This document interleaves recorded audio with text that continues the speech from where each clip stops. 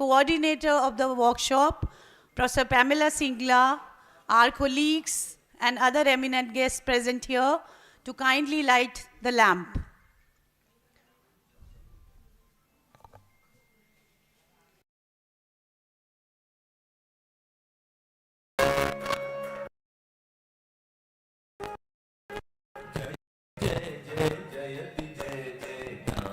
आलोक अनुपम श्रेष्ठ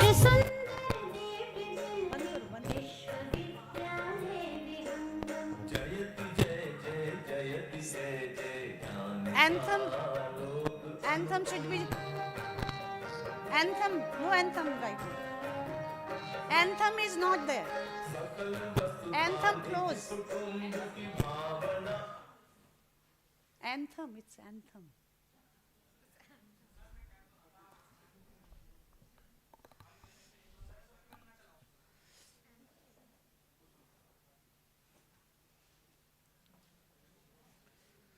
So before we inaugurate the session, it is the spirit of this occasion with the tradition of lighting of the lamp.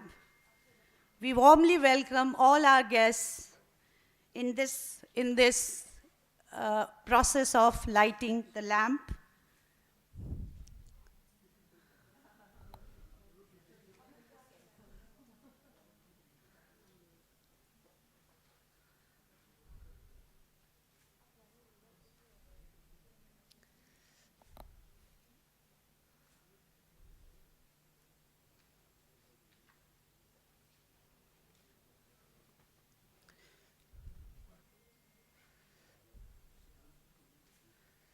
Lighting of the lamp is a traditional process in Indian culture. We begin every occasion with the lighting of the lamp.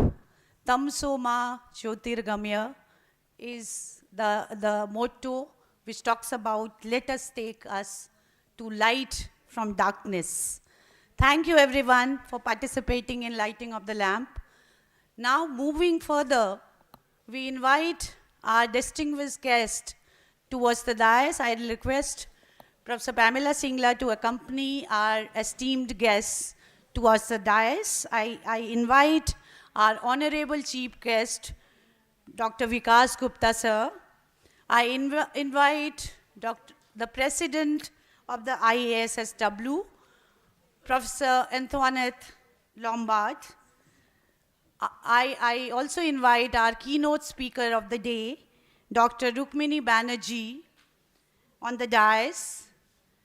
Our special invitee, Professor Manoj Jha, is not here as yet. I also invite the head of the department, Professor Sanjoy Roy, to proceed towards the stage, the dais. And now I invite Professor Pamela Singla to kindly proceed towards the stage.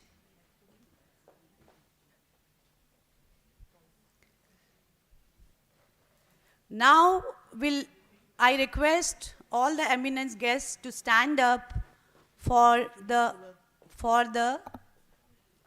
anthem, the Kul Geet of University of Delhi.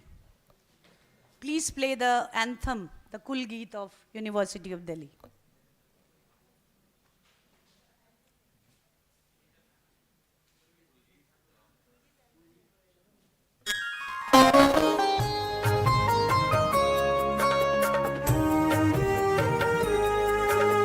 जयति जय जय जयति जय जय ज्ञान का आलोक अनुपम श्रेष्ठ सुंदर दिव्य दिल्ली विश्वविद्यालय विहंगम जयति जय जय जयति जय जय ज्ञान का आलोक अनुपम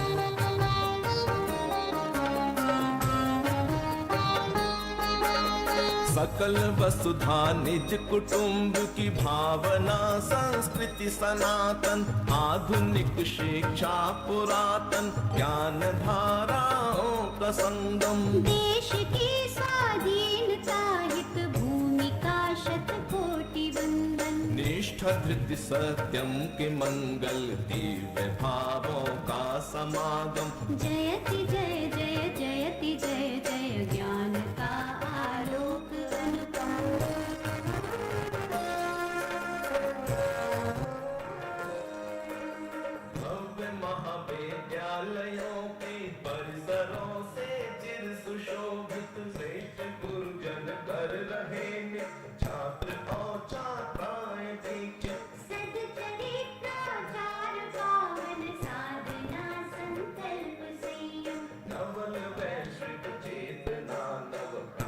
संस्कारों का उद्गम जयति जय जय जयति जय जय ज्ञान का लोक अनुपम श्रेष्ठ सुंदर दिव्य दिल्ली विश्वविद्यालय विहंगम जयति जय जय जयति जय जय ज्ञान का लोक अनुपम ज्ञान का आलोक अनुपम ज्ञान का Hello.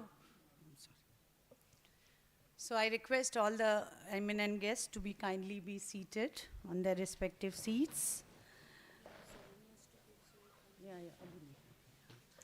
So it is both a privilege and an honor to welcome you all to the International Capacity Building Workshop in Pursuit of Sustainable Futures, Perspectives from Social Work, organized by Department of Social Work, DSSW, University of Delhi, in collaboration with the International Association of Schools of Social Work. I, Dr. Pushpanjali Jha, extend my warmest welcome to our distinguished guests, esteemed scholars, faculty members, students, and friends from across the world. As an anchor for today's inaugural session, I'm excited to be part of this momentous occasion that brings together social work academics and practitioners from around the globe and to discuss pressing issues, exchange ideas, and explore innovative approaches in the field of social work. As we engage in deliberations today, we aim to explore emerging perspectives in social work that transcend borders, foster cross-cultural collaborations, and deepen our understanding of how social work can contribute meaningfully to sustainable futures for individuals, communities, and societies at large. Before we initiate our inaugural session of the workshop, we have a small token of appreciation in honoring our eminent guest on the dais. I request our volunteer team to bring up the souvenir and the bouquet one after one. So I'll invite Professor Pamela Singla to felicitate our honorable chief guest, Dr. Vikas Gupta, with a souvenir and with a bouquet.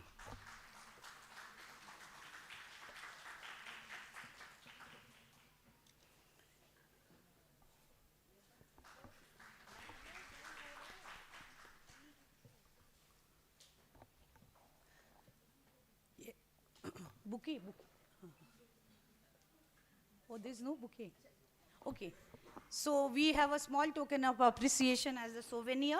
Now I'll request Professor Pamela Singla to felicitate our keynote speaker, Dr. Rukmini Banerjee, with a souvenir. Thank you.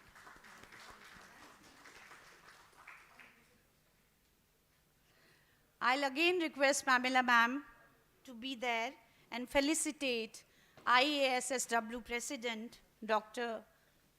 Antoinette Lombard, with a small token of appreciation, the souvenir.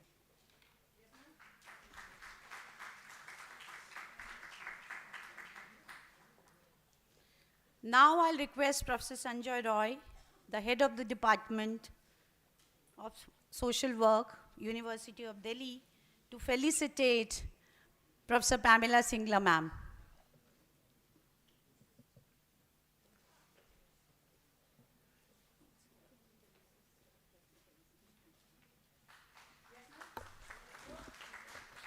I request Professor Neena Pandey or Professor Archana Kaushik from the audience to kindly come up to the stage to felicitate Professor Sanjoy Roy.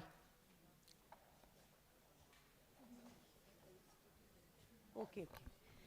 So now Professor Neena Pandey and Professor Archana Kaushik will felicitate. No, will felicitate Professor Pamela Singla ma'am. Okay, it's done. So this felicitation ceremony is over.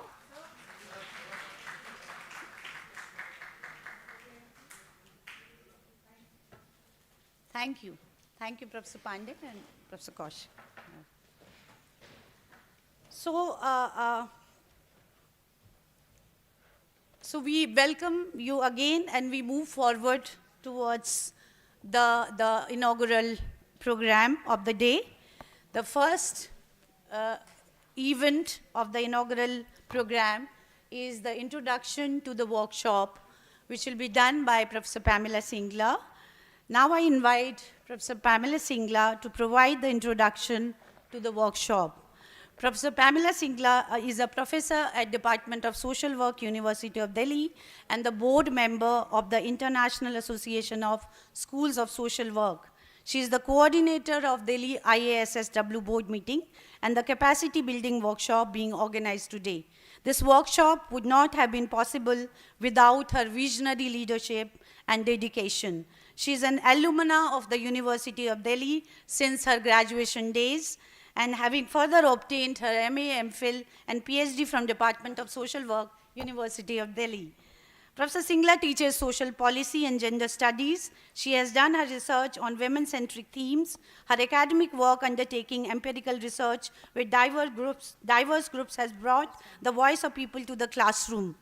Thank you. Thank you so much, ma'am. Thank you, Pushpanjali. And a very good morning to everyone. Just to say that Professor Yogesh Singh, patron of the program and our Honorable Vice Chancellor of the University of Delhi, has another engagement and he shall be joining us during the day.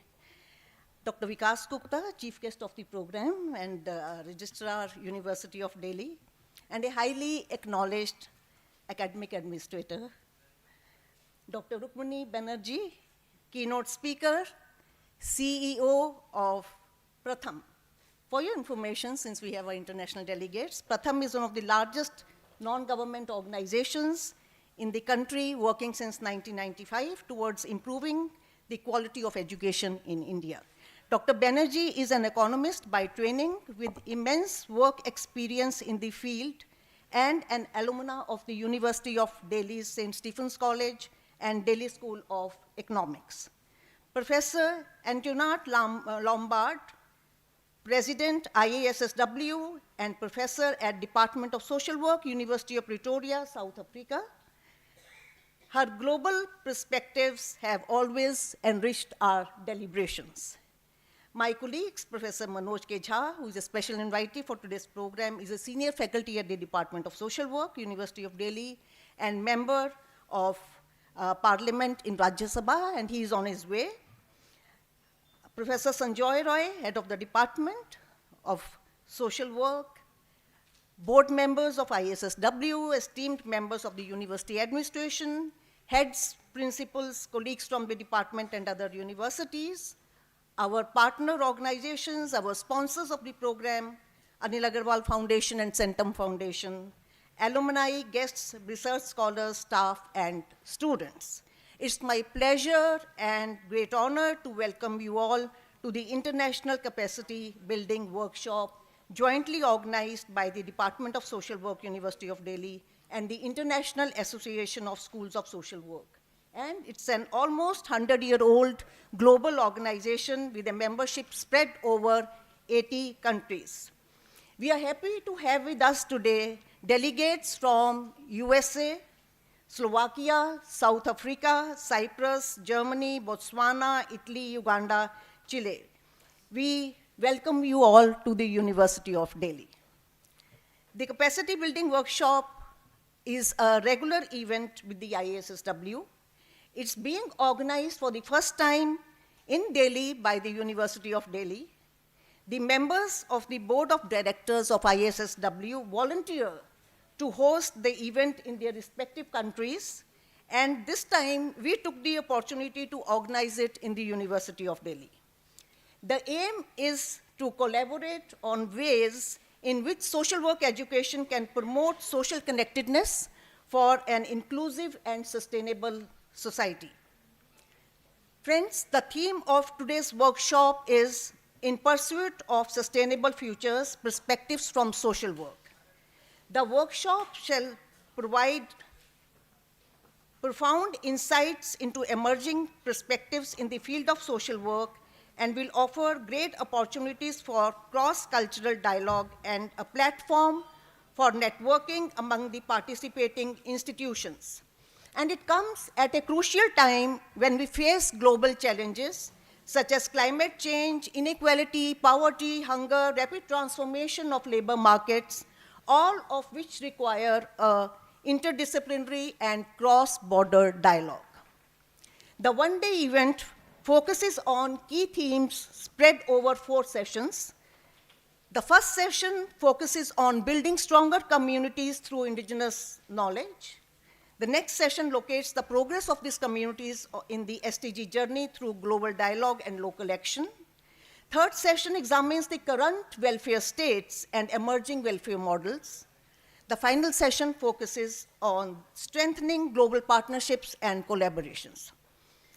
Each session will be led by a chair and co-chair and features 4 speakers. The speakers include a diverse group of national and international academicians, practitioners, and experts with extensive experience in the field, all of which will provide a multifaceted perspective to the entire discussion and awareness on global approaches to social work education and practice.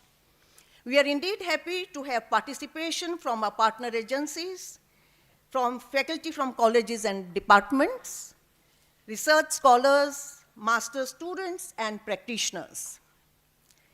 The workshop is preceded by 2 days of IASSW board meeting, which was held at the India International Center. It was highly enriching and intellectually stimulating to participate in the regional presentations. The deliberations included discussions to strategize and strengthen the social work discipline, and futuristic plan of action was charted. Before I conclude, I thank Dr. Vikas Gupta, Dr. Rukmini Banerjee, Professor Manoj Jha to take out time to be with us today. And I express my deepest appreciation to the organizing team for their tireless efforts in curating this event, to the head of the Department of Social Work, and to my faculty for their constant support in organizing this event. To our participants, I thank you for being here on this cold morning and urge you to actively participate in the ongoing deliberations. I also extend my thanks to the university administration and to our sponsors for their constant support. Once again, I welcome you all to this inspiring gathering. And just for your information, we are really thankful to Dr. Vikas Gupta for being here, because there's a simultaneous program that's going on for which he has to be there. So he'll be, actually we'll request him to be the next speaker, so that's a bit of change in the program. And we'll be really obliged when if he could share his thoughts with us. So with these few words, thank you very much. Thank you very much, ma'am, for giving us a brief but a very comprehensive insight. Our special invitee, Professor Manoj K. Jha, is amongst us now. Sir, kindly take the seat. And we can invite our volunteers to felicitate, like with the souvenir. And now, since the bouquets have arrived, do we have the felicitation all over again? I take the permission of the coordinator. Yes, ma'am, right. So I invite the volunteers with the souvenir first for Professor Manoj K. Jha. I request Professor Sanjoy Roy, Head of the Department of Social Work, University of Delhi, to kindly felicitate Professor Manoj sir with a souvenir and the bouquet. Right, thank you. I request Pamela ma'am, right, to hand over the bouquet to our keynote speaker and our honorable chief guest.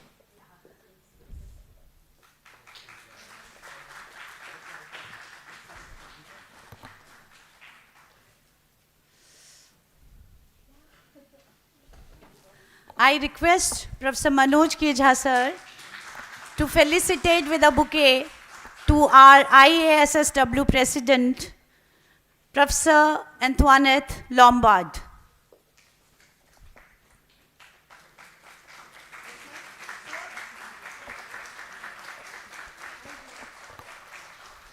I request Pamela ma'am again to felicitate Professor Sanjay Roy, the head of the department, with a bouquet. Thank you. Thank you, everyone. Thank you, volunteers. Now, as has been stated by Professor Pamela Singla, there's a change in program because of the preoccupations of our honorable chief guest, Dr. Vikas Gupta, sir. So, before I invite him, sir, please, 2 words in his honor. We are delighted to have you with us, our honorable chief guest, for this inaugural session. And you are the registrar of University of Delhi, as our foreign delegates would like to know. The presence of our chief guest in the present event today is a testament to the unconditional support we, the social work fraternity, receive from university authorities and University of Delhi. This is the importance of social work department in University of Delhi. Dr. Vikas Gupta sir has been at the helm of university's glorious march towards a vibrant future and in its 100+ years of existence. The university under his supervision and leadership is staring ahead with a grand vision. We are extremely grateful to you, sir, for your time and for you joining us in this significant event. Let us join our hands together in welcoming our chief guest to deliver his address.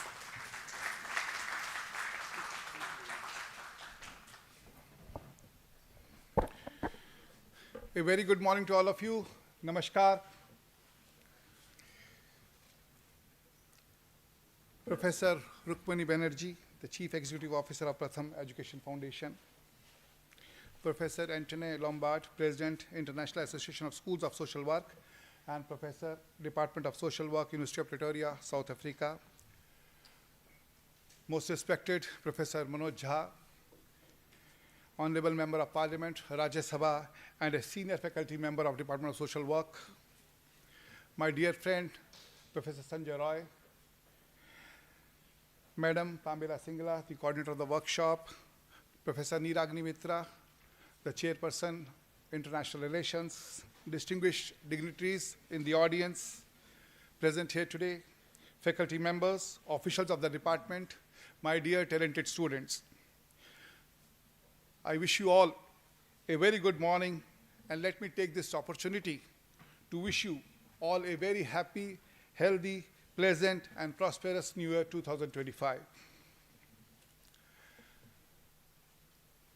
I'm indeed delighted that our Department of Social Work is organizing a capacity building workshop with the theme In Pursuit of Sustainable Futures Perspectives from Social Work, in association with International Association of Schools of Social Work.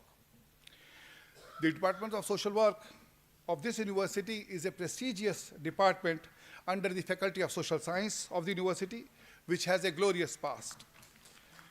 Established in the pre-independence era in 1946 as the National YWCA School of Social Work at Lucknow, the department was shifted in 1947, the year of our independence, to Delhi, and was affiliated with University of Delhi as Delhi School of Social Work in 1948.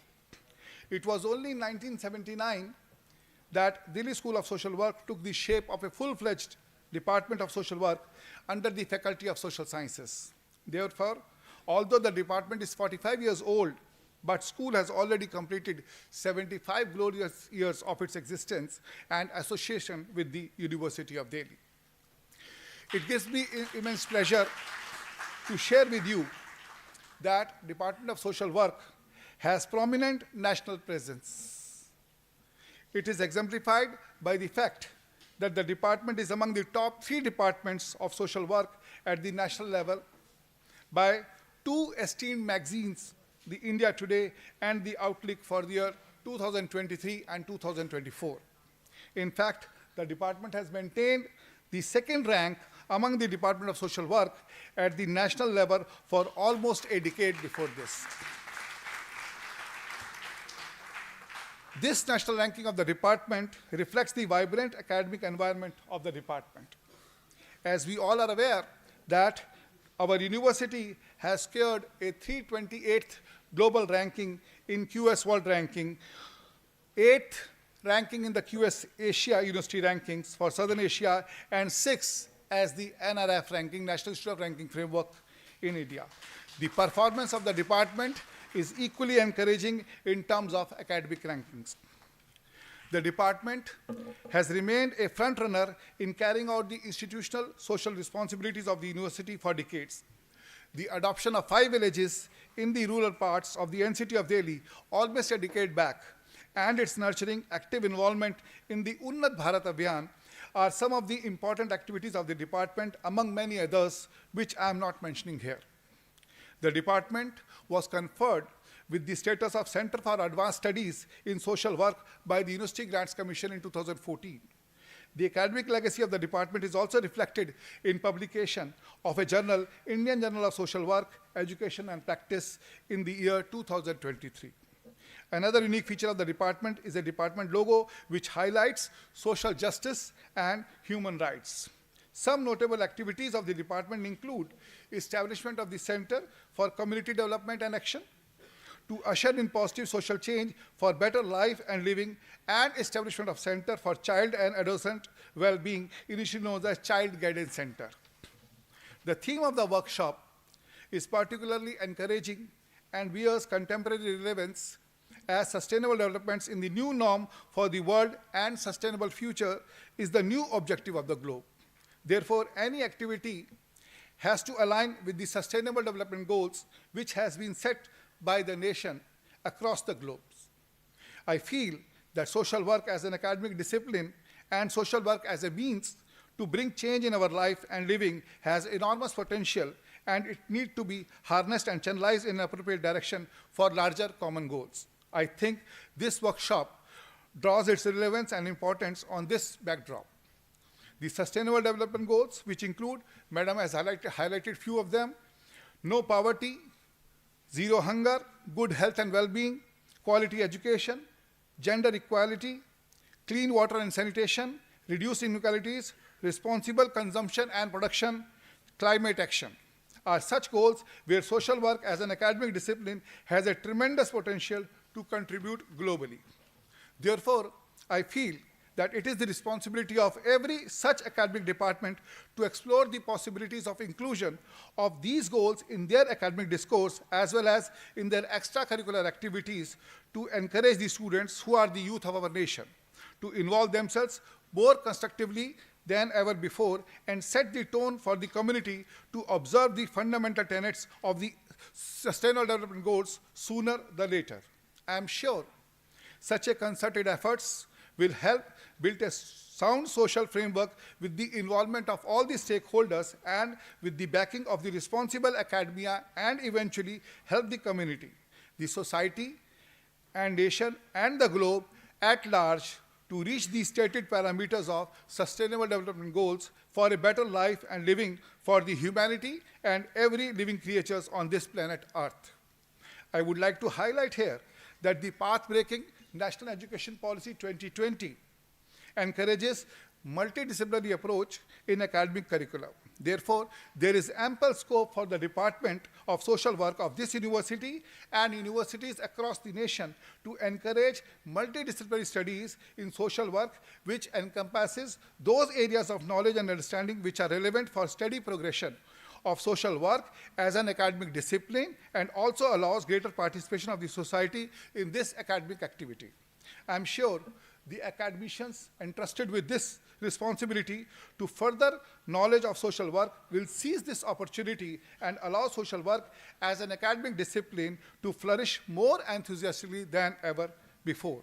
I'm happy to know that the Department of Social Work is organizing this workshop, which is sure to address the relevance both academically and in practice, eventually leading to further enrichment of the academic capital of the department and the knowledge domain at large. The global perspective of this workshop, I feel, will add to the global repository of knowledge through this endeavor. I would like to congratulate Professor Sanjay Rai, Head, Department of Social Work, Professor Pamela Singla, and other members of the organizing team for this noble academic initiative. I am sure the department will continue to engage itself in such academically enriching activities and allow participation of academicians across the disciplines for a more vibrant and meaningful deliberations on issues of contemporary relevance as well as national and international importance in future. I extend my best wishes for successful organization of this international workshop. Namaskar. Jai Hind, Jai Bharat. Thank you so much, sir, for those insightful and inspiring words. We feel truly encouraged. Your address sets the perfect tone for the discussions we'll have for the entire duration of the work. Thank you so much, sir. So now we're moving on with the inaugural session further. Now we'll have the address of the IASSW President, Professor Antoine Lombard. Before I invite you on the dais, ma'am, I'm delighted to present a brief welcome of yours.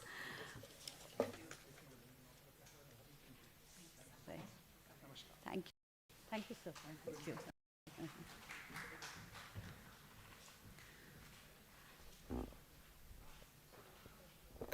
So because of preoccupations and another schedule, our chief guest had to leave. Now I invite the president of International Association of Schools of Social Work, Professor Antoinette Lombard.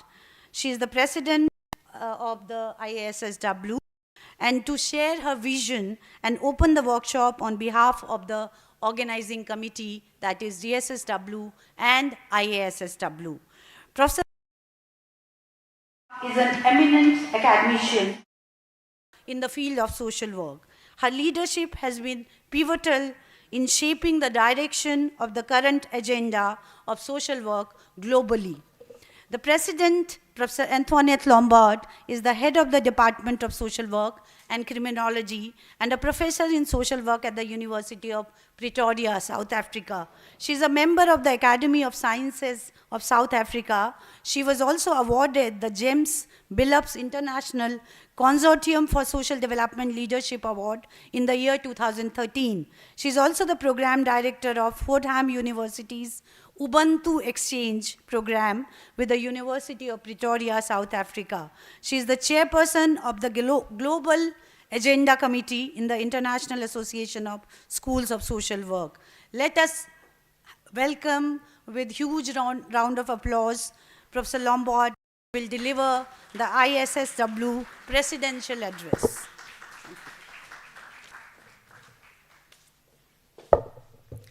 Thank you for that very warm introduction.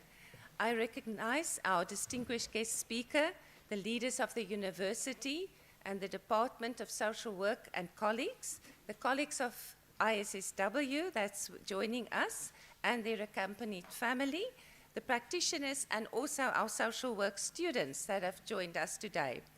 Prof. Pamela Singla, specifically to you, thank you for the invitation and the work of you, yourself and your students, PhD students and other volunteers for putting this excellent program together. Pamela, I just thank you and your team and for putting us and welcoming us so wonderfully. It exceeds all our expectations we had and ensuring that we have an enabling environment for an efficient board meeting over the past 2 days and planning meeting, as well as having today's clearly going to have an experience that's going to be a successful conference. Congratulations to the Department of Social Work with your achievements and thriving in excellence. We feel the warmth of the light that unites us in solidarity, and thank you for participating in lighting this light this morning, in sharing in that joy of the light and the warmth. In the past 2 days, we have discussed many global issues and regional issues, and some of them mentioned here this morning is to how united the world is in terms of what affects us globally and also particularly in terms of our regions. So therefore, the topic today about sustainable future highlight the connection between social work and sustainability.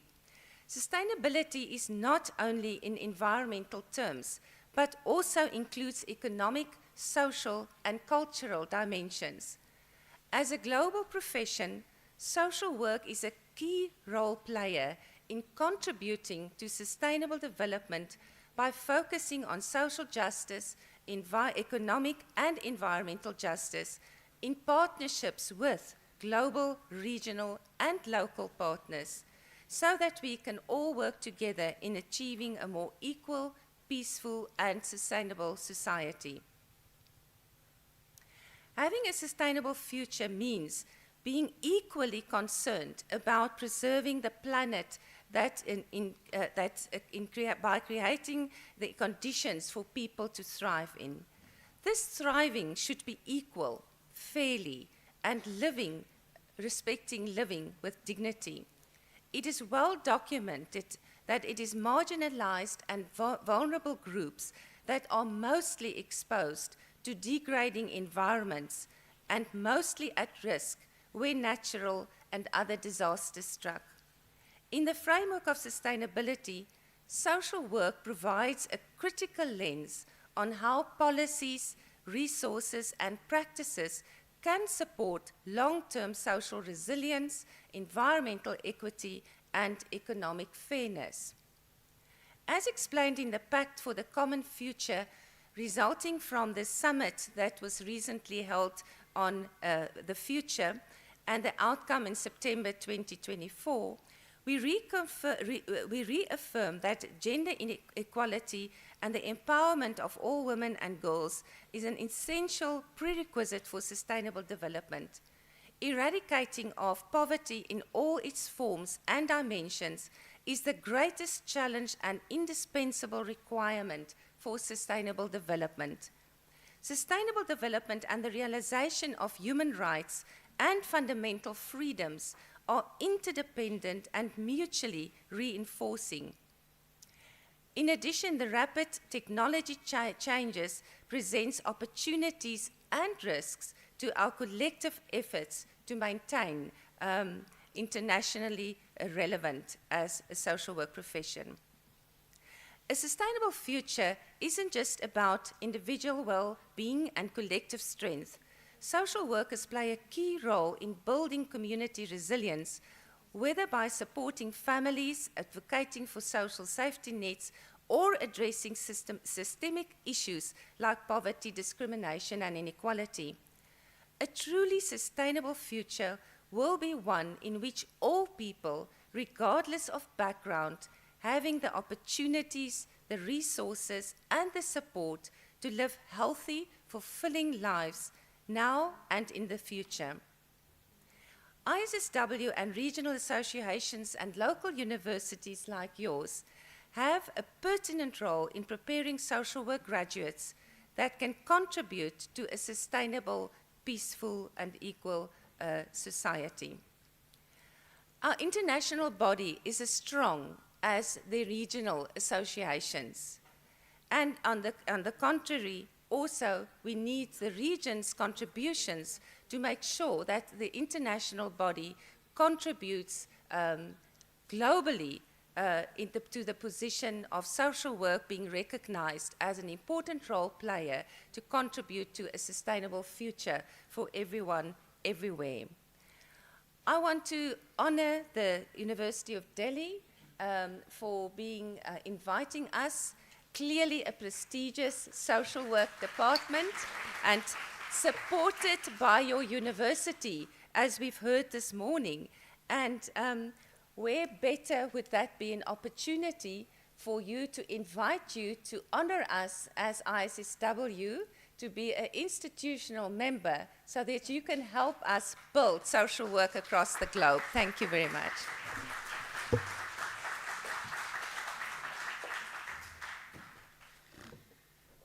Thank you so much, Professor Antoinette Lombard.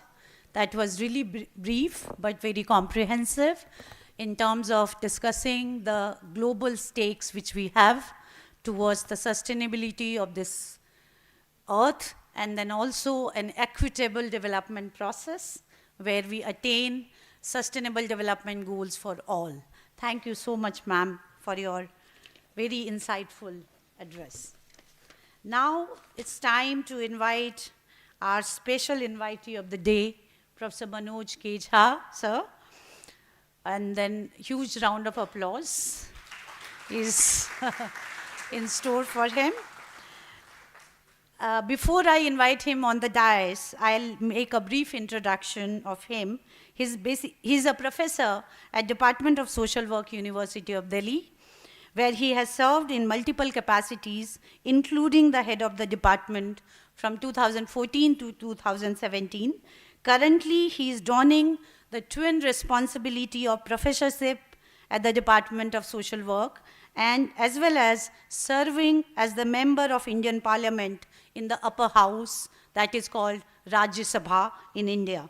Being a staunch advocate of subaltern politics, he has interlinked the two very distinct arenas of academia and grassroots politics and the parliament in terms of raising the voices of the people and the marginalized. He has been raising the issues of contemporary social concerns in both the forums of academia and the parliament, and he's been also awarded with the Best Parliamentarian Award in 2023, apart from many awards which he has received, right? His involvement in this workshop today adds tremendous value as they bring unique perspectives to the table.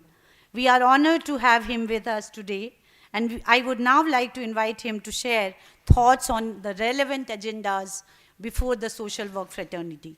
Thank you so much, sir. Thank you for such a long biodata. When she was introducing me, for a moment I thought somebody else is being introduced, not me. Thank you very much, ISSW and my own department, Department of Social Work. It sounds very odd when you are a special invitee in your own department amongst your own friends and fraternity. I'll keep it brief. Thank you, Professor Lombard.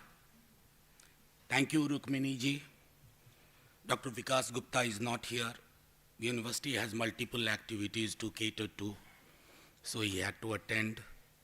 Professor Singla, our own HOD, Professor Sanjay Roy. You know, I'm so glad to see all of you here. Recently, I was in Kochi, and you know what I said? That being in the parliament, many a time you miss your own people, your own fraternity. Apart from the fact that there is no one, hopefully so, to push the bell that your time is up, your time is over. Thank you. Thank you for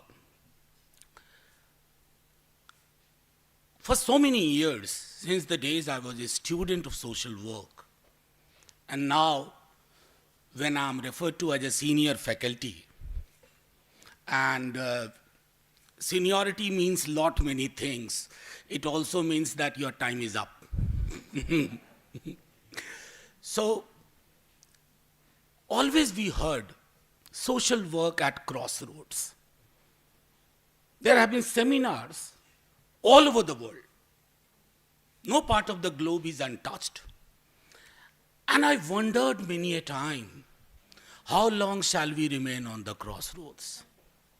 Will we ever cross the road? And that applies to each school of social work. That applies to Europe, Australia, America, all forms of America, Africa, and not to miss our own subcontinent or continent. Probably since the birth of social work, we are into a situation globally which justifies which explains that we are needed more than ever before. Fear, anger, inequality, discrimination, all over the world are the sides of social work practice. But we need to ask, when we talk about sustainable futures, how engaged are we with these images? Report card, I don't wish to sound pessimistic, but report card is actually an average report card. It's not extraordinary. For ordinary to become extraordinary, you need to work little extra, so that the extra comes to the ordinary. Before coming to this event, I thought what I'll share. As I said, recently I was in Kochi, and I made a couple of points. And again, my colleagues are here. My students are here. Some of the students I have taught, and I was taught by them. It was never a one-way process. I was taught by them, by their curiosity, by their questions, by asking me to revise or revisit my paradigm. First issue which comes to my mind is, how have we addressed, or how are we addressing structural inequality? Which means many things. Racial inequality, caste inequality, because that's a phenomena we face 24/7 in our country, in our subcontinent.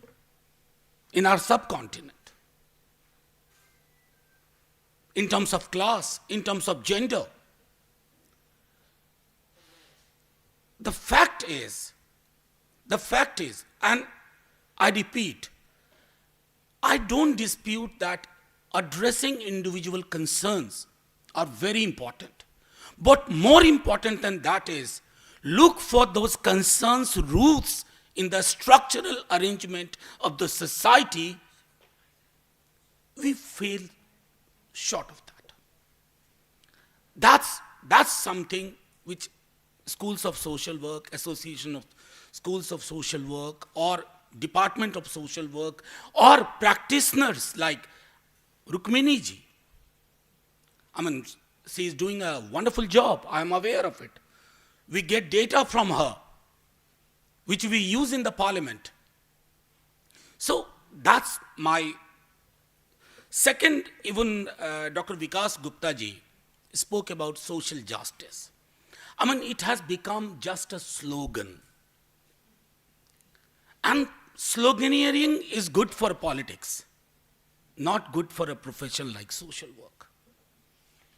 Social justice means that you have to make sure that justice is not frozen like ice. It must ensure what it should provide as a blueprint, as an alternative to the society we are living in and we wish to live with and live by.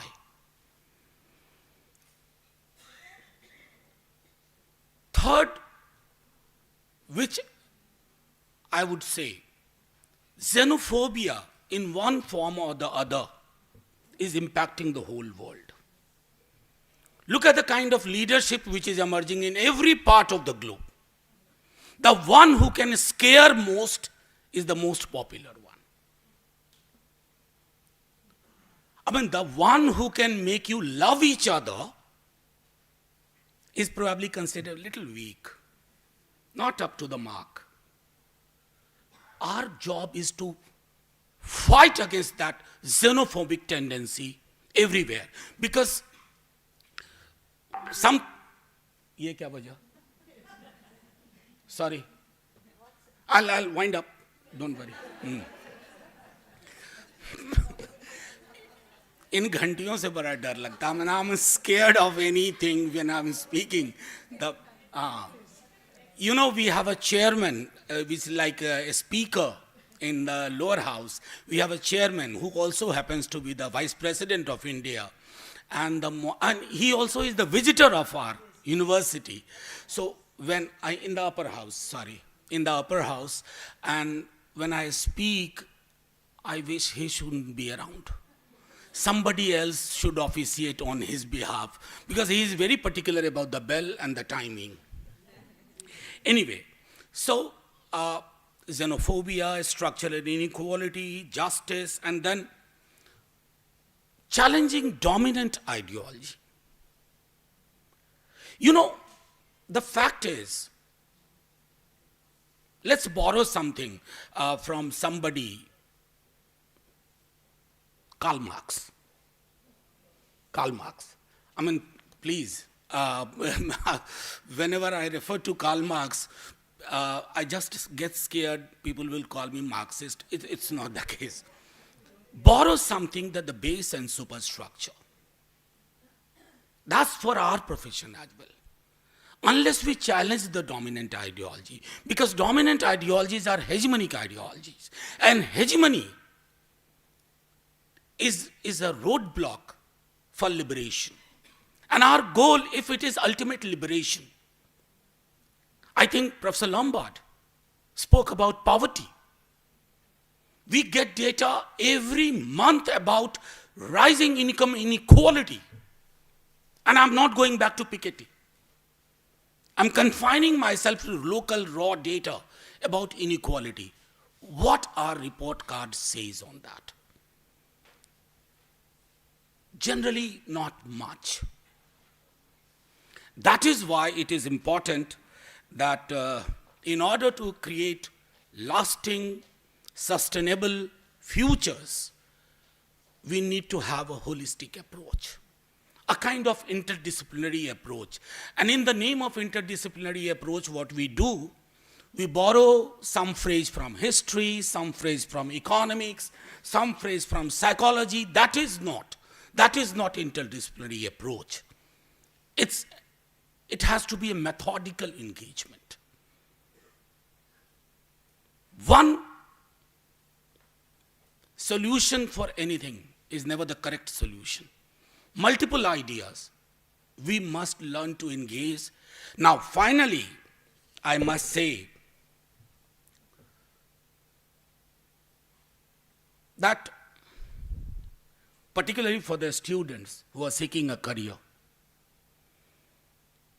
always believe that your job is not simply to draw a salary. That is important. I don't dispute that. If I had no salary, and my salary comes from university, not from parliament, your job is to be part of the process which believes that change is not only desirable, it is possible. Long as I just said, we have remained on the crossroads. It's time that we imbibe these things. Very few countries in the world have a progressive document like Indian Constitution. We borrowed many things from best experience all over the world. Fraternity is, again, like social justice, is not simply a term. What Babasaheb Bhimrao Ambedkar said, fraternity is integral to democracy, and democracy is integral to your profession. Democracy is not only about choosing a government every 5 years or 4 years or even 2 years. Democracy is all about being democratic. Civitas. And that means your persona should be democratic. Your professions should be democratic. You don't seek democracy from your prime minister and leader of opposition, while your own profession, the institutions within the profession, are largely undemocratic or many a time individual centered democracy. Thank you very much, Professor Singla, for calling me here. As I said, such occasions become part of me, part of me in the sense that after so many months when you visit your colleagues, you talk about your profession, because I have carried this profession in the parliament. My political position is almost, my students of previous years will vouch, when I speak in parliament, they would have a sense of déjà vu. ये पहले सुना हुआ है. ये पहले सुना हुआ है. And finally, I quoted Ambedkar, and I must quote somebody I'm deeply in love with. Pandit Jawaharlal Nehru, our first Prime Minister. When he presented objective resolution, he referred to an event called Oath of Tennis Court, which was an event borrowed from French Revolution, which gave us liberty, equality, fraternity to everybody, including social work. Now, when the king realized that these members of the Constituent Assembly of France, they are going beyond the mandate, the king started closing the rooms. Meeting nahi hogi. You can't sit here. Like somebody closes this room, I hope it doesn't happen. So finally, the members of the Constituent Assembly moved to the tennis court and took an oath. Come what may, we'll stick to the agenda. We all require oath of tennis court within us. Thank you so much. Jai Hind. Thank you so much, Professor Jha, for shaking us from our slumber and telling us that as social work professionals and educators, we need to do more, and how we address various core concerns of structural inequality, various kinds of marginalizations, xenophobia, issue of social justice, income inequality, and that so many issues which we must learn to engage now. Thank you so much, sir, for your insightful address. Now we move on to the keynote speech of the day. Before I invite our keynote speaker, Dr. Rukmini Banerjee, towards the dais, I'll just make a very brief introduction. Obviously, it's not possible because the kind of phenomenal work she has done, a huge spectrum of her engagement from corners of the world to coming back to her own home country, India. It's been simply phenomenal. So it's an honor to introduce the distinguished keynote speaker, Dr. Rukmini Banerjee, who is a renowned scholar and a social activist in the field of education. Her work has had a profound impact on social policies in India. They have been a leading voice in advocating for a sustainable development and social justice through education, and we are privileged and honored to have her here with us today. Rukmini Banerjee was trained as an economist at St. Stephen's College, Delhi University, and later she pursued her master's from Delhi School of Economics, University of Delhi. She was a Rhodes Scholar at Oxford University in the year 1981 to 83 and completed her PhD at University of Chicago in 1991. She decided to come back to her native country, India, and she returned to India in 1996 and joined Pratham. Over the years, she has worked extensively in Pratham's education programs in rural and urban areas. Along with her teams, she has played a major role in designing and supporting large-scale partnerships with state governments in India and for improving children's learning outcomes. Dr. Rukmini led Pratham's research and assessment efforts, including the annual status of education report, ASAR, exercise from 2005 to 2014. Since 2015, she has been the CEO of Pratham organization. In 2008, Dr. Rukmini received the Maulana Abul Kalam Siksha Puraskar from the government of Bihar, India, which is given to a prominent educational activist. She was the first recipient of this award in the year 2021. Dr. Rukmini Banerjee was receiving another award, that is Yidan Prize for Education Development. Please join me in welcoming Dr. Rukmini Banerjee to deliver the keynote address on the theme of the present workshop. Please, a huge round of applause and welcome.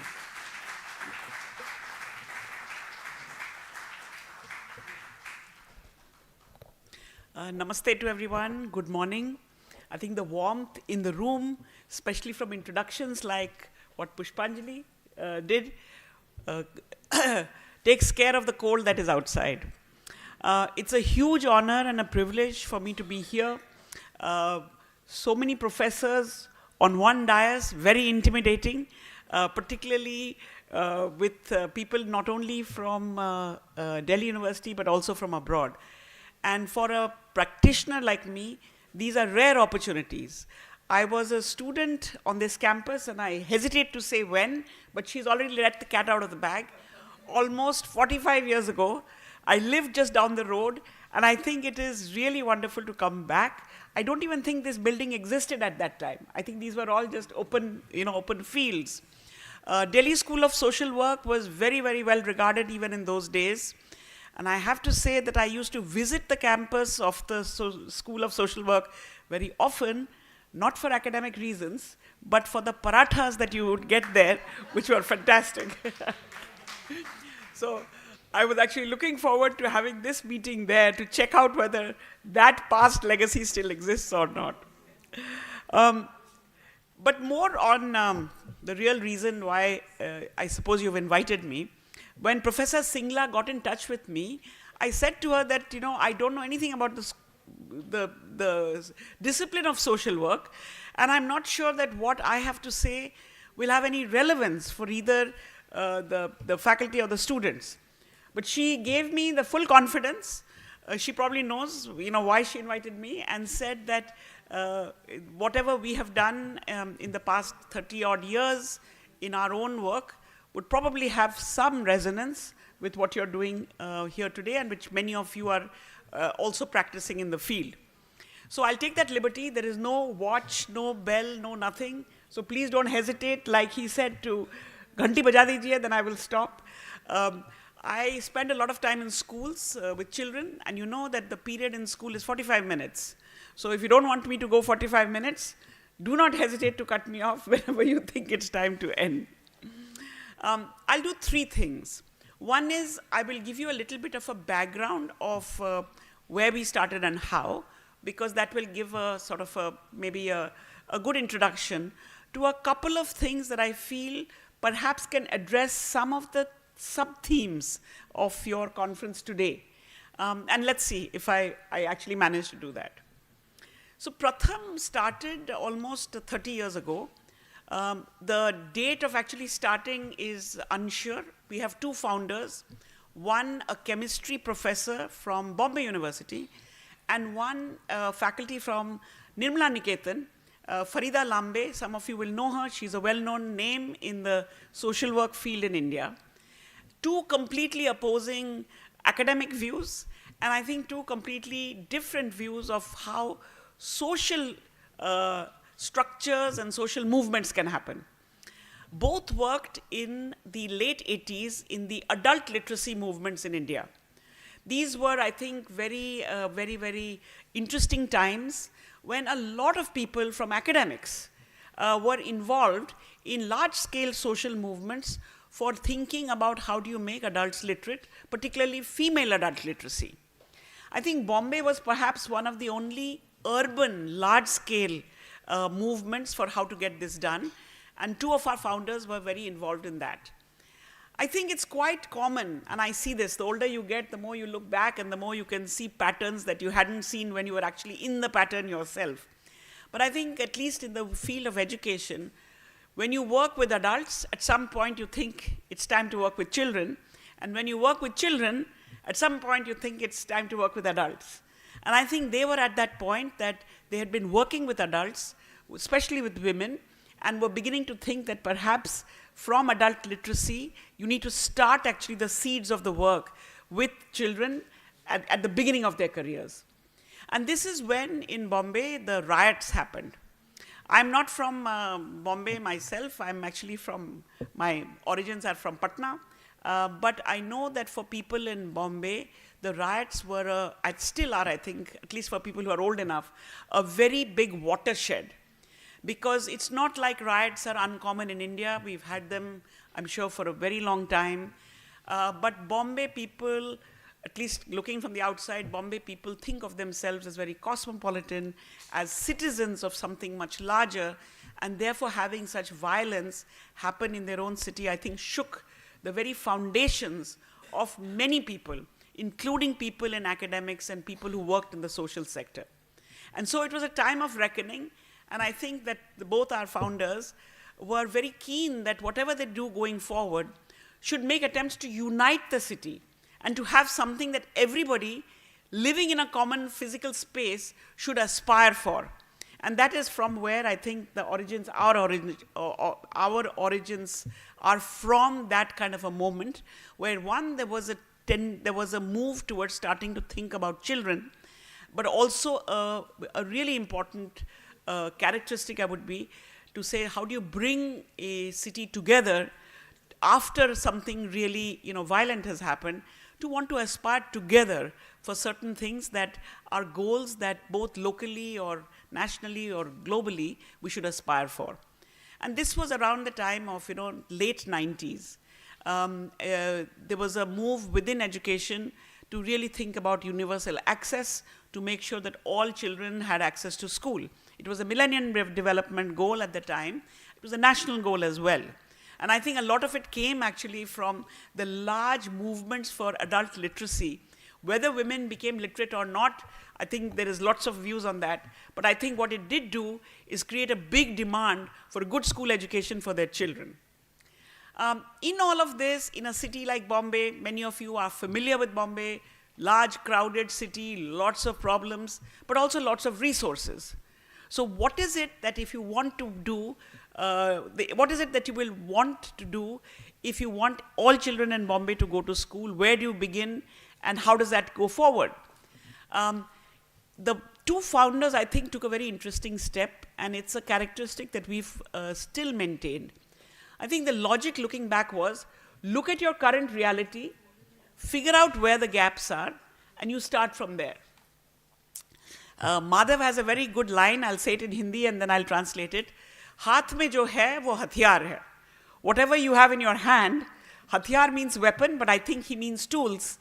Move forward with those to look at whatever is the problem that you can see in front and start the process.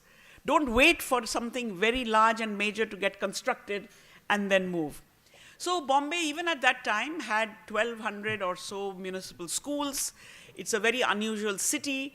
They run schools then and now in 8 different languages because it's a city of migrants. People come from all over. And if you looked at schools in Bombay at that time, they had buildings, they had teachers. For me, who much of my own experience had been in northern India, it seemed like it was actually quite well developed. And so as a small group of people, what we saw was missing was actually early childhood education. In those days, our government system, the Anganwadi system as we have here, which is a government-led early childhood care and education kind of centers, did not have much coverage in urban areas. Much of Bombay in those days, and probably even now, actually should not exist. It's unauthorized. So it's very difficult to provide government services to areas which actually should not be there. Because if you provide the service, it kind of acknowledges that they exist and therefore they need to be catered to. So our first move was really, how can you provide, how cannot you provide, how can a community provide for itself some way in which young children can have some exposure before they enter school. And that is where we felt at that time is the contribution that ordinary citizens like us could make in building or rebuilding the fabric of that city. Very interesting, I joined in 1996. We had half an office, which we shared with the women's organization. And I mean, this is not a value judgment, but people in Pratham wake up late. I had to wake up early to get here today. But the women's organization people always came early. So we had a very good space sharing because they would occupy in the first half of the day, we would occupy second half of the day, and we would just move the partition, further away to the other side to make space. But from there, from a small place, what is it that you do that can, our ambition was to affect the whole city. Resources were small. And I remember even at that time that there was about 150 small, what we called balwadis. Balwadi would be translated to meaning place for a child. Bal is child, wadi is sort of home, place. And these were community-based. These were run by local people. It was not expensive at all. The model was very simple. For little children, this place had to be very close to home, so they could walk there. Bombay then, Bombay now, you cannot rent anything unless you're a millionaire. And so it had to be space that could be found, that could be available to the children in the community. And looking back, I think this was one of, when you don't have money, it's always a problem.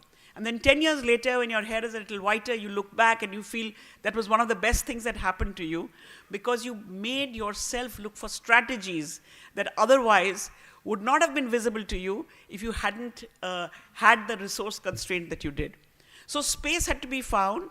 Somebody local would work with the kids, and then the parents of the kids had to be willing to have their children attend this little place. I think in this very simple story, you can see there was a lot of elements of community mobilization, trust, belief that all of this was useful. And in many ways, I think anywhere in the world, early childhood education is not only for the children. It is as much for the family, and for the families to kind of get accustomed to the idea that your child will be entering a formal system. And so for a city of migrants, this really was trying to bring some glue, both to get the families to feel comfortable in perhaps a slum area where they had recently arrived, and also connect them in a year or two to the school to which the child would be going. These community spaces were many. For example, I remember somebody from UNICEF, again, rightly said that most of these spaces are not places where children should be. And our quiet response to that was, much of Bombay is such that children should not be there. So, but if you are there, are you not going to do anything because the space is not right? Or should you do whatever is possible with the resources that you have? And so this is how it began. And it was incredible how you found people and how you found spaces. Or rather, I would say how people found you and people found spaces and organized themselves. We had little balwadis. They only ran for 2 or 3 hours a day. They ran often in schools, in the place a school could give you. They ran often in places of worship, because no matter how devout you are, you don't worship all day long. All places of worship have some time when there is nobody there. And most interestingly, Manojji, you'll be interested to hear, political parties have offices in the slum areas, and political people don't get up at 6 in the morning and start having meetings. So almost everywhere, political party offices would be available for first half of the day. Now people asked us, what is your political inclination? Why are you having your Balwadi in a Shiv Sena office? And I would say, Shiv Sena ke office mein bhi hai, Samajwadi ke office mein bhi hai, jiske paas jagah hai, whoever has space, and whoever feels that the children of the community need a little place to come to, that is fine for us. It doesn't matter what the color of the flag flying above is. The color of the flag that is flying should be the color that the children want, and that's why they come there. So I think from these experiences, we learned a lot. We learned that, often you just need a little nudge or a little platform to feel that I'm not doing something alone as an individual, but I'm part of a much bigger group.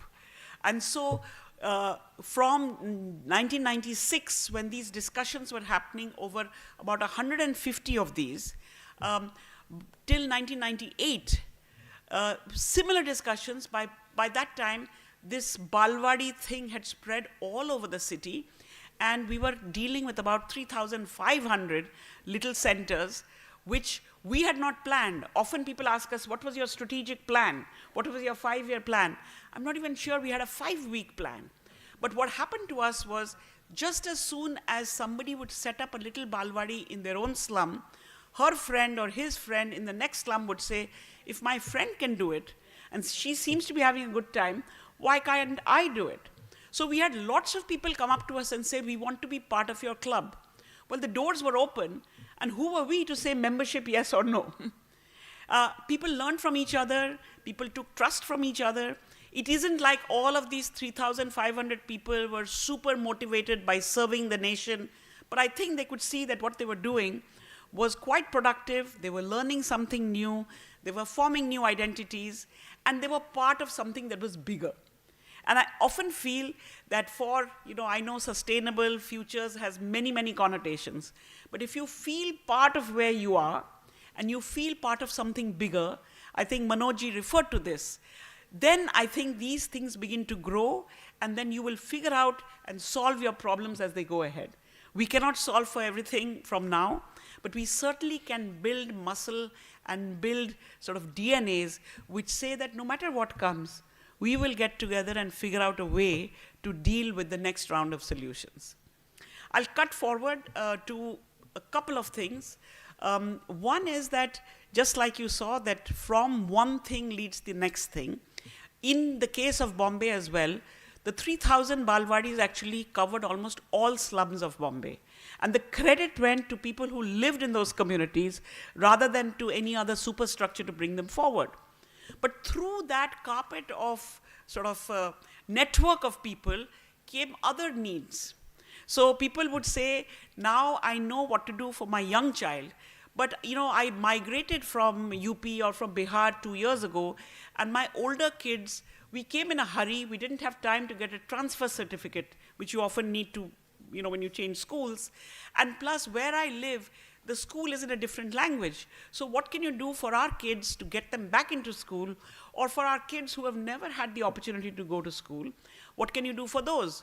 Were we prepared? I'm not sure. But when these demands come and people put their heads together, solutions begin to emerge. So the out-of-school part was very clear. That's what the city administration wanted. That's what parents wanted. That's what globally, as we could see, was going on as well. But during that process, we also noticed some other things, some other views, some demands that actually came from parents.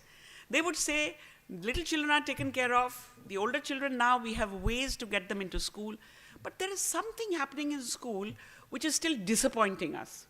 As parents at that time, even though they were living in Bombay, many parents were still not very educated and had very high aspirations from what education could bring. And they would say that the kids are going to school, but quite what should happen in school is not happening. You spoke to teachers. They were often teachers in very highly overcrowded schools. And they would say, we're very happy that all children are coming, but they don't get support at home, so they're not learning. So it looked like we were at a point when the visible problem was being dealt with. It was understood by many people, but there were some invisible problems that were bothering people, but you couldn't put a name or a face to it. And that's when I think we shifted a little bit. Our tagline is every child in school and learning well. We had spent quite a bit of our first couple of years looking at the every child in school, whether you bring the out-of-school children into school or you prepare the young children to be able to go to school. But this learning business was just a feel at that time. And we then started spending some time thinking, what is it that is preventing children from making the progress that they should do in school? Again, we are very good. We, meaning I only know India well, but I don't know if other countries are like that. We blame lots of people. For example, I've actually timed this. In a village in UP or Bihar, if you start talking, we talk about education, but presumably it's the same thing. We start talking, the blame game starts with the British, because they are the ones who destroyed everything. But they left quite a long time ago, as you can see. Then it goes to whoever was ruling the country. Then it goes, and it takes about 45 minutes to come to the ground. And I've now decided that for 45 minutes, you let people vent. But after 45 minutes, we have to say, so what's next? So by the time all that is done, then we say, okay, we have a problem. What are we going to do about it? And I think that's when the real rubber hits the road to say, now, are you going to do something or I'm going to do something? Because both the British and our prime ministers and the chief ministers and everybody else is gone. And all that is left is you and me. And if we don't solve the problem, then I don't think anybody else is going to come forward. So in all of this process, I think that this issue about learning began to take some seed in our thinking. And we came down after, doing various things to say, if you can't read, you really can't move forward. If you can't read, you can't even do math.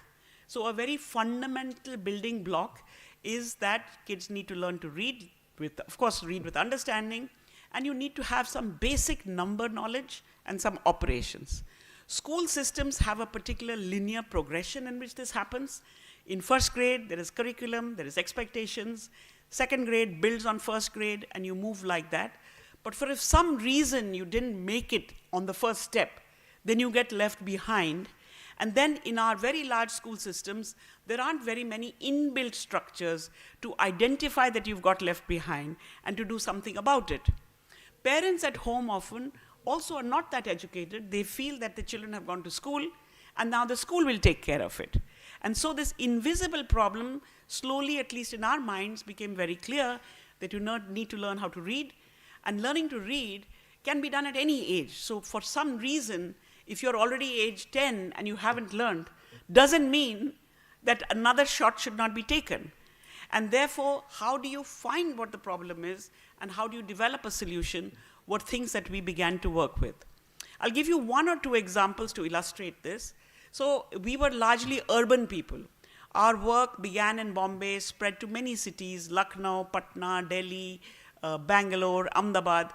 But we realized that such issues exist in other parts of India as well. So when we began to work in villages, we were very conscious that you must understand the terrain before you come up with what needs to be done. Whatever worked in Bombay may not work in villages in UP or in Bihar. So you need to educate yourself, you need to learn, you need to be like Jhababu said, teachers teach children, students and students teach them. I think a large part of our learning came from the communities in which you worked, where people actually taught you what was, what you needed to know. So we would do these little village report cards. Basically, it meant that you asked every child in the village or the family, is a child in school? Can they read this very basic thing? Can they do very simple math? And we found that almost everybody knew what the schooling status was. But when you came down to could you read or not read, there was a lot of curiosity, because you assumed just because somebody was in 4th grade, they could read, and you were surprised. I remember a father, and the district was somewhere in central UP, Pratapgarh, Rai Bareli, one of those, and it was a summertime, and the father of the family was lying on a charpai, which is like a string cot. And I was there with a few of my colleagues and a couple of people from the village, and we said we are doing this thing to see if children can read. And he was lying down and he said, my children go to private school, go to some of the other people, because those people may have this problem. He had 3 sons, I remember. First son was in grade 3 and struggled even to read simple words. So the father said, he was paying attention, but he was still lying down. He said, he's too young. Okay. Next kid was in 5th grade, struggling to read sentences. By this time, the father got up and started shouting at the kid, saying, try harder. Come on, you're in 5th grade. We didn't even reach the kid who was in 8th grade, because by this time, the father was shaken out of his assumption that just because my kids are in school and I'm paying fees to a private school, I'm getting the outcomes that we need. And then, what is he going to do about it was part of the discussion that we had in the village. Similarly, I remember that in doing this, you would often go to the head of the village, called Sarpanch or Pradhan or Mukhya. They have different names in different parts of India. And you would say to them that this is a village report card, we'd like to bring the report card back to you. And again, I remember a particular one who was a very busy man. They are very busy people, the people who are the head of the village. He had a big cattle business, milk business. So I remember he didn't even look up at me when I said this. 3 or 4 days later, when we came back to him with the report of the village, he again didn't look up, because you're very busy people. And he said to me, where shall I sign? Actually, we had nowhere on our piece of paper to sign, because it wasn't going anywhere. So I said, actually, there is nowhere to sign. I just want to talk to you. He said, please ask your seniors, because data is collected to send up. I said, well, I like to think of myself as an open-minded, fairly, reasonable person. But I thought, so I said, actually, I am the senior, thinking I would impress him by saying that. He said, really? Well, number one, people who are so-called senior don't run around in villages. They sit in an office in the city and the data comes to them. So you couldn't be a senior. Secondly, I've been watching every day, you don't come in a car. So you clearly couldn't be a senior because you don't have the hegemonic trappings of leadership. But all of this actually got him to engage. And so then he said, okay, what is it that you want to do? What are you doing? So we explained, and he said, I am a very enlightened leader of my village. I know how many children are in school, and his estimate was exactly right. But what is this about children not reading? That's not true. So I said, why do you say that's not true? He said, I've seen surveys happen. This is a big village. A surveyor comes, he does a couple of households, then he sits in the tea shop, has tea, talks to people, and fills up the rest of the papers. Now, this may happen. It wasn't happening with us. Luckily, we had people of the village who said, well, these guys didn't do that. They actually went around. Then he said, it can't be true because it doesn't fit my perception of what should be happening. And these are very fundamental things about data that we learned when you actually engage like this. So finally, there was only one way to sort it out, was to do it yourself and see what you do, whether that matches with the so-called data that you're getting. So he got up. It was not very random. He walked down the main kind of lane of the village and called whichever child was sort of hanging around. By this time, this was, as you can imagine, a big deal. Lots of people. People wanted to see if he wins or I win. And I was keen to see that as well. And then I remember he talked he had the little tool that we have. By the 8th child, he said, oh my God, this is a problem. It's been under my nose, but we haven't seen it. So a large part of, I think, this understanding the problem, in some cases, my colleagues say you have to feel the problem. Jab tak aapko feel nahi hota hai, tab tak aap hilenge nahi. Until you don't feel it, you're not going to move. And that's why even though the data goes to the parliament, jab tak logon ko feel nahi hoga, tab tak I think action is going to be difficult.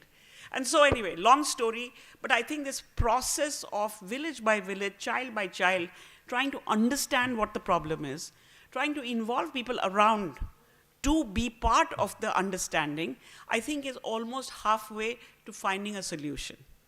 So the ASAR report today, which is now probably in its 20th year, is built on this kind of a process that if you are a person, you're connected to your own. In the case of the village report card, it's the village. In the case of the ASAR report today, it's for the district.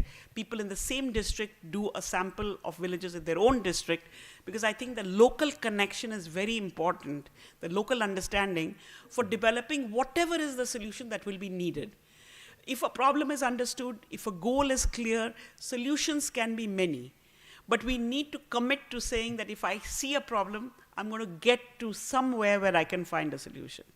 So our work, I think, went in two directions.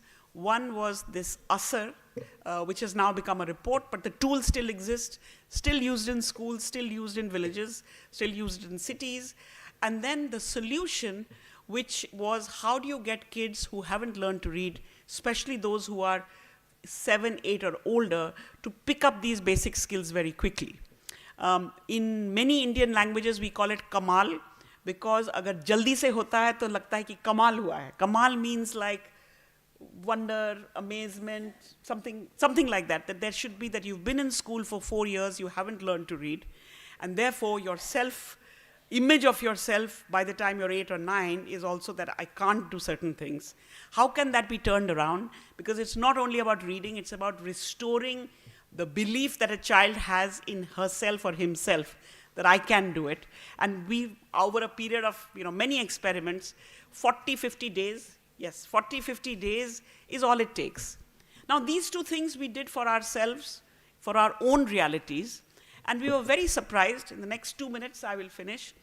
We had people come around 2008 or 9 from East Africa. They heard on some forum that there was something like this going on.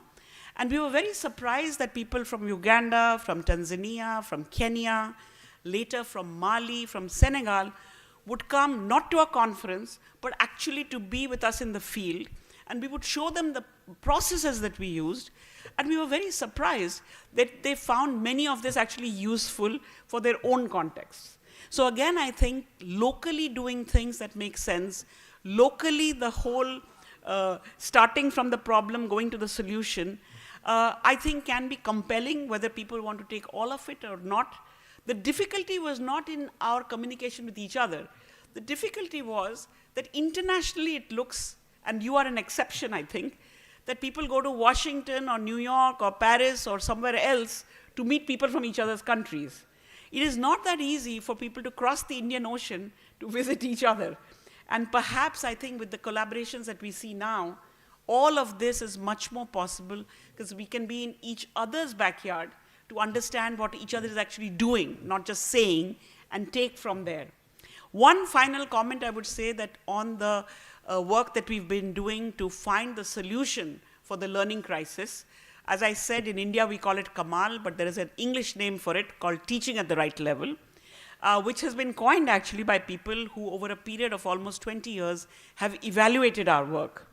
There is a group at MIT in the US called the Poverty Action Lab, JPAL, who does a particular kind of evaluation called randomized controlled trials on social projects. And for many years, even before they became famous, they had been working with us because they were curious to see how something like this, that you can take kids, put them through something for about 30, 40 days, and really that turns it around. They get the foundational skills that they need. And this research done by very well-known people, I think was also published and available around the world.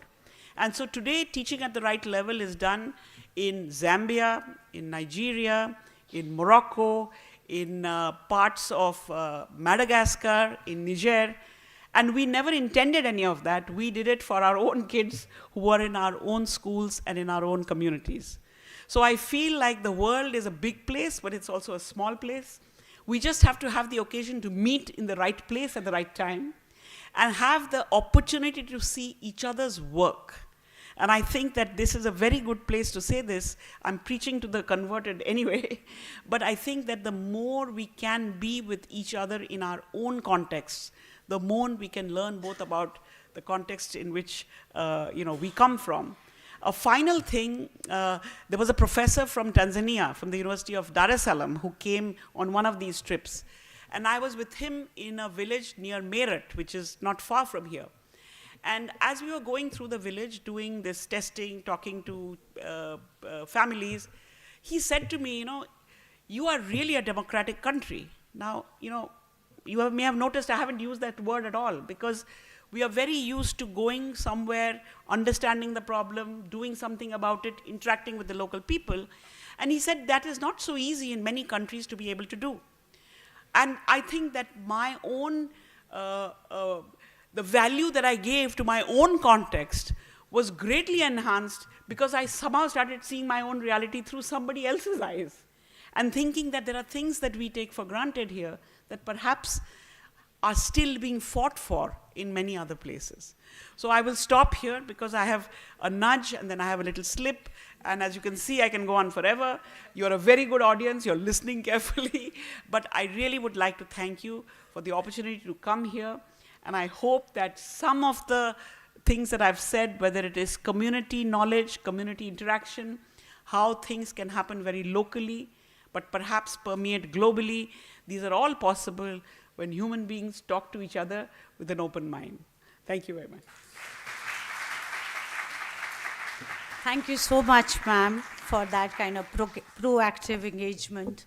Particularly in the context of India, the educational needs of elementary children are extensive. And ma'am chose to work with those kinds of issues. So amongst the million mutinies which India has, she chose to work on one of the mutinies called educational attainment, and then she actually, through her sustained effort, converted this movement into a national movement. Thank you so much, ma'am, for your contribution to the wider goal of education.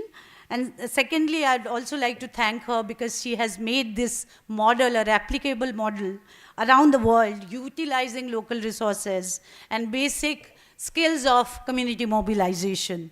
Thank you so much, ma'am. I'm sorry, we are kind of running short of time. Now it's time to invite our head of the department, Professor Sanjay Roy, for a brief HOD's remark. I'll request him to be brief. Professor Sanjay Roy has over 25 years of experience in social work education and practice. He has, his credit, several books and articles in the domain of social work education and practice. He's also serving as the director of Institute of Lifelong Learning in the University of Delhi and has participated in various national and international seminars.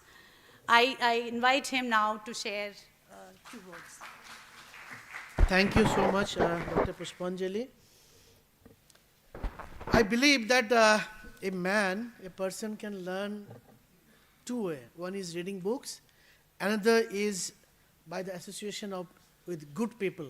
Like today we have on the dais, outside the dais, respectable Dr. Bikash Gupta sir, registered University of Delhi, is not here.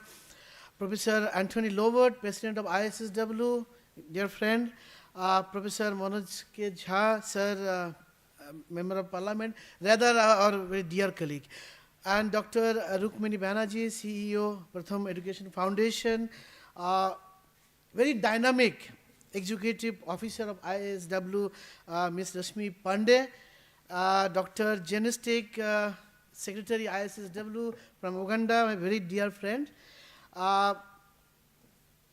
Antonia Campani, she was just immediate president of ISSW from Italy. Professor Neluda from Chile.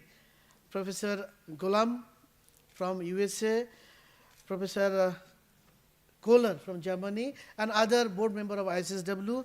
And dear my colleagues, Professor Pamela Singla, the coordinator of this workshop, my dear colleague, Professor Niragni Mitra, Professor Nina Pandey, Professor Archana Kaushik, Dr. Sudhi, Dr. Thomas, Professor Nina Pandey, Dr. Shashi, Dr. Beda, and also Dr. Niraj Madam, our alumni secretary is very good. She is also here. Thank you, our research scholar, especially two research scholars who is working couple of days, Shashi and Sudhanshu, and my dear colleagues, my dear other faculty from other department, and yes, dear students who are here. It's a very good topic, this sustainability. And I think this is a great platform to be here to discuss on sustainability. I believe that sustainability, the relation with ISSW, the start today, or day before yesterday, that relation should sustain first. Then we can do sustainability work in the future in the name of workshop, maybe other coordination in coming days. And I believe that without multi-dimensional approach, no work can be perfect. Recently, I visited a couple of countries like UK, Germany, France, African and South America. I saw that India is doing better in social work. And one my friend, Genestic, Dr. Genestic from Uganda, she is doing wonderful work on indigenous practice, social work practice in Uganda and South Africa. I think time has come, not only sustainability, time has come to work on indigenous social work practice. Because now we have to work on decolonized social work. Otherwise, sustainability, it will not go so long. So that indigenization of social work, in any country, we have to work. So that is our responsibility. Otherwise, social work will die very soon. Because we don't now want only few countries, their methods and theories, model, we follow all over. No, now it is our responsibility to work our own, and let's develop the indigenous model. Yes, with sustainable way. So I remember that that one great speaker, professional speaker, author, Mark Sunburn, many of you know. Once he said, people doing good work feel good. People doing exceptional work feel exceptional. Accomplishment contribute greatly to satisfaction. I think in that satisfaction, if you want, we need to have collaboration every time. Time is less. Thank you, all of you, coming here, and let's work later on. Whatever discussion will be, it will be very, very enriching, and some concrete findings or outcome will come, and that will help IASSW and India in a global path so that we can work further in a very strong way and with collaborative way. Thank you so much. Thank you so much, Professor Roy, for that brief, insightful remarks. Now we are approaching towards the end of the inaugural session, and we would like to thank each one of you from being part of this journey. Your involvement and participation make this workshop truly thriving and successful. For delivering vote of thanks and to culminate and close this inaugural session, I invite Dr. Shashi Rani Dev, Associate Professor at the Department of Social Work, University of Delhi, to deliver vote of thanks. Apart from being an Associate Professor, she is also looking after the departmental demonstration project called Child and Adolescent Well-Being, Center for Child and Adolescent Well-Being. Thank you, Dr. Shashi.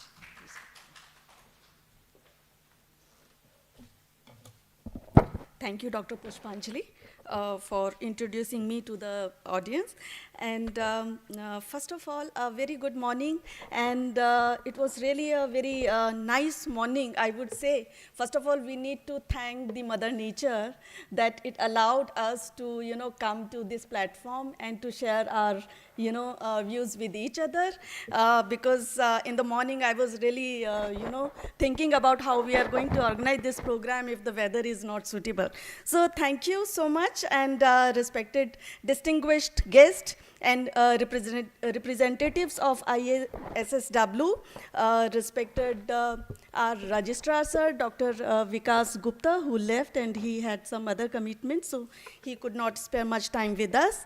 But yes, he spoke about the issue of social justice and how we can bring, different dignitaries and other agencies to, speak to each other and to, work towards the goal of social justice. And he also reminded us the rich legacy of the department with which we started, and till the point we are continuously working hard to maintain that legacy of the department.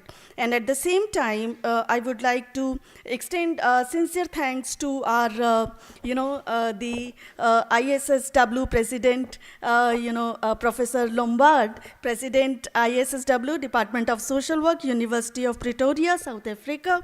You very well spoke about the common goals and associated living and how we can, move forward, towards sustaining the good practices with which we are, gathered here to,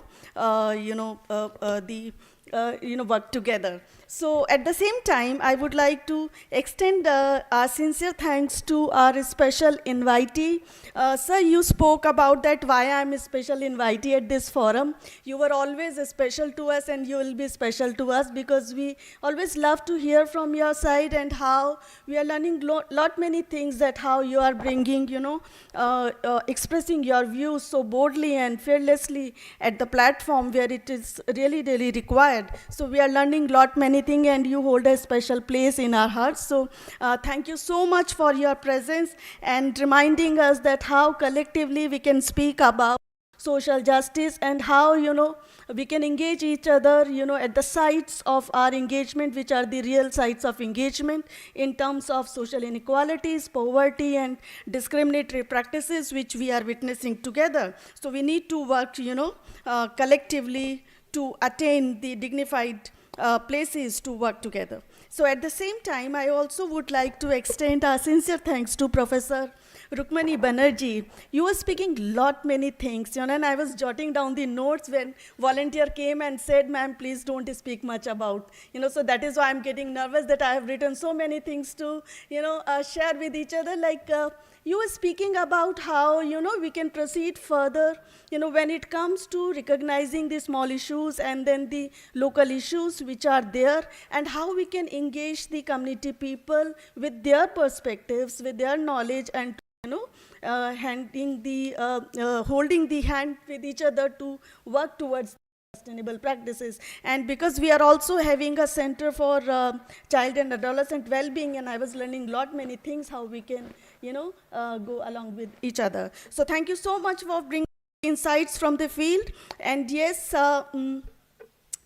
Professor Sanjay Roy, your unconditional support looking at you since morning, that how you were standing at the back, being a HOD, and this is really, really very nice to see how one leader, is not eager to take a place in the, dais, but at the same time supporting each and everyone so that we can organize this program with the grace and by maintaining the dignity. I think you deserve a very huge round of applause because the way you have organized things, it's really, really commendable, and we are learning lot many things how leaders should be at the backstage.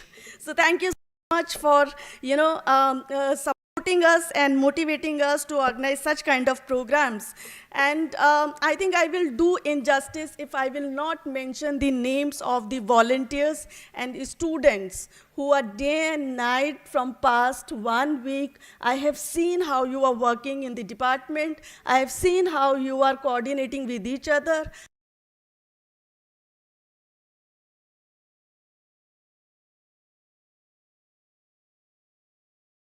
Round of applause, and thank you so much for arranging each and everything so that we can, have a nice morning and, engage with each other. Last but not the least, our dear faculty members, without your support, nothing can happen. And you have extended your unconditional support since the day, Professor Pamela Singla shared, that she is going to organize this meeting. And I have seen that as a department staff council secretary also, that unconditional support you have extended towards Professor Pamela Singla, and you motivated her to go ahead despite the fact that there were lot many limitations, there were lot many barriers, technicalities with which she was really, really in trouble. But at the same time, because of your support, she got that kind of, motivation to hold this meeting. And आखिर में मुझे professor Pamela Singla के बारे में तो ज़रूर कुछ ना कुछ कहना ही है. Without naming Professor Pamela Singla, I think this vote of thanks is incomplete. So thank you so much, ma'am, from core of our hearts, because you brought us together, and then it was you that you thought, primarily that why we cannot have this meeting at the Department of Social Work in the University of Delhi. And I have, I was discussing lot many things with you, lot many things with us at the department, and the idea was have a collective association for sustainable future, and to also to learn from each other how we can go ahead with our agenda and collective vision. So thank you so much, ma'am, that you are bringing us together and providing this opportunity to interact with each other and to learn from each other that how we can share this collective goal of sustainable future. And thank you, Convention Center, supporting us to have this event. And in the morning session, the tone of the program is slightly set, so we are going to have many more learnings in the afternoon program and afternoon sessions. So thank you so much for giving me this opportunity. Thank you. Thank you so much, Dr. Shashi, for effusive vote of thanks. It is a truly kind of required at this moment of time. Before we call, with the permission of the IASSW President and the coordinator of this program, Professor Singla, before we close this inaugural session, I'll request the audience and the esteemed guests to stand up for the national anthem.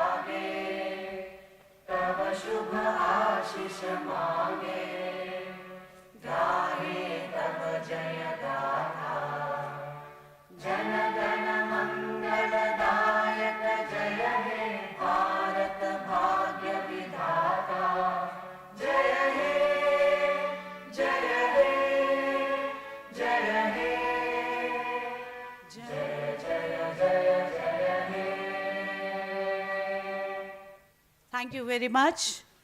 So I think we call this session close. Most of the participants are going to be staying with us, and then we'll move towards the next session very soon.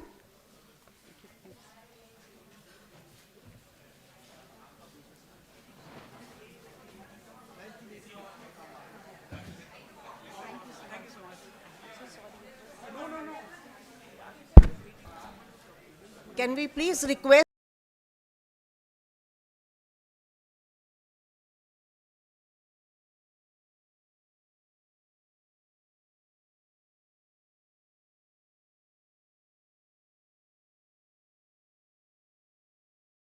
Dr. Janistic, the session co-chair, Dr. Sudhir Maske, the presenters,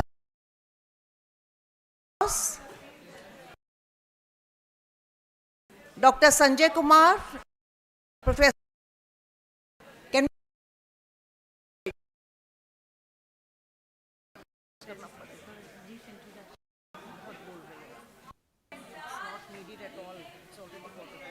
one session is over.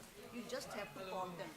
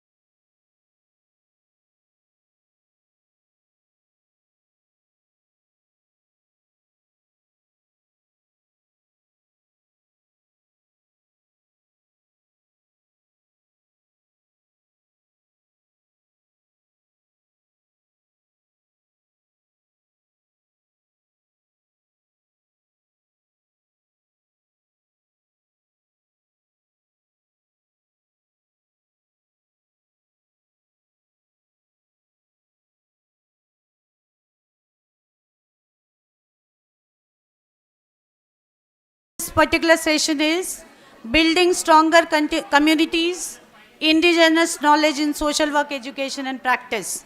I request all the participants to be kindly seated, and then we'll begin the session very soon. I request the chair, Dr. Janestic, to kindly manage time.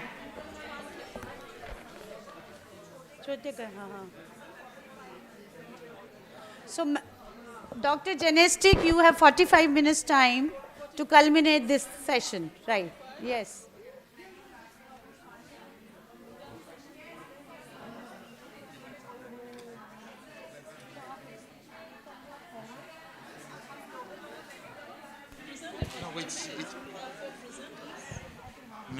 It's going to be an hour. This is the hour that we have. No, we'll give it to an hour. It's not possible to finish at. I request all the audience and participants to kindly be seated. Good afternoon, everyone. Chair has started the session.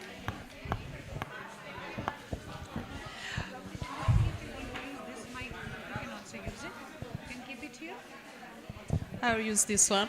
Good afternoon, everyone. Can we please settle down and start the next session, please? Kindly. Yeah, my name is Janestic Tuchirize from Uganda, and I'll be chairing this session.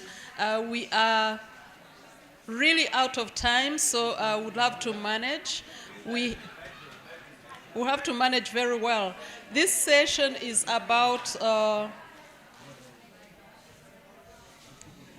it's about building stronger communities, indigenous knowledge in social work education and practice. And it fits so well from the inaugural session because we emphasized community cohesion and building really stronger communities. So in this session, we have 4 speakers.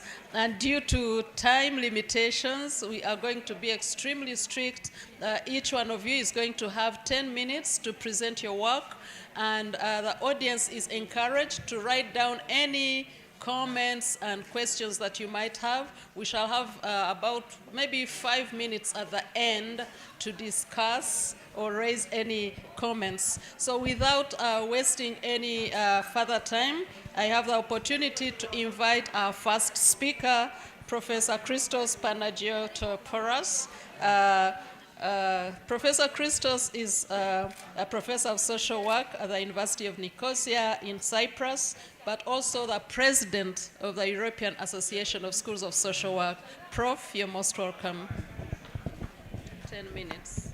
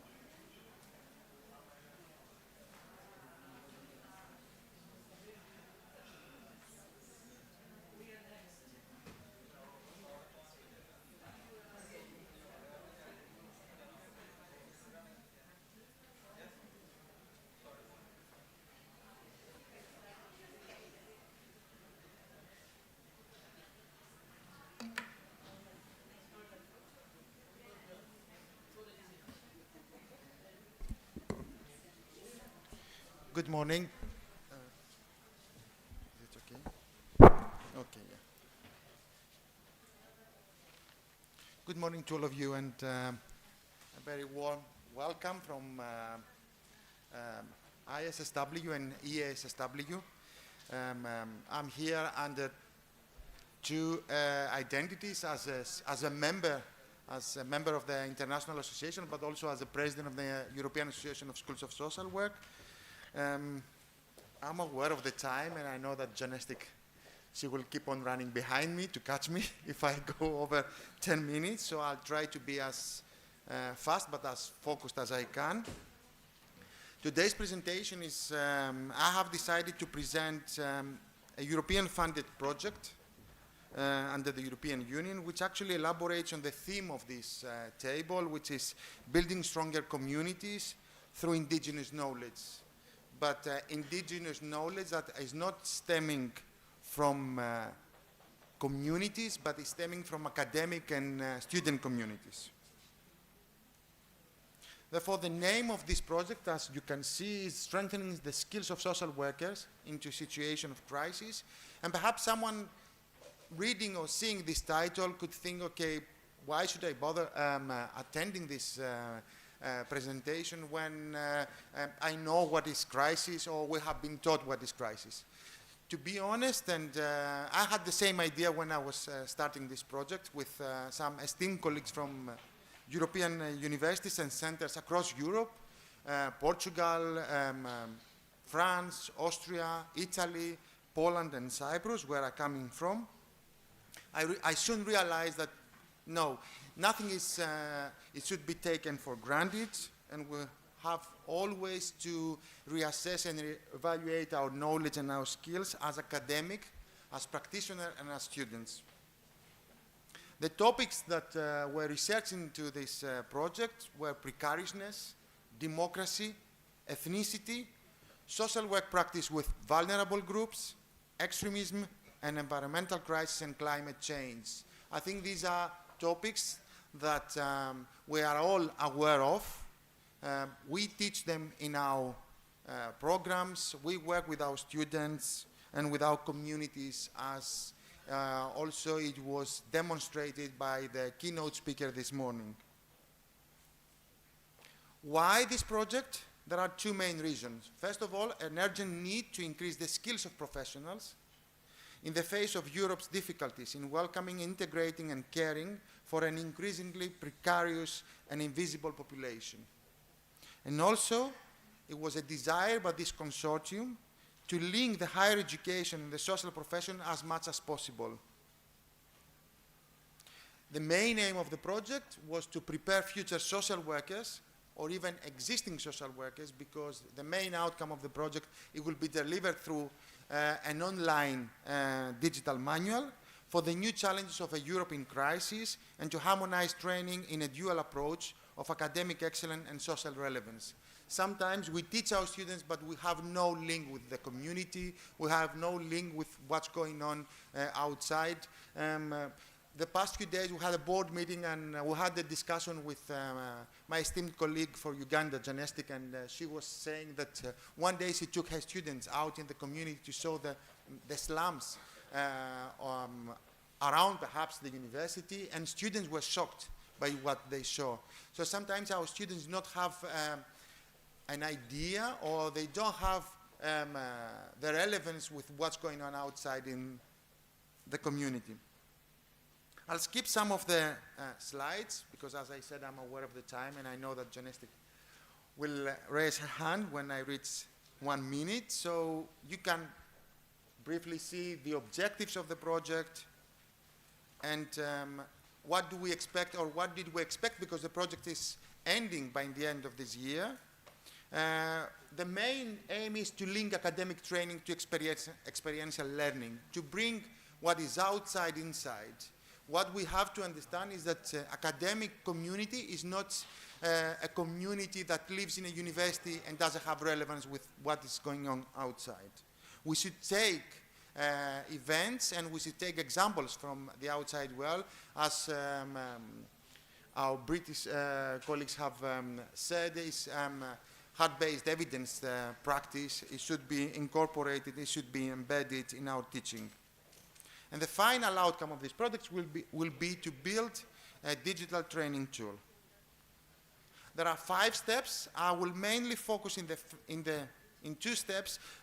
Step 2, what we did is we mapped across the consortium of these 5 countries in Europe the training modules. So we went through all the academic curriculum of social work programs, and we tried to find what were the modules, what was actually the relevance of each social work curriculum with crisis in any aspect of our life.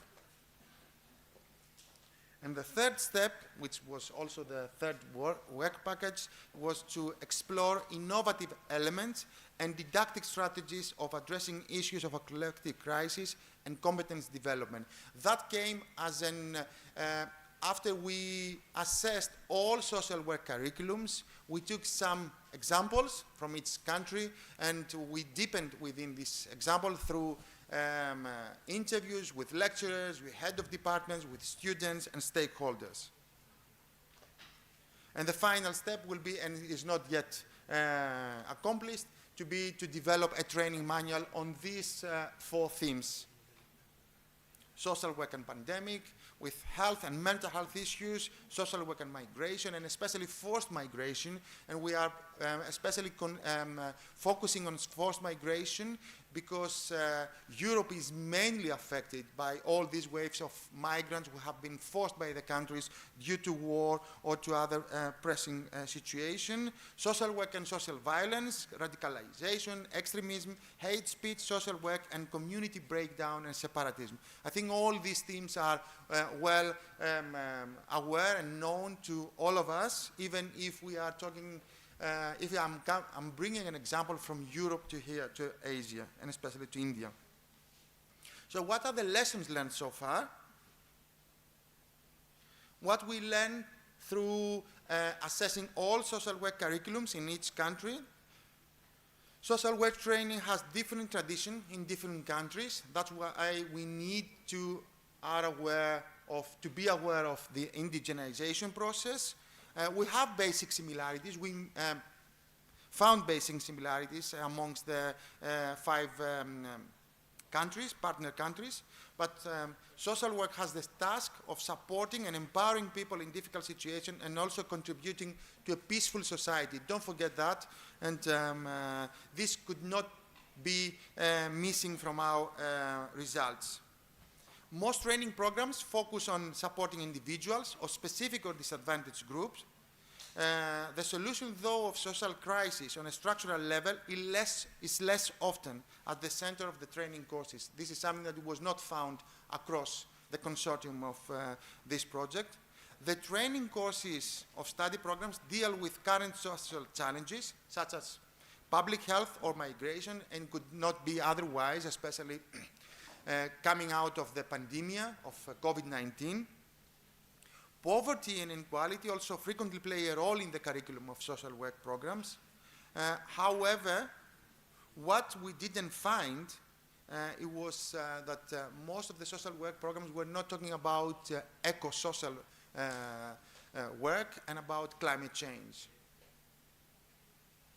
Also, we had a study run across our members in Europe. We didn't have too much response, 19 out of 140 plus. However, most of those who have answered the questionnaire, they had similar responses. Most of the answers came from countries like Austria, Italy, countries that they have a long history in social work, and Germany, and other countries in Belgium, who have long history in social work, and they are particularly interested in the theme of crisis in social work, but also in the society.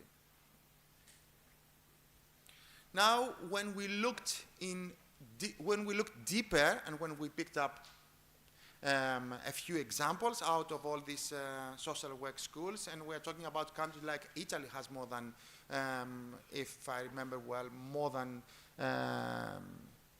30 social work programs. Portugal has only about 10 programs, and Poland has 40 social work programs. So what we found in this step, in this work package, is that crisis-related content can be found in, as we said, in all analyzed program. Societal polarization, anti-democratic tendencies, and extremism are stressed as pressing topics to be more considered in social work education. Climate crisis, though, and as I said before, and other ecological aspects are sometimes referred to, but generally not stressed that much as pressing issues. So we have more attention and we focus more in what crisis is considered in a shorter term rather than in broader term. But we also found issues of how we deal with emotional overload and burnout and the lack of support to social work practitioners. So that was a topic that it was touched by some social work programs. Okay, I'm going towards the end of this presentation. I have a couple of slides, competencies and skills to be developed. I have picked up the most, not important, but the most relevant to crisis, linguistic, cultural, and communicative competencies, and I think this is something that it may relate a lot to our colleagues from India, where you are a vast country with different dialects, but also that happens in Europe when we have to develop what we call the multicultural social work. We have populations from different parts of the world living with us, so we need to develop skills that correspond to their culture as well, empathy and specific competencies, but empathy and specific competencies not as general practice social work, but empathy and specific competencies related to dealing with crisis. Digital competencies, we've learned very well how to develop our digital skills, especially after COVID. Psychological preparation and resilience, not for our clients, not for our population, but ourselves as social workers. We will come across with very distressful situation. Networking, mediation, and coordination competencies, especially if we want to support these vulnerable people within the community. And as this morning, the keynote speaker also mentioned about how networking is important in order to develop these activities. And I'm finishing my presentation with what lessons have been learned so far. With the red are the weaknesses, and I've picked up a few examples. Lack of homogeneity. Although some of you may think, or some of us may think that European social work curricula are very well developed, we found lack of homogeneity across social work curriculums. They were not following the same paths. Lack of attention on topics linked to eco-social work and natural disasters. And this is something that will come across more and more often nowadays. The similarities is crisis and social work go together, and we know that from our first year as students, and presence of courses on hardcore topics related to crisis, forced migration, poverty, violence, and mental health. These were topics and courses that were spotted across all social work curriculums. So I'm closing my presentation by these two sentences. We need to systematically train social work students to skills and concepts strongly related to crisis situation and exposed to conditions of precarity, but not only our students, but ourselves as well. That's why this particular project has shown that the bottom-up approach is so much needed if we want to refresh or to develop social work curriculums that are very much related to current situation. We learn from our students and teachers what is there, what is missing, and we implement practice to theory as to improve social work curriculums and develop indigenous knowledge in a wider region as Europe. Thank you very much for your attention. Thank you very much. Thank you very much, Professor Christos, for trying to keep time. Yeah, but you raise very, very important issues from your project, particularly preparing present and future social workers with requisite skills to be relevant and move towards building sustainable futures. I have the pleasure now to invite Dr. Nivashin Perumo from the University of Nelson Mandela, South Africa, and she's also the international representative on the International Association of Schools of Social Work, representing schools of social work in South Africa. So please, you're most welcome.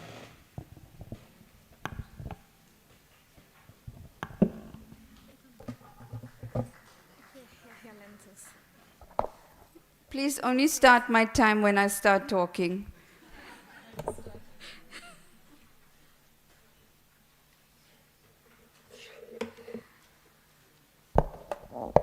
Namaste, Vanakkam, Namaskaram. I greet you almost on the eve of India's Republic Day with a story about myself, how I'm connected to you, and why I think our collective stories can strengthen solidarity amongst us as an academic fraternity so that we may catalyze meaningful social change in society. Today, my presentation is entitled, When Spider Webs Unite, They Can Tie Up a Lion. It's an African proverb, and I'll tell you about this story. So this story is a work of heart, and you can see it's H-E-A-R-T. So I believe that everything begins with the self and those who came before us. Much of who we are gets shaped in the formal education system, which in South Africa and in many countries is a system not designed by our people. When I say our people, I mean people of color, marginalized and oppressed people. We tend to assimilate these educational constructs and then pass it on as values to the generations coming after us. In so doing, we begin to resemble the very oppressors of our parents and grandparents. When I was growing up, I never thought or envisioned I would be a lecturer in a university. Actually, I did not think I would be able to access higher education to study, let alone work here one day. In my grade 12, or as you know it, a 12th standard year, I did not apply for university admission because it was not a feasible economic reality for my family. But when I passed with the university entrance, my father took me to the university in our city to appeal for a place to study psychology. All programs were full, and the Student Representative Council advised my father that I should rather try to study in the social work field because there we could get in on an interview. So my dad filled in some papers, and then I got called to an interview, and that's how I got into the university to study social work. So often I say that social work chose me, and I did not choose social work. But here I am today. I'm a fourth generation South African of South Indian indenture origin. Indenture, if you do not know, is from years and years ago in the 1800s when the British had taken Indians from India to work on the sugarcane fields and in other labor spaces in South Africa. So I'm just reducing it to that, but it's not so reductionist. My profession is social work. My current occupation is an academic. I feel a strong need to do something that all students in South Africa had taken time to stand up for and against during the Fees Must Fall. If you've not heard of hashtag Fees Must Fall, in 2015, there were several protests across our countries which brought higher education to its knees. The students were calling for a free, decolonized higher education because poverty-stricken students were fighting for access to higher education that resembled them and not the Western world. This was a chief catalyst for this project, which we call the African Knowledge Production Incubators. My need to begin this project, therefore, was premised on social justice in respect of decolonizing the social work curriculum. And because I work at a university, which is a thinking space, right? Surely thoughts should be action to result in change for common public good. But perhaps on another occasion, I'll share with you the institutional roadblocks that I faced during the first 2 years of conceptualizing this project. In hindsight, I conclude that experience was molding the heart and spirit of this project. So in this project, we are actively researching in the area of indigenizing and decolonizing social work education from the ground up. The African Knowledge Production Incubators is built on indigenous constructs of togetherness, spirituality, common purpose, and a need to reclaim African knowledge narratives. We use participatory action, learning action research, which is the scientific orientation. And in this project, we began with 6 academics from 5 South African public universities. All 6 of us are teaching in social work, and all of us acknowledge that we are Black academics who have a responsibility through our own circumstances and current power of knowledge to embark on transformative work. This is how we united our spider webs to build a stronger community of academic practice where we are foregrounding indigenous knowledge by using democratic research principles. We are slowly moving together towards transformation through active solidarity. I will tell you more about this just now. Our curriculum in South Africa and many parts of the world has been cemented on Eurocentric knowledges, constructs and knowledges, which universities have adopted historically. I'm very mindful that the keynote speaker mentioned that give a person 45 minutes to decompress from the colonialism and then start hearing them. But then we need to look at this methodology that we've used, which I'm just quickly going to show you. Although starting with the individual and the nuclear family and economic security as a point of intervention might be very valuable, we need to consider how the environment has been excluded. And when I say this, I don't mean systems theory capturing of a person in environment, but I mean an exclusion of the environment as in displacement in terms of access to land by indigenous people. You know, the land does not belong to us. We belong to the land. But through conquest, land became property and the original people were displaced. The exclusion of the histories of indentured workers and slaves, our ancestors and the extended family structure. I will now. Yeah. No, I will change it. Yeah. So this is just the very thing. When you're decolonizing a presentation like this and the presentation is not moving, the anxiety rises in the room. But there's nothing more here. I just want you to see the original slide, and I will shift it when you need to see it. So the things that we cannot exclude, the cultural heritage and practices, the erasure of indigenous languages, and geopolitical oppressive arrangements. Now, we can't condone that these are excluded from the curriculum, and if we are true to the definition of social work, how ethical are we as social work academics to leave out of our curriculum all of these things when society is facing them head on? A large part of our research design deliberately centered around Zavala's decolonial methodology, which is premised on storytelling, healing, and reclaiming. And this is why my presentation is taking the form of storytelling. Let me tell you about the value of stories. For the teller, it enables reflection and catharsis, beginning the journey of healing. And for the listener, it invokes imagination coupled with curiosity and a desire to understand the story and themselves in relation to the story. If you leave here and only ever remember that I'm a fourth generation Indian of indenture origin, then you've connected to my origin, instead of looking at many slides where I'm citing several authors and you remember not much. By telling you this story, I hope we will build our solidarity with each other and strengthen our global community of practice.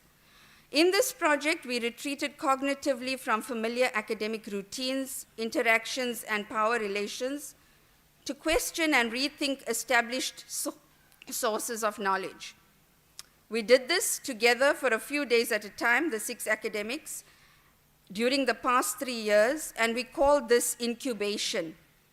For us, incubation means a safe academic space for developing and nurturing thoughts and ideas on what constitutes African knowledge through our own lived experiences, as well as through the experiences of our peers and students. During these incubations, we also read and interrogated the works of decolonial and indigenous writers, such as Frey, Biko, Amy Cesar, Torres, Gacheni, Tawane, Wilson, Harmsmith, to name a few. We listened to songs in local African languages that speak of appreciation for the ancestors and elders and the strong desire to fight oppression and reclaim what was lost through conquest and apartheid. The 6 of us comforted each other as the pain of the past unfolded through the experiences we shared. This is the heart of our work. I'm going to stop there because my bell went off, and just if you give me a few moments, I'll just show the pictures. So we did not develop any scientific knowledges up front. This is the international embezo that we had across where we brought in wisdom and knowledge keepers. So here we have a traditional Khoisan chief on my extreme left-hand side.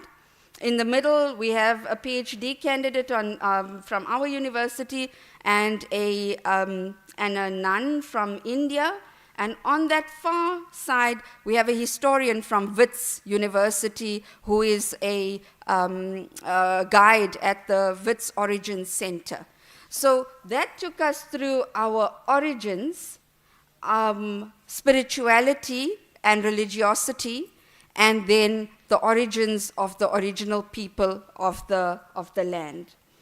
And then here we learnt under the yellowwood trees, which are indigenous trees to our country. And here people generated these through the imbizos, talking from the ground up. Your mother knows the answers to your problems. Your grandmother, engage her in your problem solving. So we talked through indigenous ways of problem solving.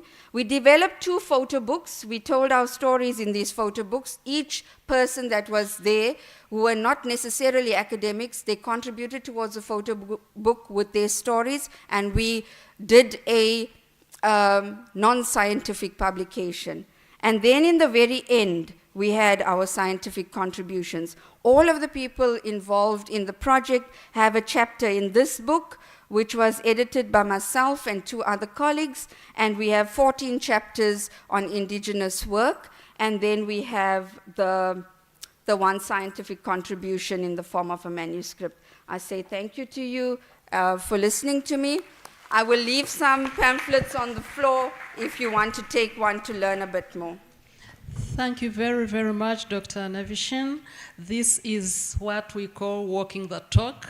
You know, she talks about decolonization, indigenization, and she comes here and presents in exactly that manner. So thank you once again. So many insights to get from your presentation, and also very critical resources. So we'll invite our next speaker. Thank you.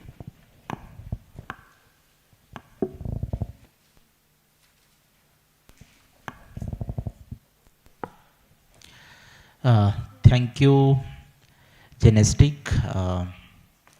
And again, thank you so much, Dr. Nevasin, for such an insightful presentation.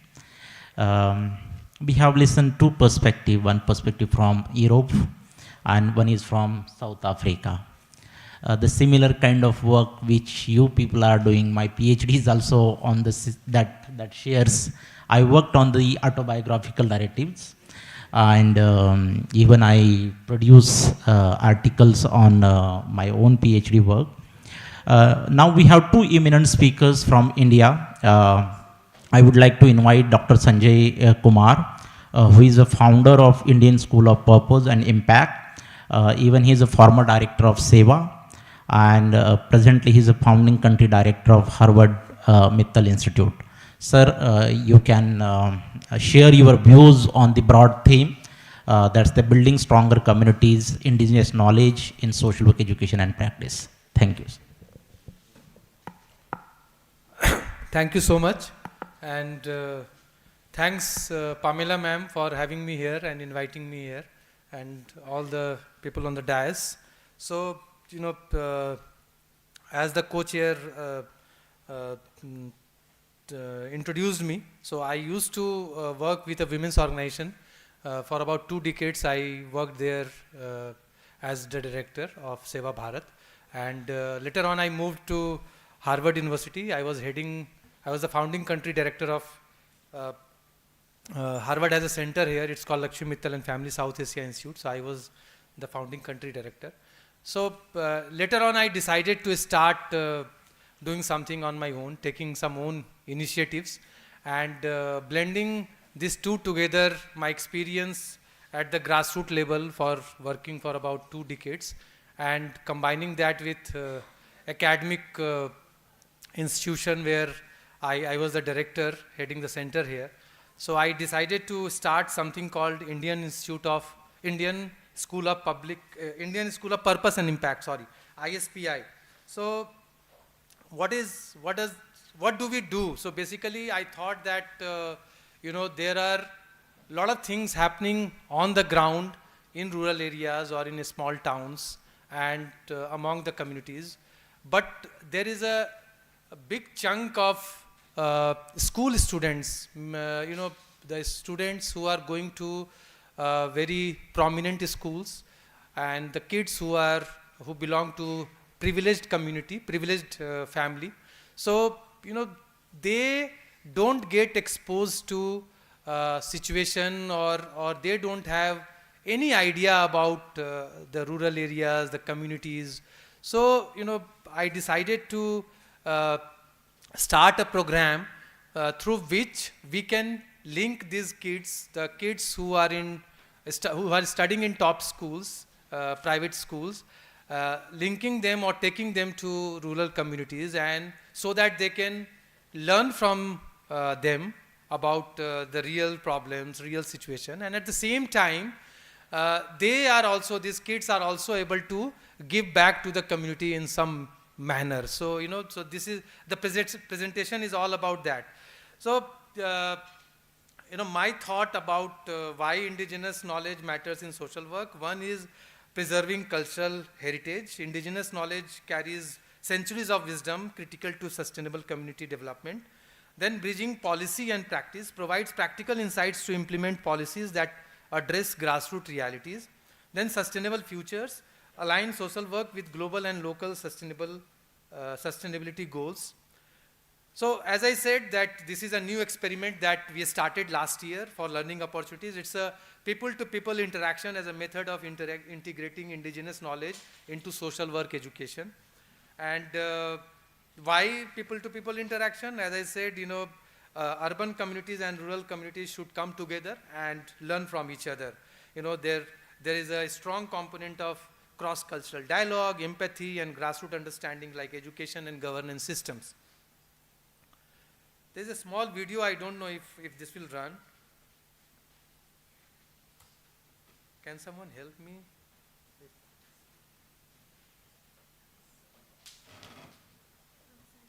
Okay, here, okay.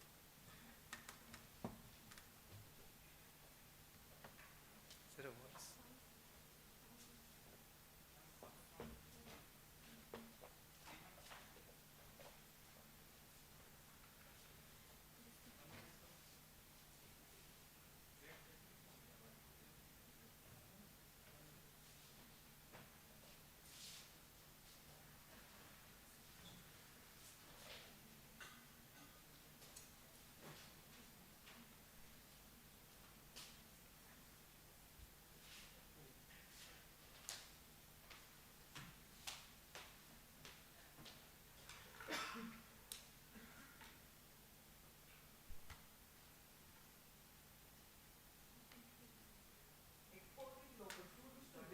इसको शुरू से कर दें? Soma's Indian School of Purpose and Impact organized the first edition of Emerging Global Change Makers during the summer break of 2024. That not only provided amazing learning opportunities to the high schoolers from the big cities, but also busted the myth among them that Bihar would be an unsafe place for the immersion. From learning how panchayat functions to exploring local food, and from mentoring students of the government school to immersing into a conversation with trafficking survivors, the participants had some of the most transformational experiences during the immersion. As teaching and mentoring was one of the core focuses, participants engaged with government school kids and provided career guidance, exposing local students to various career options. I have taught kids in government schools and interact with them. They all have dreams, but to fulfill these dreams, they do not know what to do. They just have dreams. Very, very great. Where I kept sort of like repeatedly telling them, finish 12th grade, study really hard. It's the only way, like the simplest way to move on and live in your life is through your education.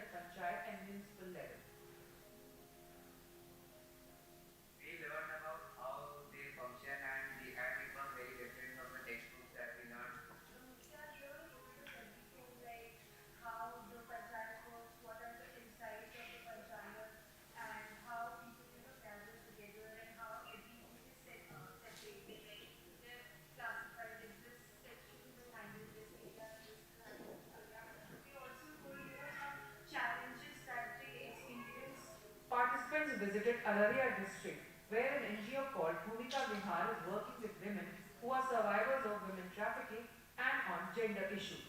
Visiting villages and interacting with survivors helped them gain empathy on these critical societal issues.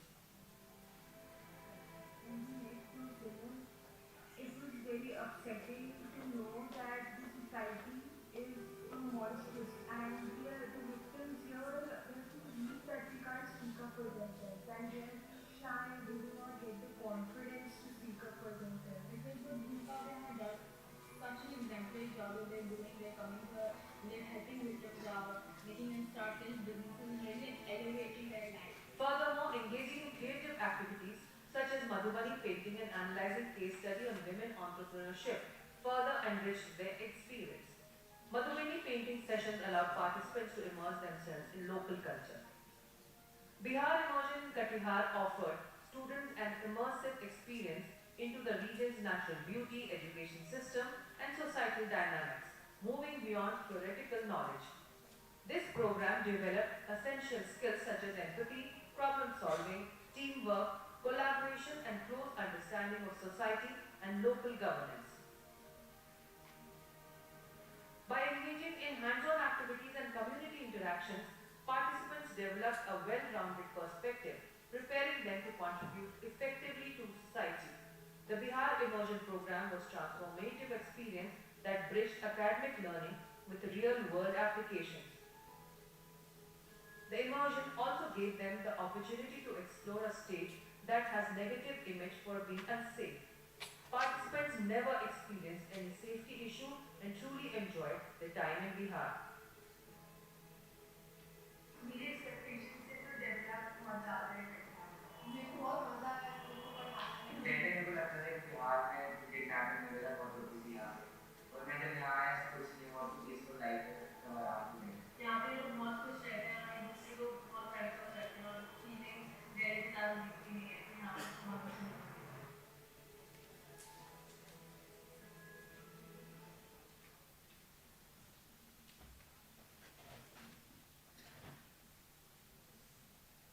So, what are the key learnings for urban, the students or the urban community when they go and learn from such community? So they understand grassroots realities and what are the challenges in rural areas. Then, they understand about local governance. Being in big cities, they hear a lot about parliament or, the cabinet here, but they hardly understand about the Panchayati Raj institutions that are so important. And then also NGO engagement, some of the NGOs, how they are working at the grassroots level. And the most important thing is that they develop a lot of empathy and respect for diverse lifestyle and perspectives. So, and what are some of the key learnings for rural communities? So, for middle school students, as you heard them saying, that digital literacy was one thing that they got exposed to many educational apps and online courses through these kids that they taught. And then collaborative learning techniques shared by urban peers. Aspirational growth, awareness of educational and career opportunities beyond their locality. So that also they learned. And the villagers and panchayat leaders, it was a kind of governance exchange because the urban kids also shared about how a municipal corporation function in big cities, and so that was a kind of exchange. And then advocacy skills, learning how external views influence local governance discussions. And NGO representatives, so for them also there was a lot of learning opportunities because they got to learn some critical areas where women survivors from women victims, how they could start some of the alternate livelihood opportunities. So that was a good learning for them. So these are some of the key outcomes of knowledge exchange. It fosters cross-community engagement, develop case studies and data points for social work education, identify gaps between policy and implementation, and in a way, it has created and is going to create a lot of knowledge for the academia with the real world challenges and solutions, and when they are coming back with their learnings, and a strengthened advocacy through grassroots insights. So it's a kind of win-win situation for everyone, and it's kind of, we are reaching out to more schools for more participation by the students, and the schools are very responsive, and they really want to have their kids go to such places and learn from the communities.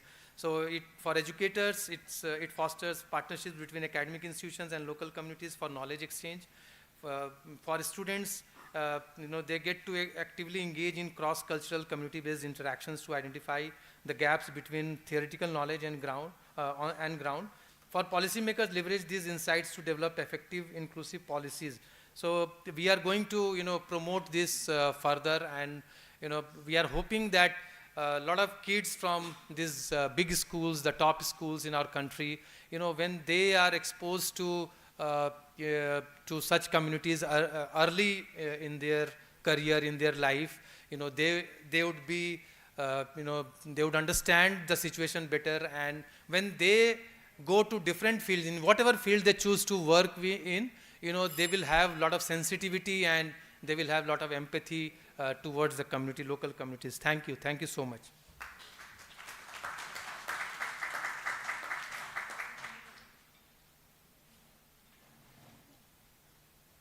Thank you so much, Sanjay Kumar sir. Such an insightful, quite reflective kind of presentation, and the work which you are doing, it's really, really important, and again, it's contributing to the larger goals, which that sustainable development goals, particularly you are focusing on the gender aspect, even the innovative educational pedagogies. Through that, you are creating the leaders for the future. So thank you. We have another eminent professors, Professor Ravi Patil. He's a professor at Department of Social Work, Jamia Amelia Islamia. Sir has extensive work on the tribal and indigenous communities. His research, his writings, particularly he did a lot of projects on the tribal and indigenous communities in India. It's really privilege, sir, in today's this capacity building workshop. Definitely your presentation and thoughts would certainly give now a new kind of learning and hopes to our audience. So you can share your views.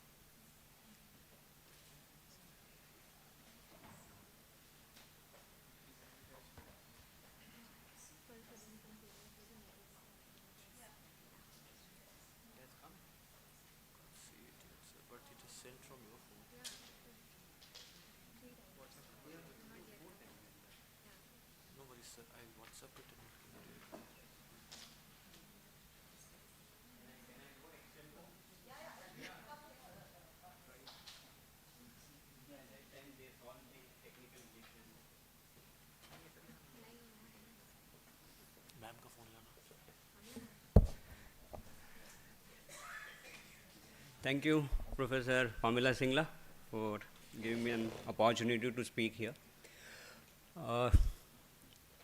Respected Chair, Dr. Muske and other co-panelists. At the outset, let me tell you this, I had conducted one research project on tribal ashram schools. The delegates who are from abroad, let me tell you that the ashram schools in Indian context are the residential schools. Those who are from the Canada, USA, South Africa, New Zealand, they must be well aware about the report called Truth and Reconciliation, which has come in 2015 by Government of Canada, and a lot of issues had come out of those Truth and Reconciliation report regarding how the indigenous aboriginals in Indian context they are called as the tribal populations, have suffered, have been killed because of the larger massive projects of the cultural assimilation of the dominant religion called Christianity. And it is in this context, when I had gone through that report, I had just developed this thought in my mind, why not revisit the similar schools in the Indian context. So in Indian context, it is called as the ashram schools, and it is the government-run program. There are two schooling systems for the indigenous or tribal people in Indian context. One is ashram schools, and second one is Eklavya model residential schools. In India, we have almost more than 4,000 ashram schools and 700 plus Eklavya model residential schools, and they are specifically catering to the tribal population and their educational development. So when I had designed this research and completed the project in 2018, I thought also to have a seminar related to it. And we had seminar, the book was in Tribal Education published by the Sage Publications. And it was kind of the ideas and thought which we have gathered out of the seminar, which have come from the varied section, which have come from the administration, which have come from the academician, which have come from the NGO sectors, and these were the responses I got, that how the different people work at the different level. Here specifically I'm going to talk about the tribal or the indigenous population in Indian context, looking into the entire their schooling system from the functionalist perspective, from the cultural assimilation perspective, as well as the symbolic interaction perspective. I have not gone into much into the critical aspect of it, reason being that the way aboriginals or the indigenous people have suffered in residential school, it is not the similar situation in Indian context. Rather, I will say that whatever the education so far tribals have achieved or advancement of their education has done, it is because of this ashram schools. And because of that, the new middle class has emerged among them. There are certain issues.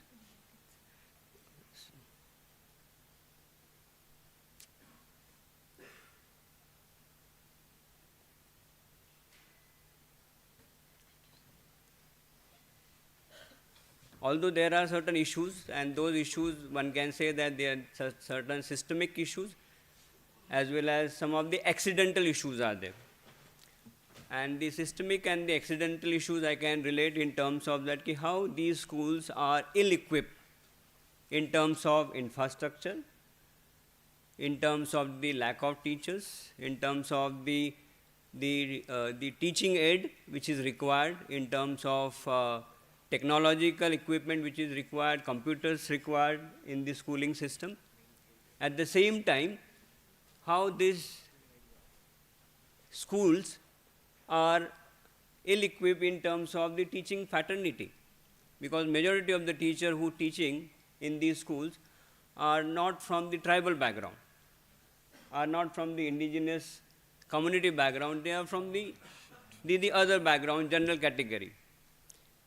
So culture somewhere plays the role also in terms of imparting certain education, and the people, those who teach there, their knowledge, their information about the tribal culture is not up to the mark, and that is the reason why they are not able to also sometimes relate many of the concepts or transfer or disseminate some of the knowledge among the tribal population in their own context. And that is one of the reasons you will find that many of the indicators of the education in terms of gross enrollment ratio, literacy rate, the gender enrollment, as well as the dropout, you will find higher among this particular community. So when I had studied these particular schools in the context of the state called Maharashtra, and Maharashtra I have chosen also because of reason that I hail from that particular state. I'm acquainted with the kind of cultural context of that particular state.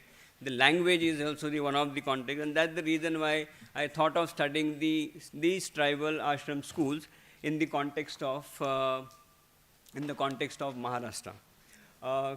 Can somebody help me to? Where is it?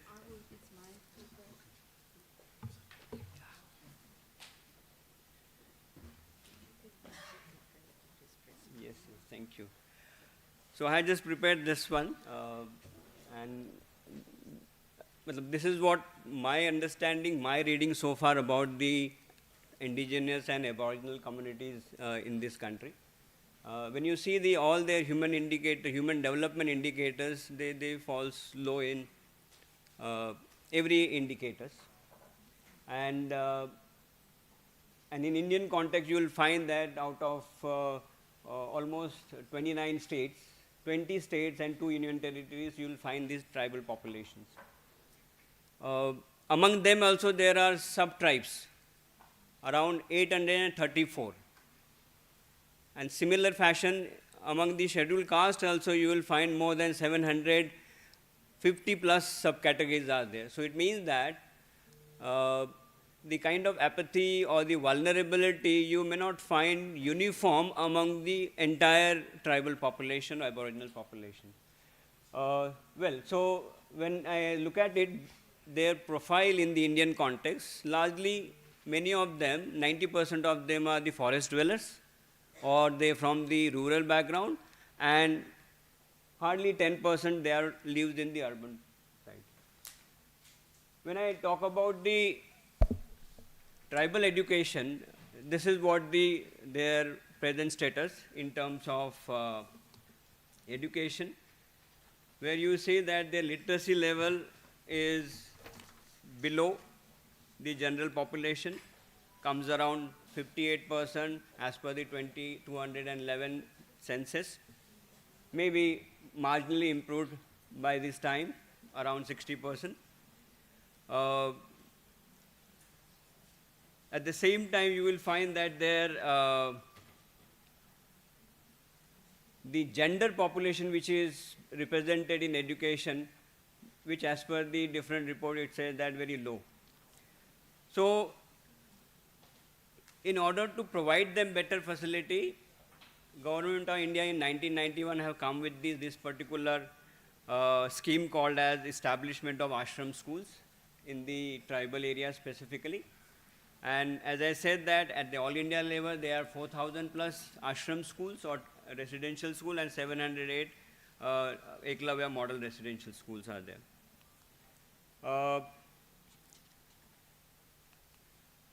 When I see this in the context of my study, where I had done this study, there are 2 types of ashram schools. One is sponsored by or run by the government, and another is sponsored by government to the non-governmental organization to run the school for the tribal ashram, tribal school. So there are around 1,000 plus, 1,058 ashram schools are there.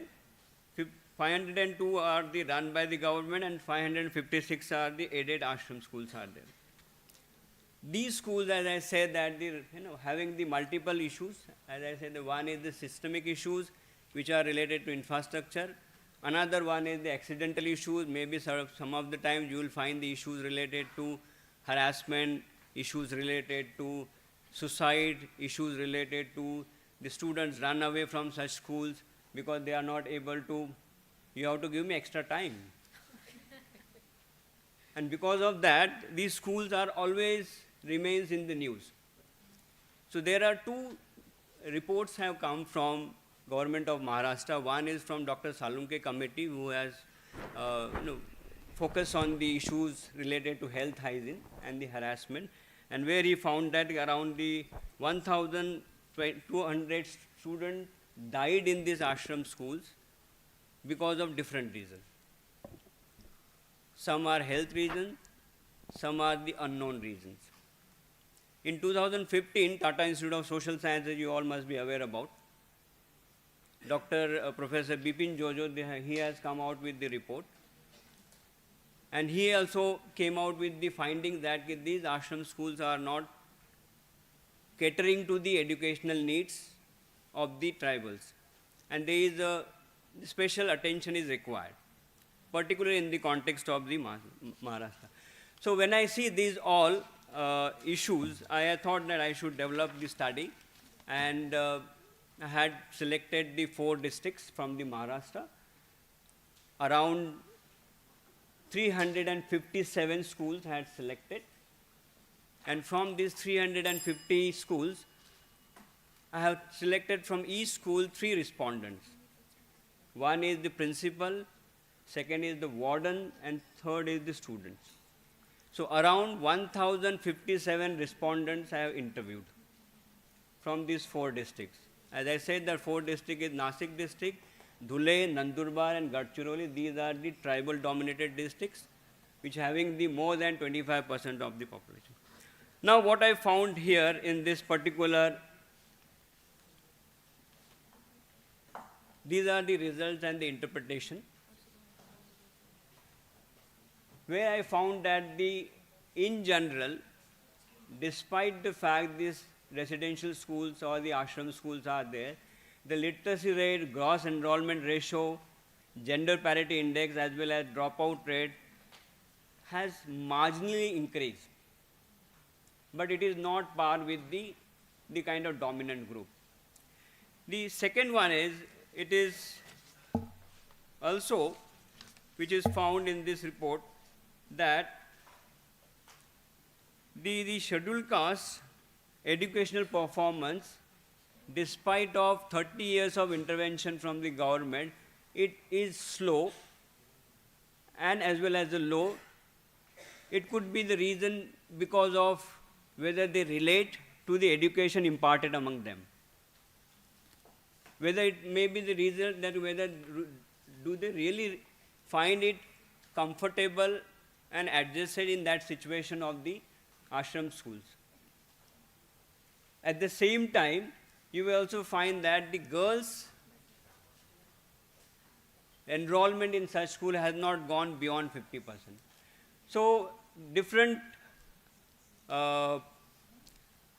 findings and results say that there are kind of services which are there, the kind of facilities which are not there, which is not basically help the tribal to achieve or come out of this particular situation. Now, what are the recommendations which I have given, and then I will complete this in recommendation in 2 minutes.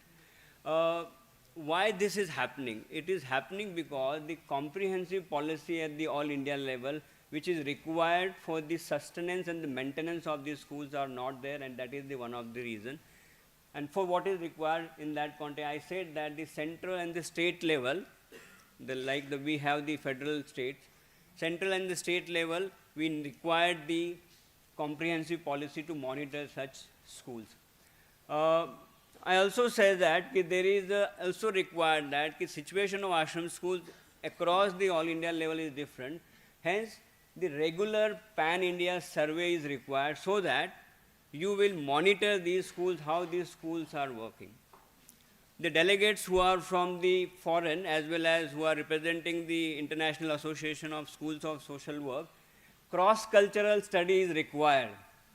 So far, there is no cross-cultural studies to try to understand how these residential schools in South Africa, Australia, New Zealand, USA, Canada, how they are functioning, what are its impact so far, and how the people who suffered because of residential schools, how they are coping with it.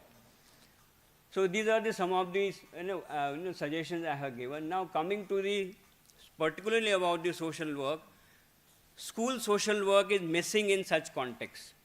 In general in India, and many of my colleagues from the Delhi School of Social Work will be agree with me, there is nothing called as the school social work setting for our field work setting. We hardly have intervention. So forget about the tribal ashram school. So from the school social work perspective, I say that there is a lot of scope for the school social worker to study such schools, to understand the psychosocial, emotional, mental well-being, as well as adjustment-related issues of the tribals in such schools.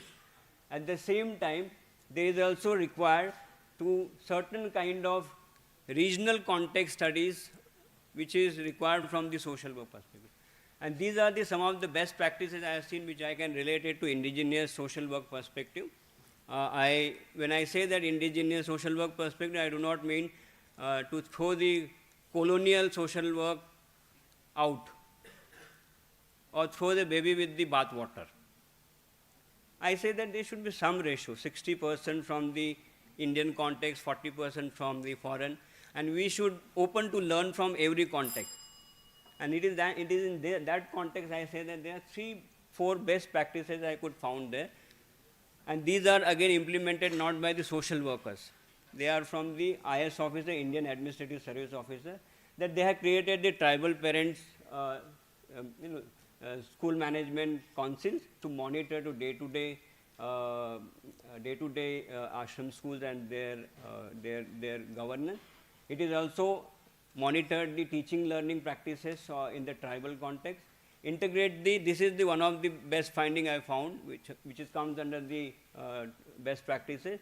How to use the tribal or how to use the indigenous herbal medicine for curing the many diseases of tribal. So at the last line, you can see there are some of the Ayurvedic or some of the medicine like neem juice, which is considered to be help to the body to purify it. I'm done. Purified neem bath on a weekly basis. There is something called Ayurvedic medicine Shatavari. In English, it's called the asparagus, which is helpful for many of you building your immune system, as well as it is anti-inflammatory. So the moringa leaves tree juice as well as moringa eating, it is itself is considered giving a lot of vitamins to the tribal children in that particular context. So these are some of the best practices I found. I find these are the more relevant from the indigenous social work practice. Unless and until social workers get into such schools, you are not able to extract many more of this. Thank you very much for having patience with me. Yeah.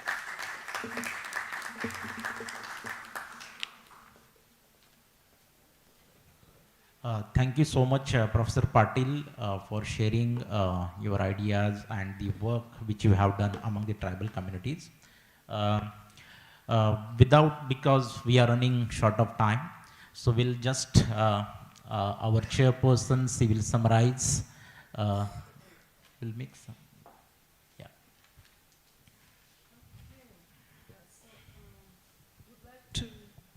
Would like to take this opportunity to thank our panelists in this session. We are extremely out of time, but I think it would be unfair to just close the session without, giving an opportunity, to respond. So I'm going to give an opportunity to probably 2 or 3 people, just briefly, to provide a response or a question to a specific speaker. Just to remind you, we had Professor Christos speak about the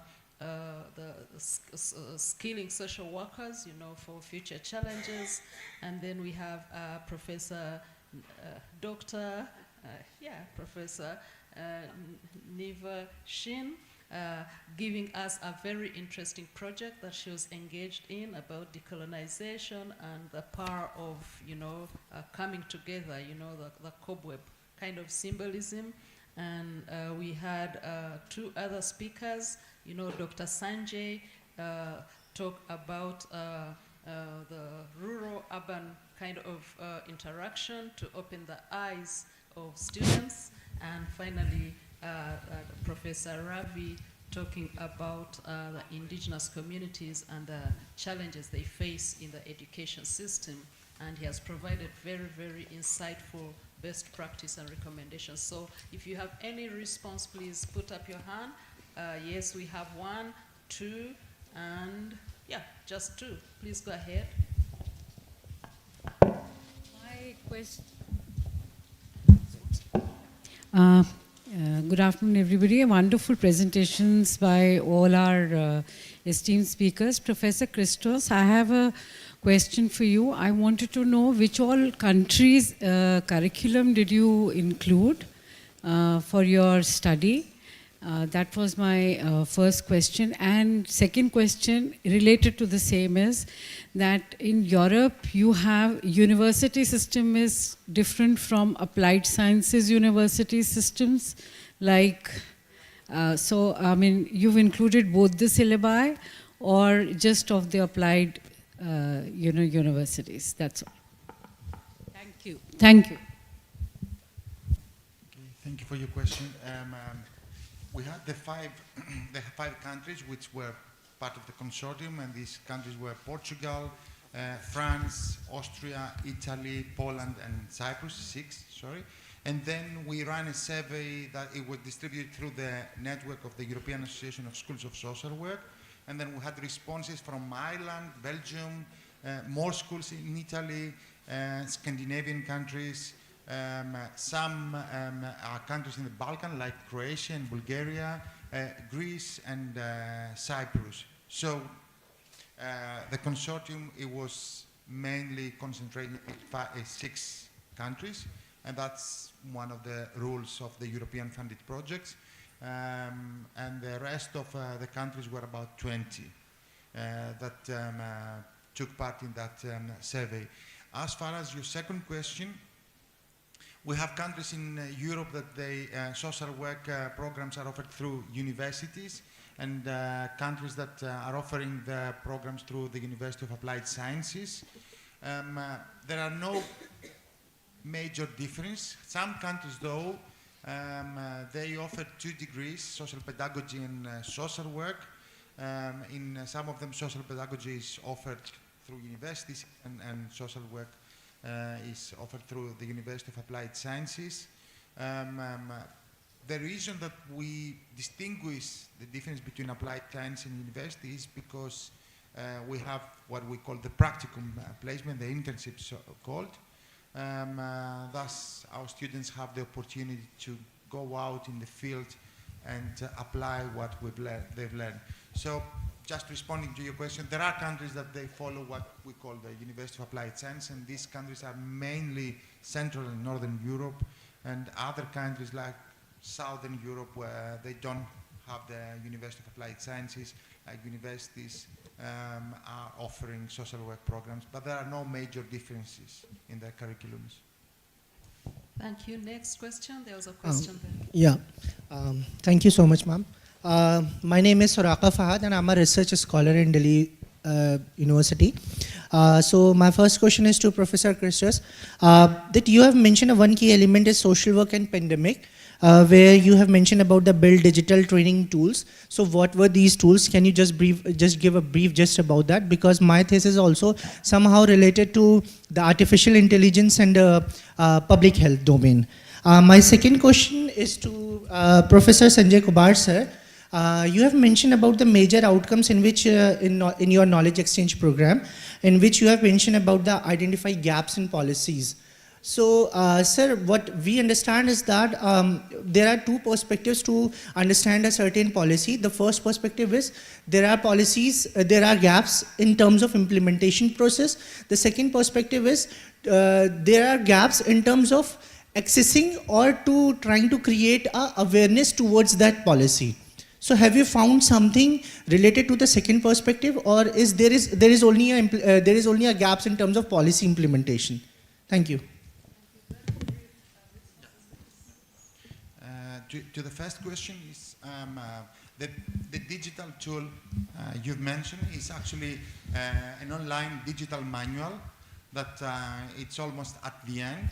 Each partner country has taken one topic out of the 4 topics that I have mentioned in my presentation, and we will develop a presentation as using the storyboard software, where we will have slides, and also someone will be able to hear the further explanation of the slides, so you will not need a face-to-face lecturer or faculty staff to explain what is this person seeing. Therefore, through this way, using this, developing actually this digital tool, this digital manual, we also secure the sustainability of the program, because it's one of the prerequisites of the European funded programs to show how are we going to secure the sustainability of the program after the end of the funding. So therefore, what we've done is we've developed amongst the partners this digital training tool, which will be available through our website, the project website, to anyone who is interested to use the tool and embed it in social work curriculum.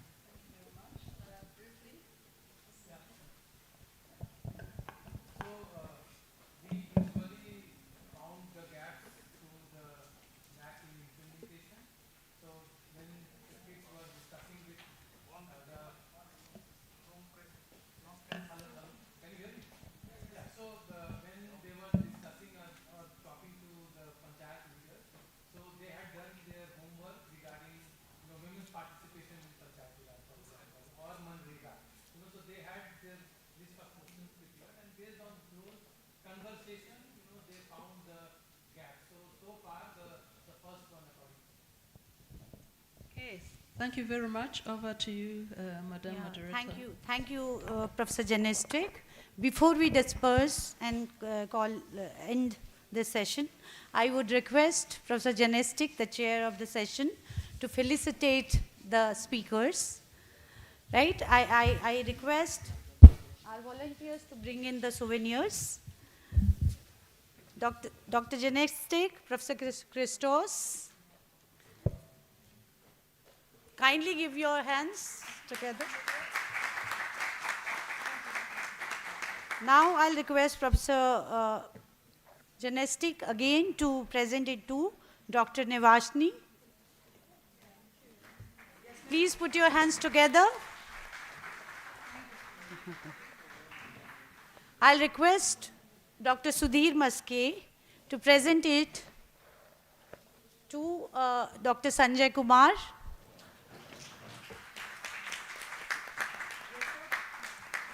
I'll again request Dr. Sudhir Maske to present it to Professor Ravi Patil. A small token of appreciation from our side for your insightful contribution. Now I request Professor Sudhir Maske to present it to Professor Genestic. Thank you so much, ma'am, for chairing the session in such a compressed time. I request Professor Genestic again to present this souvenir to Dr. Sudhir Maske, the co-chair of the session. Thank you. I think now you can sit back in the audience and enjoy the next session. Without wasting much time, I'll call upon the chair and the session co-chair of the next session, Journey, Global Dialogue and Local Action. Session chair, Professor Antoinette Lombard from University of Pretoria and also the president of IISSW. Session co-chair is Dr. N.T. Thomas. Please proceed towards the dais. I'll call upon the presenters, Professor Gholam Madbor, Professor Sabine Behrer, Professor Sanjoy Roy, Miss Annie Namala, Miss Ishita Agrawal. I repeat the presenters, Professor Gholam Madbor, Professor Sabine Behrer Kohler, thank you, Professor Sanjoy Roy, Miss Annie Namala, Miss Ishita Agrawal.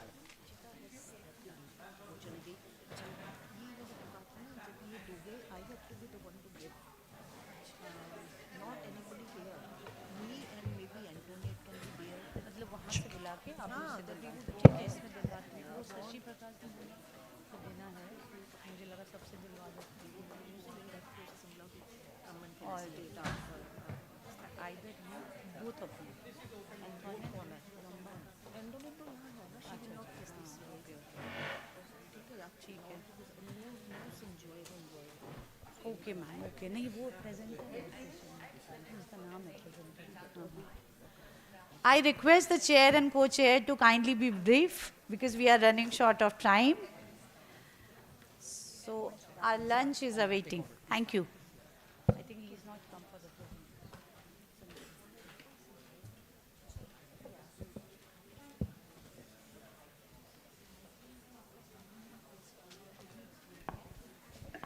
Thank you,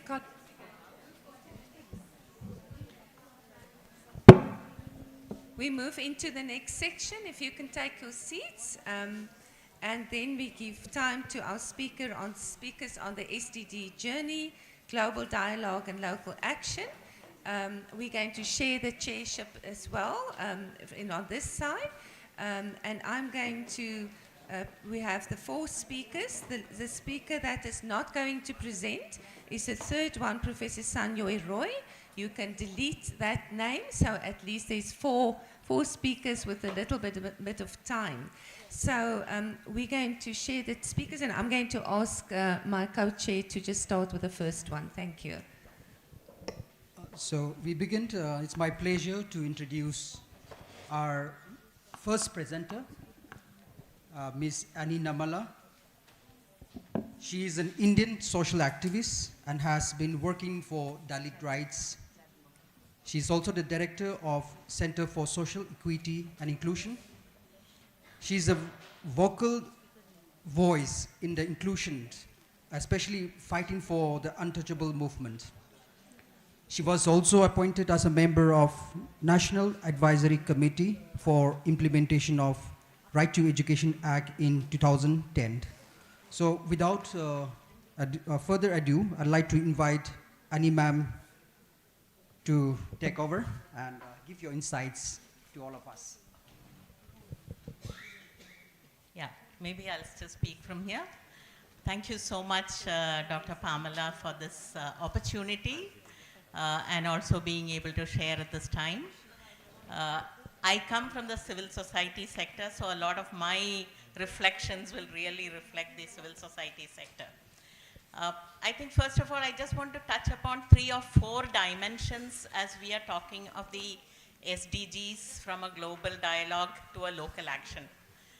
First of all, I want to look at the fact that at this particular time in our global scenario, a global dialogue is very important because there are some of these international, interrelated global challenges, whether you call it inequality, whether you call it climate crisis, whether you call it the crisis situation, the conflict situation. So I think SDGs provides us that space for a global dialogue to address some of these global challenges that we currently face. And secondly, what is so unique about SDGs to me is that, there's a huge progress that we can see from the MDGs to the SDGs. And if you look at the SDGs, it is surely an interrelated, integrated, a universal framework that gives us an opportunity to enter into any dimension that you want to talk to. Whether it's human rights, whether it's access to justice, whether it's poverty, whether it's education, whether it's indigenous people, whether it's, the 5 Ps of the SDGs is well reflected in all its dimensions in the 17 goals. But what appeals to me much more about the SDGs is the fact that it is not a trickle-down theory that we are talking about.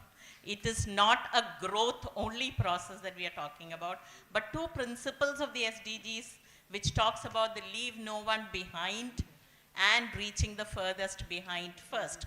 I think that's a transformative agenda of the SDGs, and that to me is really the core call of the current time.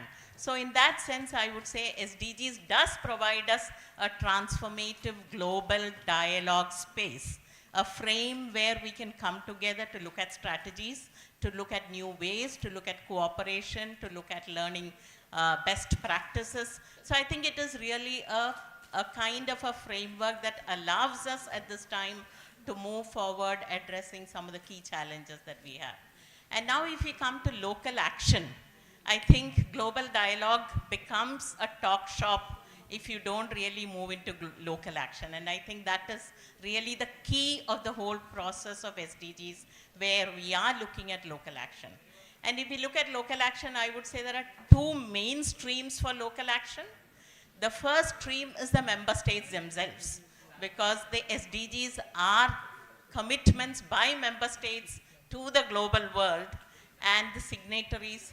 And the member states do have the responsibility to shape the SDGs and also the responsibility to report, document, bring changes. So I think the member states are the primary stakeholders or the primary actors when it comes to local action. So how has the Indian government looked at it? If you look at the Indian government's work, I think I would say that the leave no one behind and the reaching the furthest is already embedded. If you look at Gandhiji's way of saying, look at the last person in the row, or Ambedkar's constitution, which talks of equality, fraternity, liberty. So I think we do have good hooks that the Indian government has when it comes to SDGs. But the whole mechanism that the Indian government has put together, I mean, what they call as the whole of the government approach. So how does the whole of the government approach work? There are two of these key institutions, the Niti Aayog and the Ministry of Statistics and Program Implementation, which are the key, coordinating, guiding bodies that the Indian government has. But in addition, the Indian government has looked at the different indicators and tagged particular ministries to those indicators, like education would be tagged to the Ministry of Education, health would be tagged to the Ministry of Health, social justice is tagged to the Social Justice Ministry. So I think that way the Indian government has been able to look at different ministries which can contribute to the different indicators. And we do have a national indicator framework. We do have state indicator framework. About 28 states and union territories have created their own state indicator framework. Moving on to localizing the SDGs at the municipality and the panchayat level. So there is a lot of systems and mechanisms that have been put in place. But the big gaps that you do find in the system is that the indicators are at times proxy, which do not really relate to the issue. Like say, if you look at poverty reduction, it would calculate the number of self-help group women that are there. That does not really connect to poverty reduction. Or if you look at the first indicator of eliminating extreme poverty, we are still working out our indicators. So I think in some of the proxy indicators do not really reflect the SDGs. Like for in SDG 16, one of the proxy indicators is the number of courts, the number of lawyers, but the number of courts and the number of lawyers do not actually mean access to justice. So I think one big gap that the framework has is the lack of indicators that speak, the lack of data that speak to the indicators, and the lack of data themselves. So I think these are two critical gaps that you find. The other critical gap that you find is also the budget allocation for particular indicators are not adequate to the goals and the targets that we have set for ourselves.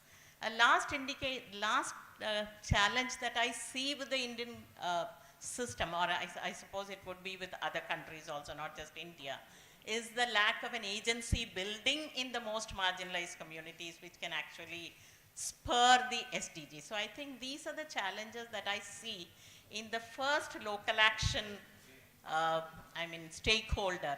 So what are the other local action stakeholders that you can look at?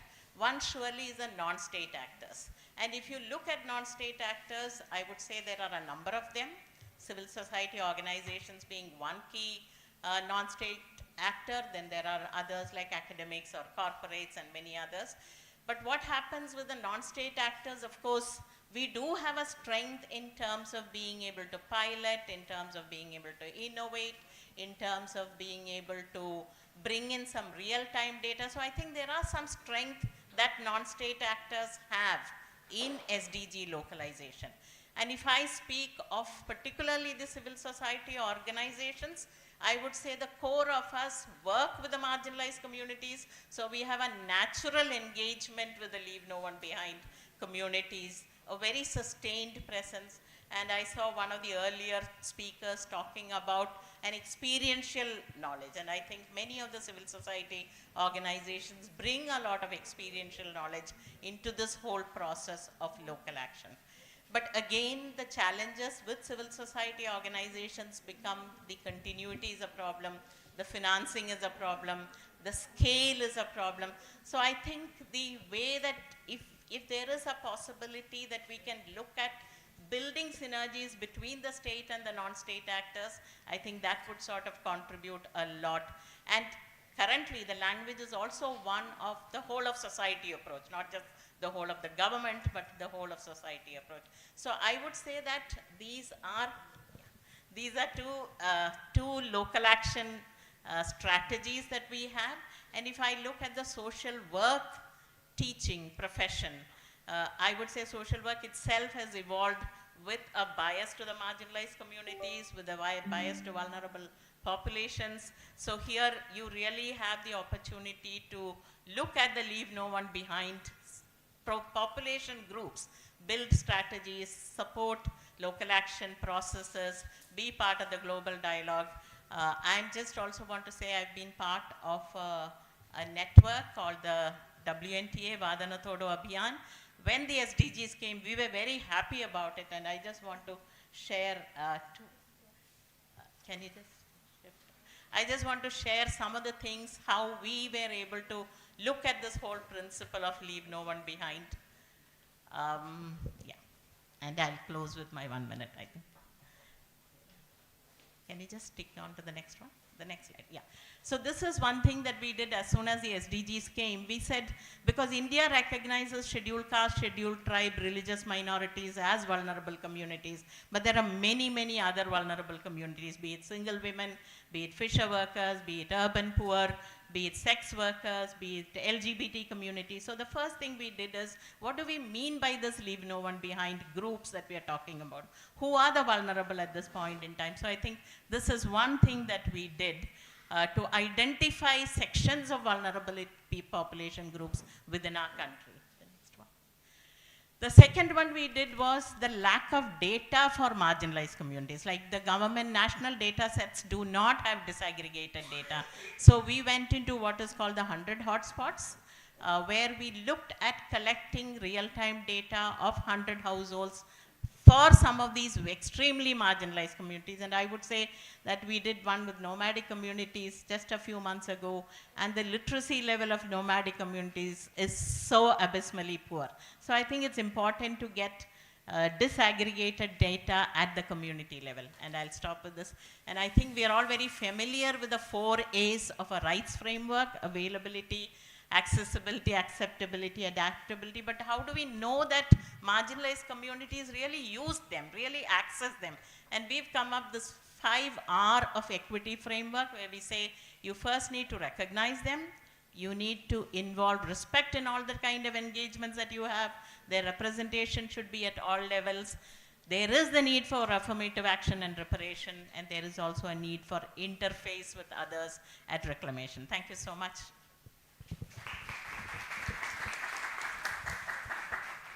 The sustainable goals represent global commitment to achieving sustainable, and but how to translate this global to local?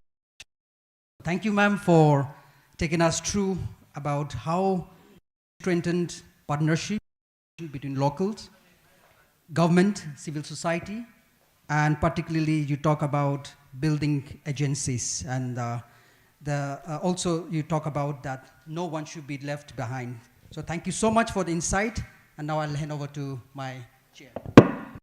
Thank you very much. The second speaker will be Professor Gaulam Mathbal.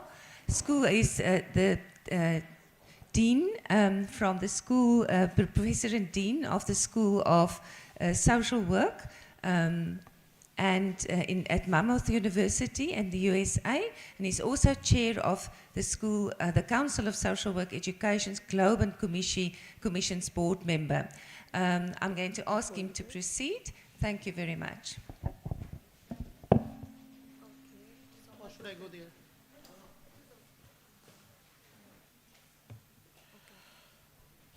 Eminent Chair, also the President of International Association of Schools of Social Work, the highest body of social work education in the world, Professor Antoinette Lombard, distinguished co-panelist and the speaker, and most importantly, respected participants of this workshop. Namaskar, a pleasant good afternoon, and assalamu alaikum. I'm a South Asian American, born in Bangladesh, living in North America for 32 years. So I've been more on cold weather than hot weather, the humid weather, though I was born in Bangladesh.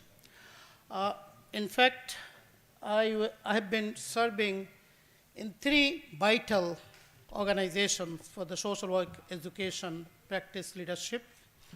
National level, Council on Social Work Education, accreditation body for 700 universities in the United States. As you know, the social work education journey began in the United States in 1898 at Columbia University. So we are proud that social work education began in the United States in one of the Ivy League universities, not in ordinary. So we have the history of social work education now for 127 years. So I'm serving as a member of the board of directors for the last 3 years and chair of one of the 5 commissions, Commission on Global Social Work Education. At the reason actually I'm here at the ISSW board meeting, I've been elected as president of the North America Caribbean Association of Schools of Social Work for next 4 years. With that, I'm serving as the vice president of the ISSW for next 4 years.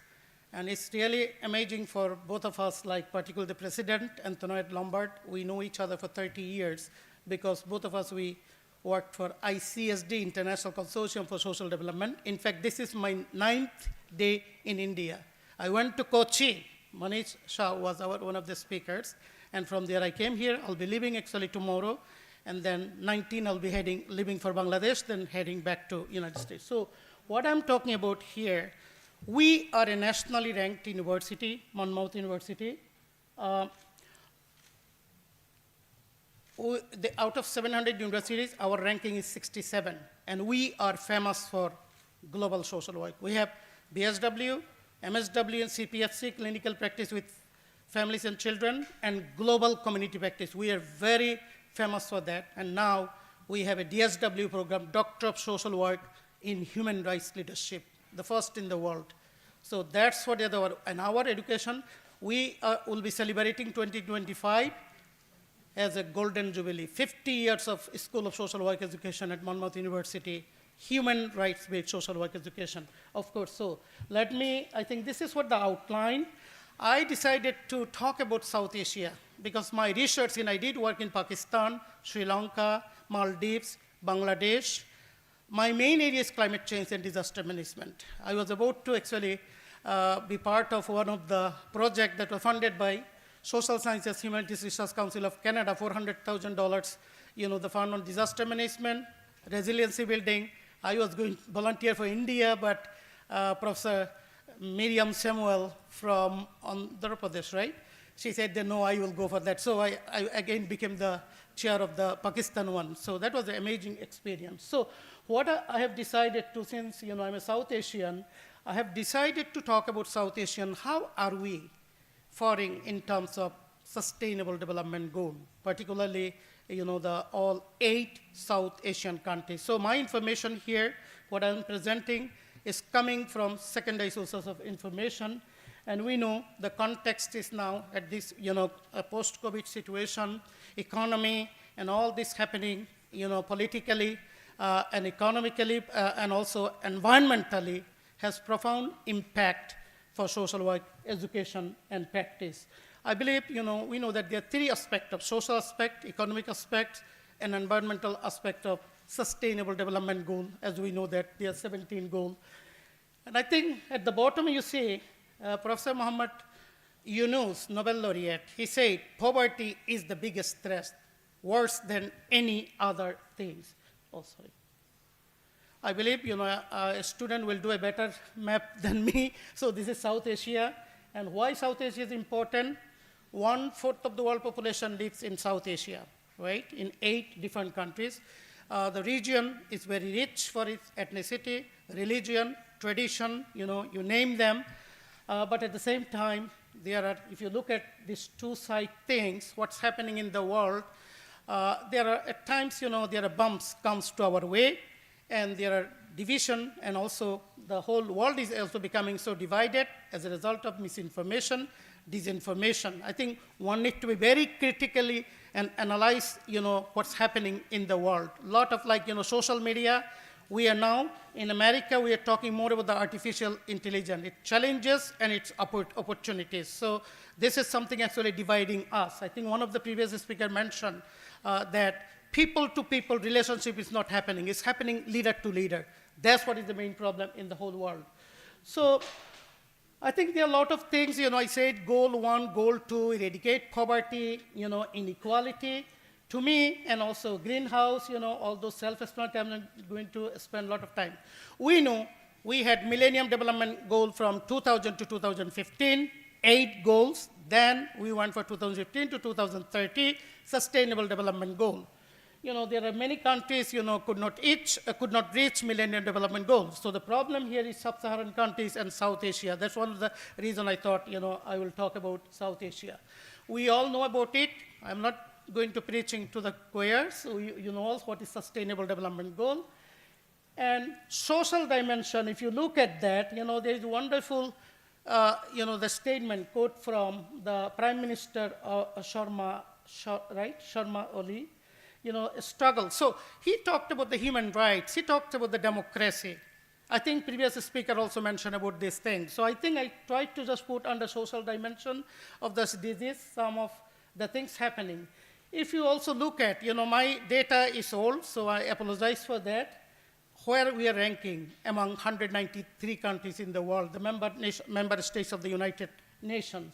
So look at our South Asian countries. Even if you look at India, 132, rank out of 191, 2 countries are not there. I know there are 193 countries. So this is our situation. Social side, we need to think about, based on economic side as well. Economic growth has to be there, but the problem is social inequity, inequality, and injustice. Economic growth, every country is prospering, going to the sky. At the same time, social, economic, political, psychological problem also skyscraping, rising to the sky. So these are the things I all the time emphasize on: inequity, inequality, injustice that need to be strained. So there are some of the things actually happening in Nepal, Maldives, I just put all those information there. Economic dimension, so GDP, we measure how the countries are doing economically. We know, as I mentioned, that GDP growth is skyrocketing, but the problem. So social worker rule, our rule is to work locally. I think we are in a unique situation. We work with the people, for the people, by the people. Now we are emphasizing more on with the people. I think that's what the most important thing that social workers are playing. And Sri Lanka, I know in this part of the world, I don't have to explain it detail. This is what the Sri Lanka environmental. You see many goals related to environment, but still environment. Before I came here, I look at the parameters, and New Delhi is the worst in terms of pollution. Second is the country that I originate from, Dhaka. So this is what the situation. So I think social workers have a monumental role to play. Bhutan, Pakistan, I think I will skip those. So progress or regress? This is the most important thing. I think we are facing a lot of challenges, as like any other regions of the world. ESCAP, Economic, Social, Asia-Pacific, Commission of the Pacific, they say the rural, I think someone also mentioned the rural-urban divide, digital divide, all those things, because this all contributes to the achievement of sustainable development. School dropout, gender equality, and recovery of the economy from the tenures, the leadership and all kinds of things happening, in the region as well. So there are 5-point action agenda that proposed, so I think these are also very self-explanatory. I'm not going to spend a lot of time on this thing.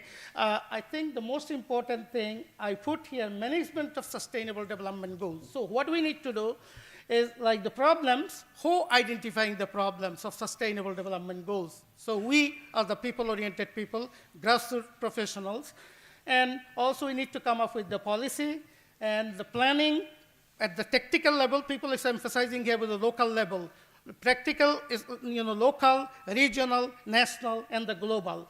And also, I think programming, we always go for long-term programming. I have done work on the coastal forestry, sustainable development, social forestry. Always we go for long-term, but people cannot actually nurture the forestry when they are actually always struggling for 2 meals a day. So short-term planning need to be there in order to ensure achievement of the sustainable development goal. Practice, I think this is a great thing for social work people, that culturally specific. We talk about the indigenous. Actually, in Kochi, I presented on indigenous issue. That was the sexual and reproductive health of Kashi population in Meghalaya. I focus on Sylhet in Bangladesh. And so indigenous, this was actually the last theme of the conference of the Council on Social Work Education, Kansas City, Missouri, indigenous movement, sovereignty, and sustainable development. So decolonialization is the approach that we need to work on in this sustainable development. And participation to me is the most important thing. Participation by all, not just one folk. So I put here some of the vision for the future, what social worker need to do. I think we need to be proactive. You see, Manish Jha is one of our pride. We need to go to that kind of level in order to bring changes, And also like Catherine Kendall, for example, she was so involved at the United Nations. Her work actually helped us to bring the global social work education. At the national level, at the local level, regional level, I think we need to. Gender. Still, even in the developed country, women makes 2/3 of a man. So with all this enlightenment, civilization, human rights, social justice, where we are not moving forward. So I think, these are some of the climate change area. We have a lot to offer in climate change because our familiarity with the local flora, fauna, and the forestry. So in order to become very environmentally, I think, the healthy, you need to have minimum, I think, the environmentalists say 30% forested land. In America, 39%. I think 56% I saw somewhere. In India, I'm not sure. In Bangladesh, it's 16% forested land. So who are the people cutting the trees? My master's thesis project for McGill University, I look at the diversification of wood cutting occupation into weaving, because short-term things that we are not looking at. We always ask people, wait for the long-term benefit. But they cannot wait, because they are not, affluent. They cannot actually maintain their livelihood. So I think with all those things, I think we, social worker, ISSW, NACASO, or Asia Pacific, India belongs to the Asia Pacific region. The president is David Rose from Australia. We all need to communicate with each other. We need to connect to each other, various stakeholders. So to me, communication is the connectivity is the productivity. I think I end here. Thank you so much. Thank you very much for the presentation, reminding us that poverty is the biggest challenge in the world that we need to address, emphasizing the inequality, and injustice as the key issues underpinning the challenges that we're facing globally. Also, pointing out the 5-point action plan, but emphasis on the management of SDGs, and lastly, also the importance of participation and also communication. So thank you for your contribution. Our next speaker is Professor Sabina Barer-Koller. Hope I've got that pronunciation right. She's a professor for social work, the Department of Social Sciences at the International University of Applied Sciences in Germany. She's a member of the Senate, member at large of the Board of Directors of ISSW, as also our first speaker, and then take note, she's the President-elect World Federation for Mental Health. And her presentation will be on the SD journey, the global dialogue and local action. Welcome.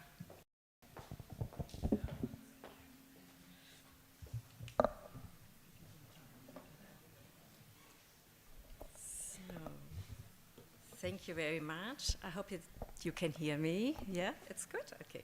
Thank you very much for the invitation. Thank you to all responsibles who offered this opportunity to me, and it's a great pleasure for me today to talk about SDGs on a global level and local action level.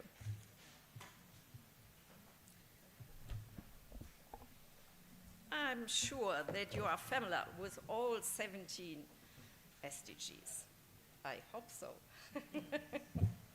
Like you can see, oh, this is my fault, yeah. Now you can see it. No poverty, zero hunger, good health, quality education, gender equality, clean water, you see it, and so on. And the last one, 17, you see it, partnerships. Partnerships for the goals. And this is so famous for me. We are here today also for partnerships related to the SDGs. I will talk today about health. It's the goal number 3.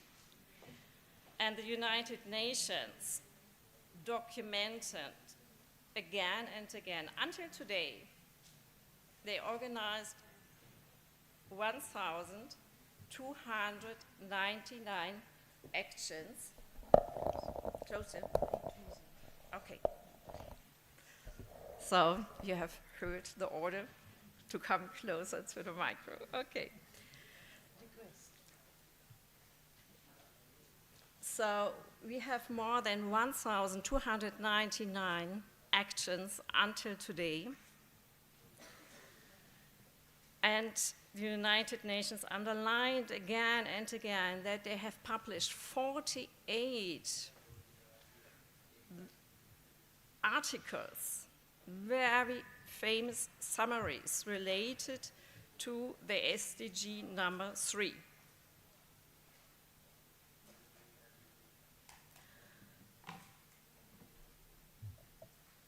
Yes, at the end, so far, I would say, yes, we have a global dialogue related to the SDG number 3, but we have also the percentage of adults worldwide who stated select issues to the biggest health problems facing people in their country in 24. You see, 45% are related to mental health.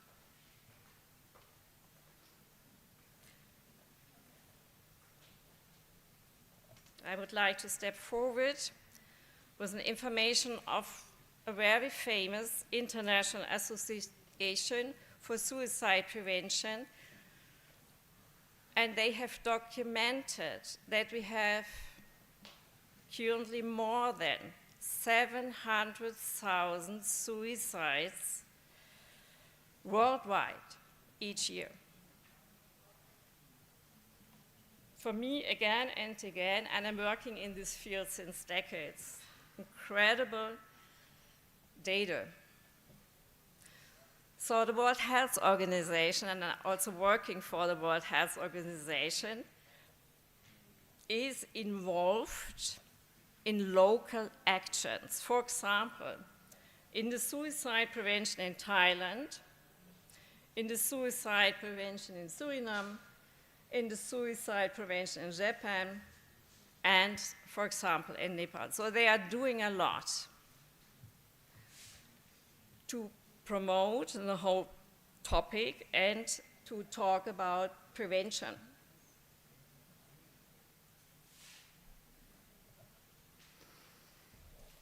I'm sure that you are also familiar with the World Mental Health Report. And there you will find it calls on all stakeholders, like my colleague also underlined it before. It calls on all stakeholders to work together to deepen the value and commitment given to mental health, reshape the environments that influence mental health, and strengthen the systems that care for mental health.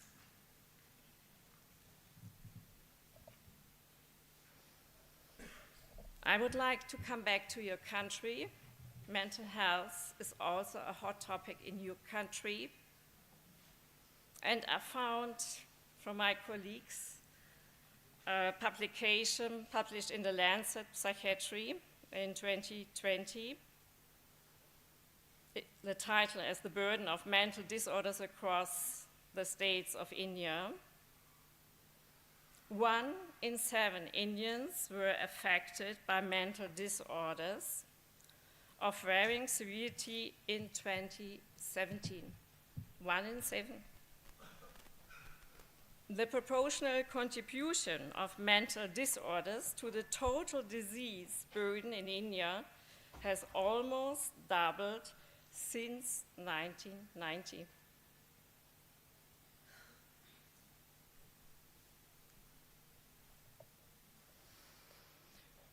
But we have not to create always new wheels. In the World Mental Health Report, you will find 4 key objectives. So what can be done? What have we all to do? Not only the governments, everybody of us. So it's stronger, effective leadership and governments, comprehensive and integrated and responsive community-based care, strategies for promotion and prevention, and stronger information systems, evidence, and research. So far, so good. I would like to step forward with an example, a concrete example in this context. Hopefully it works. No? No. Integrating mental health into general local health systems or services is a crucial ingredient of mental health reform. Integrated tailored care helps to increase access and reduce stigma. You can find these sentences in the World Mental Health Report. It means physical and mental health problems will be treated simultaneously, and it also makes mental health services much more accessible, because general health services are usually closer to where people live and work. And this helps. Integrating mental health into general health care has been an agreed global policy objective since the 1970s. It can be implemented in different ways, of course, at very different levels and through different services, social services. I would say that everybody here will agree.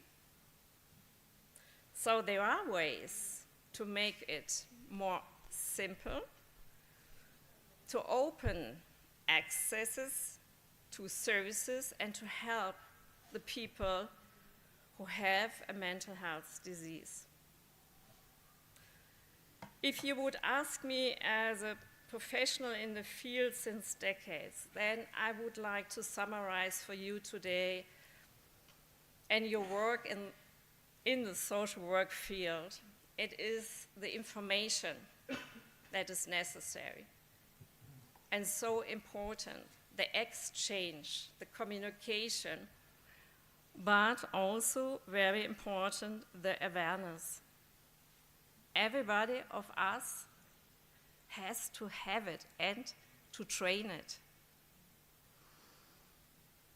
But we need also actions. And always, please, without stigma.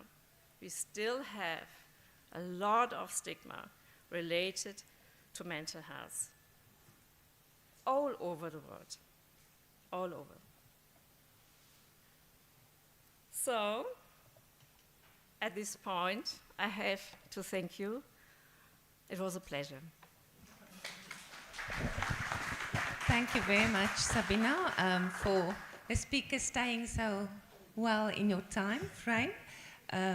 After hearing some alarming statistics, I think, from different regions of the world, also saying that we have a role in influencing the environment and systems that shape the health sector, the importance of really integrating mental health into the general health services. So really making sure that the dialogue continues in action, and the importance of stakeholders that have a role to play in this environment. So thank you very much. Over to my co-chair.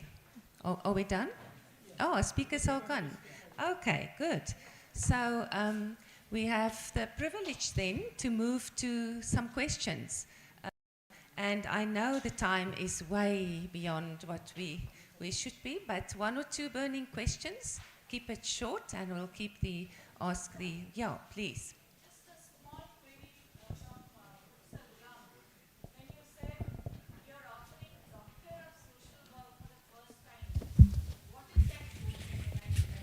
Okay, good question. You know, so in the United States, I think if you were a student, it would be very helpful. There are 117 doctoral programs, 5 included from Canada. Canada joined with us, Group for the Advancement of Doctoral Education. I was a member, I was the director of the doctoral program before I became the dean. So the tendency in social work higher education is going more for the DSW program than PhD. DSW is equivalent to PhD. DSW don't need any dissertation. It goes by the Kaplan project. So there are 36 DSW programs in the United States. Canada don't have DSW program. Of 36, 32 are clinical social work program, 4 are macro policy. So our program is a macro, and we are the only program, DSW program, that focuses on human rights leadership. So we are first for that. But for the DSW, we are not the first. DSW we had long time ago, I think at, what is that called? The University, Mendel School of Applied Social Sciences.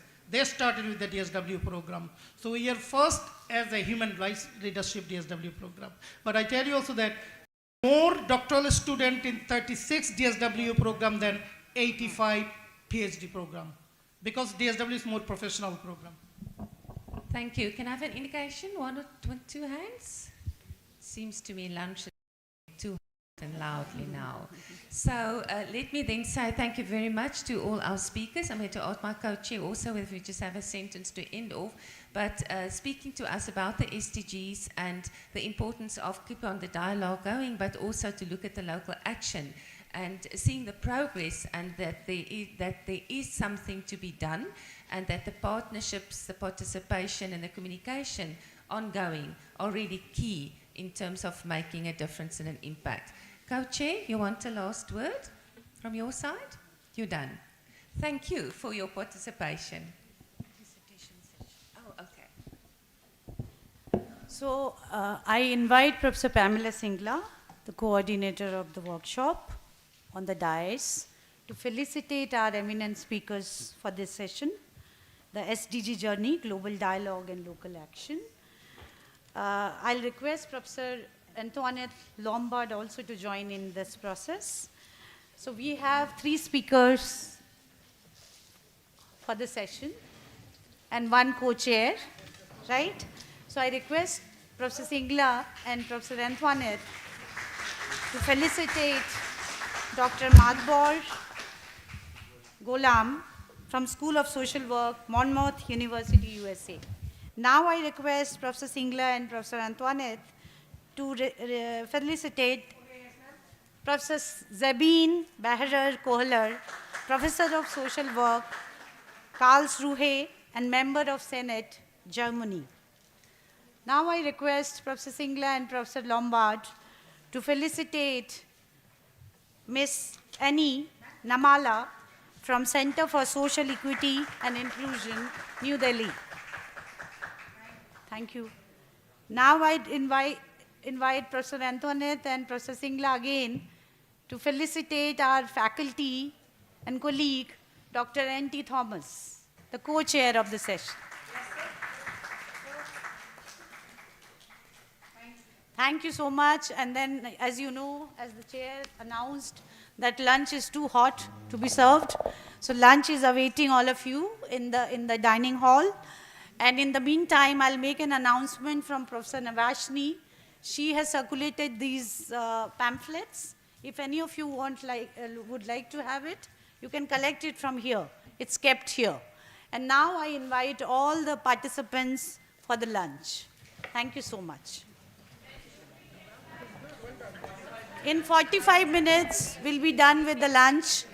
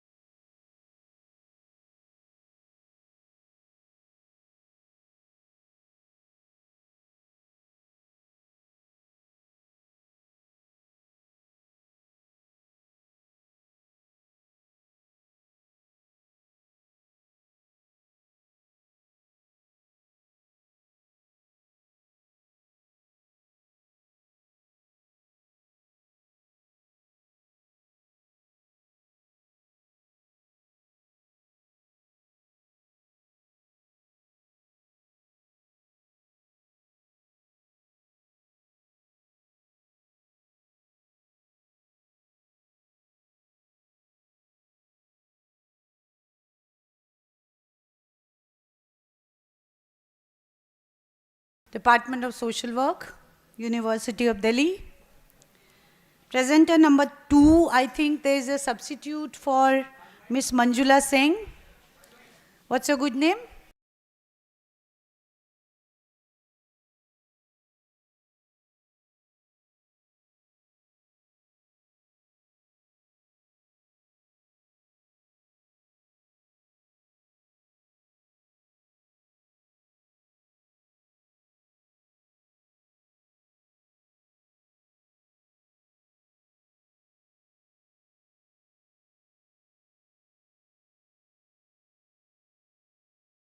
Thank you so much for representing yourself. The first one is Manish Kumar, who is heading Centum Foundation at present.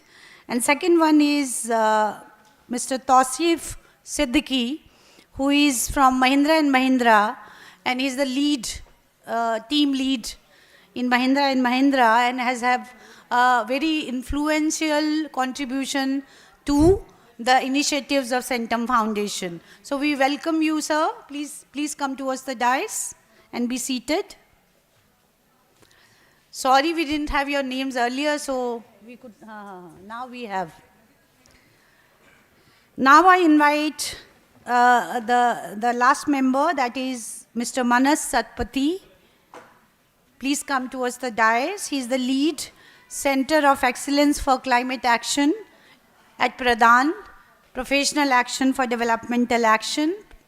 He's been also the Executive Director of Pradhan earlier, and he has a long history of serving the marginalized and excluded communities through the Pradhan's initiatives. Abhishek?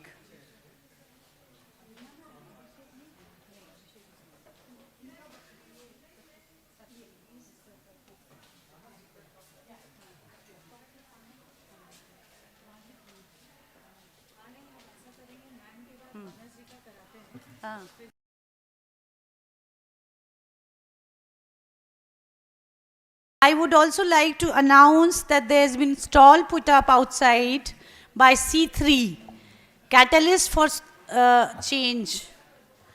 And they have been putting up good work of crochet and embroidery created by the women SHG groups. So you can go and have a look and buy something from them. It is outside the hall, within the campus of Conference Center.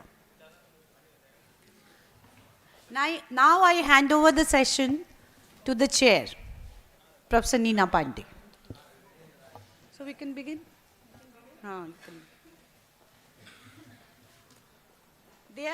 These brochures are kept here if some of you want it.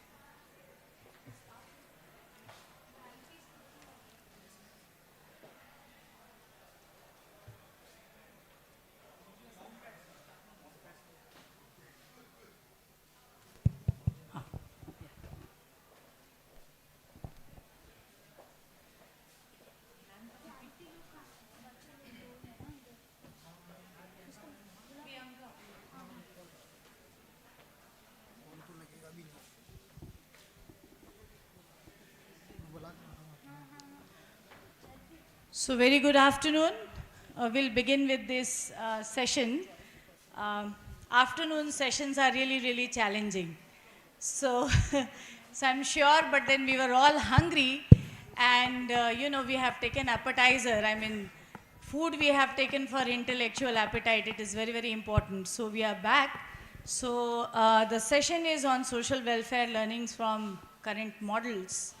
So, as we know, since morning we have been talking about, that social work will have to walk a little extra.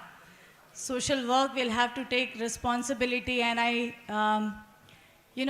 put across this point, re-emphasize that, social welfare and social responsibility is not a choice. It's a mandatory thing today. Because when we talk about social development, one of the aspects we look forward to is collectivity, and we look forward to social welfare. We know that the concept when we learn the concept of social development, we know that what has happened.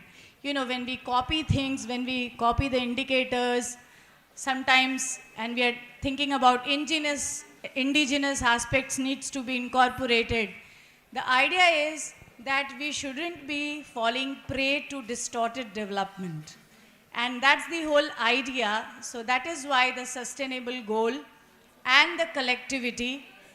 With me on the dais, as we say that when we talk about social welfare, we talk from three perspectives. One, that how are we managing social problems? That is one thing. Second, what strategies we have adopted to meet the needs? And third, do we enhance the opportunities for people, for marginalized section, to come forward and bring change in their lives? Is something which we are aspiring for.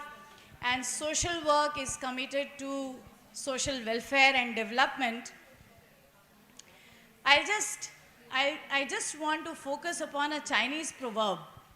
As Genestic talked about, proverb, Genestic, Nevishi, I think. She talked about an African proverb.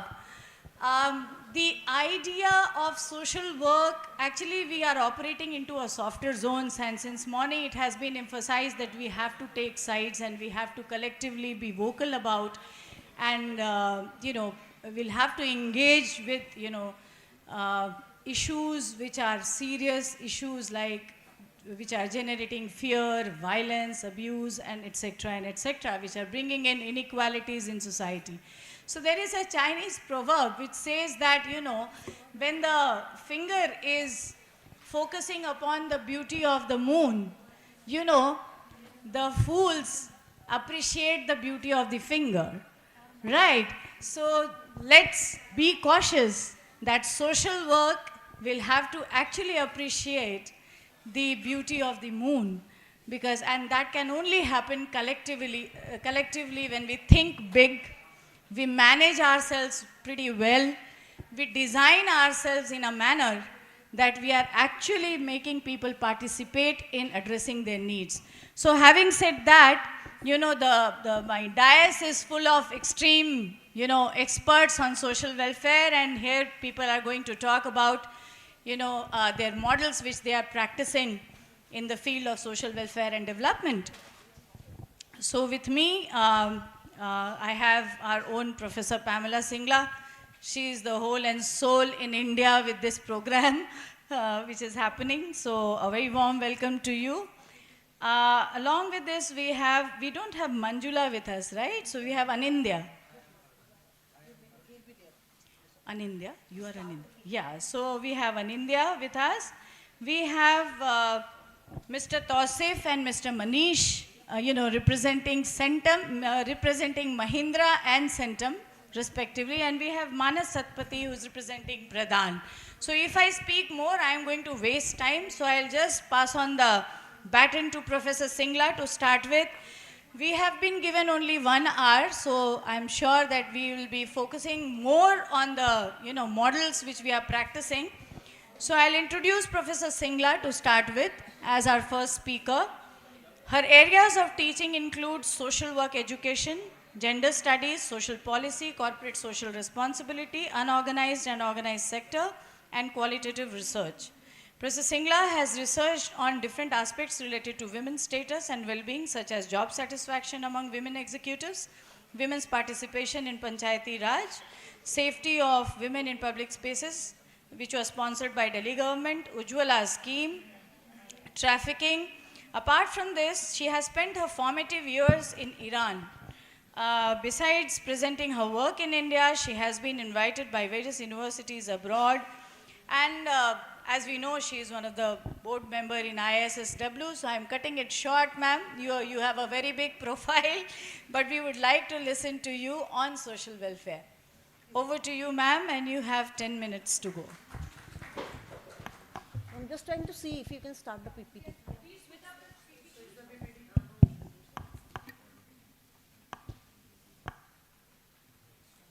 Yeah, all right. So you can just move ahead. Just move ahead. All right. So very good afternoon to everyone. And so when we were planning for these sessions, the indigenous session number 1, then the SDG and its journey 2, then the welfare states and the global coalition as number 4. So regarding the welfare state, I spoke about what exactly, how should we proceed with regard to this session. I had spoken to Manjula Singh, and I spoke to, I think, Centum also regarding the capacity building. So we decided that let's first of all give an overview to what exactly these welfare states are. To what exactly these welfare states are. So what I'm going to do is very briefly just talk a bit of theory. I think most of us would know about it, what the welfare states are, but I'm going to say it out here, and that is with a purpose for our, primarily our international or delegates also, to see how within the broad framework of welfare, our work from India, because you see most of all our delegates are from India, so how their work fits in. So the kind of welfare we have in India is different from the welfare that we see in other countries. So broadly, I'll say next, please move on to the. Yes, ma'am. Yeah, so broadly, it goes that what exactly is a welfare state? We understand it in different ways, but if I have to sort of talk about the basics, it's basically provision of some basic amenities. It's understood as institutions which are concerned with the well-being of its people, with the social protection of the specific specific vulnerable stages of their lives. And the welfare states are designed to protect people against the loss of income in terms of personal and societal crisis. They prevent people from impoverishment, like the poverty alleviation programs, which we have in abundance in India. And of course, another one is NREGA, that's National Rural Employment Guarantee Act. There are also the cash transfers. So when we say, and there are much more, Beti Bachao, Beti Padhao, and campaigns, and so many campaigns. So the fact is that NREGA and public distribution, they all come under that the state is taking care of its people, those who are impoverished, those who are deprived, through shelter homes and other kind of provisions. Now, that's basically what I mean when I say welfare state, and the whole term, as the theory says, the literature says, it came up in the Second World War, after the Second World War. And it's not that the welfare states as a concept was not there earlier. It was very much there, especially in the European states. But the term came into common parlance after the Second World War. And Britain was the country, through its Beveridge report, that had a holistic kind of comprehensive welfare state. So over the years, we have understood it to mean improved standard of living, provision of certain social services, and we understand in the morning also it got reflected, provision of health services, education, reduction of poverty, and if I understand also from what we've been discussing in the last 2 days over our board meetings, gender-based violence, somewhere we tend to ignore gender-based violence, or we tend to ignore safe public spaces for women, and men also, I'll say, but for women, somewhere when we talk about welfare state, these aspects get excluded. I'll just like to mention something. As the provost of the international hostel, I remember this was during one of the cases that happened in our country. And we were told to, as provost, we were told to hold the self-defense classes for the girls. And I too did that with the help of the police. And with the police, because no charge. So we're all into, optimizing. So I remember the day it was to start, and there were around 30 girls. So one of them came up and said, "Hey, ma'am, what are we doing?" I said, "This is self-defense course." She says, "But why do we need it?" I said, "Yeah, so that you can protect yourself." She says, "But it's not my duty to protect myself. It's the state's duty to protect myself." I said, "Damn good. But here, till the state comes into that form, you'll have to sort of carry pepper sprays or maybe, something, so that, and you have to play it safe so that, you don't come under that kind of a crisis." So my point is, when we're talking about welfare state, all these aspects come into picture. Even, parents saying that, will my child be safe if I send him or her to, let's say, Delhi, or to maybe, so one of our reports show that in certain universities, there are more girls than boys because of these kind of services like the hostels. And the safety aspect really matters. So I think welfare state, when we say, it's much beyond what traditionally it was defined as, you know, in certain ways, which I said.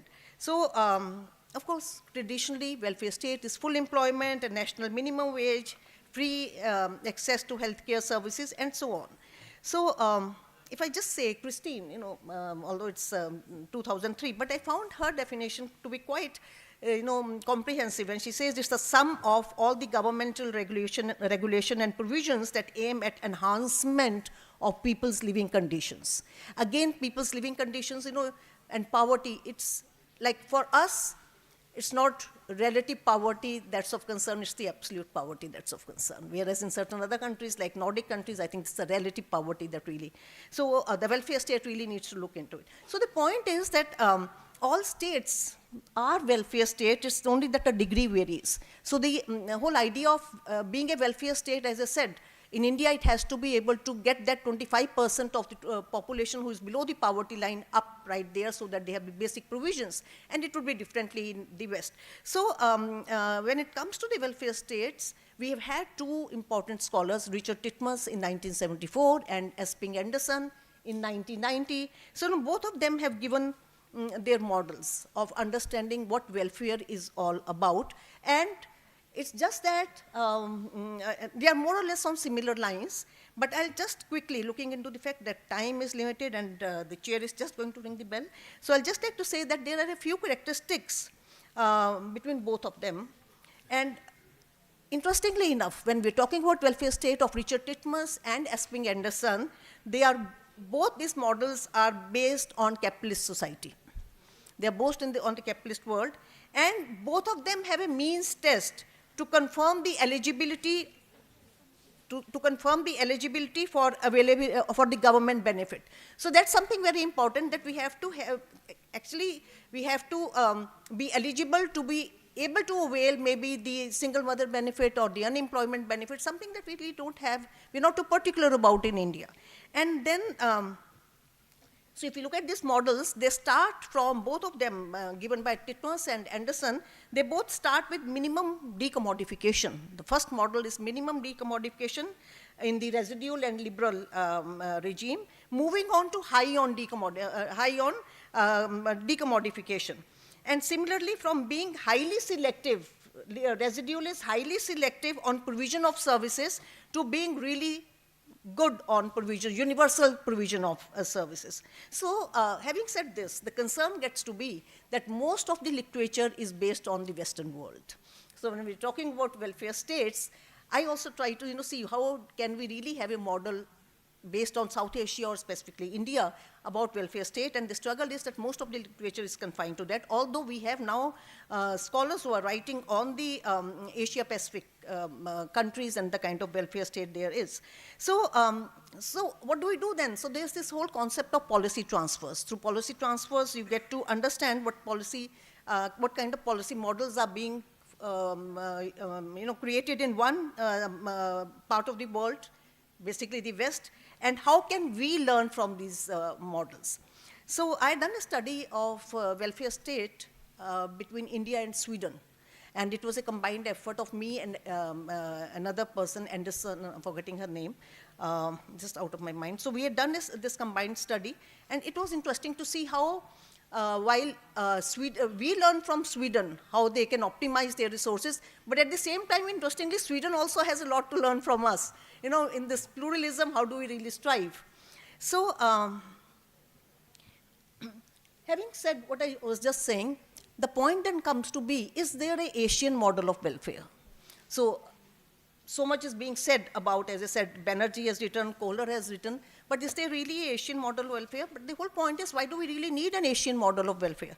So here is where the presentation of my panelists would come into picture. So my point here is, and after that I'll stop, we really need an Asian model of welfare because of the entire scenario is different in West and Asia.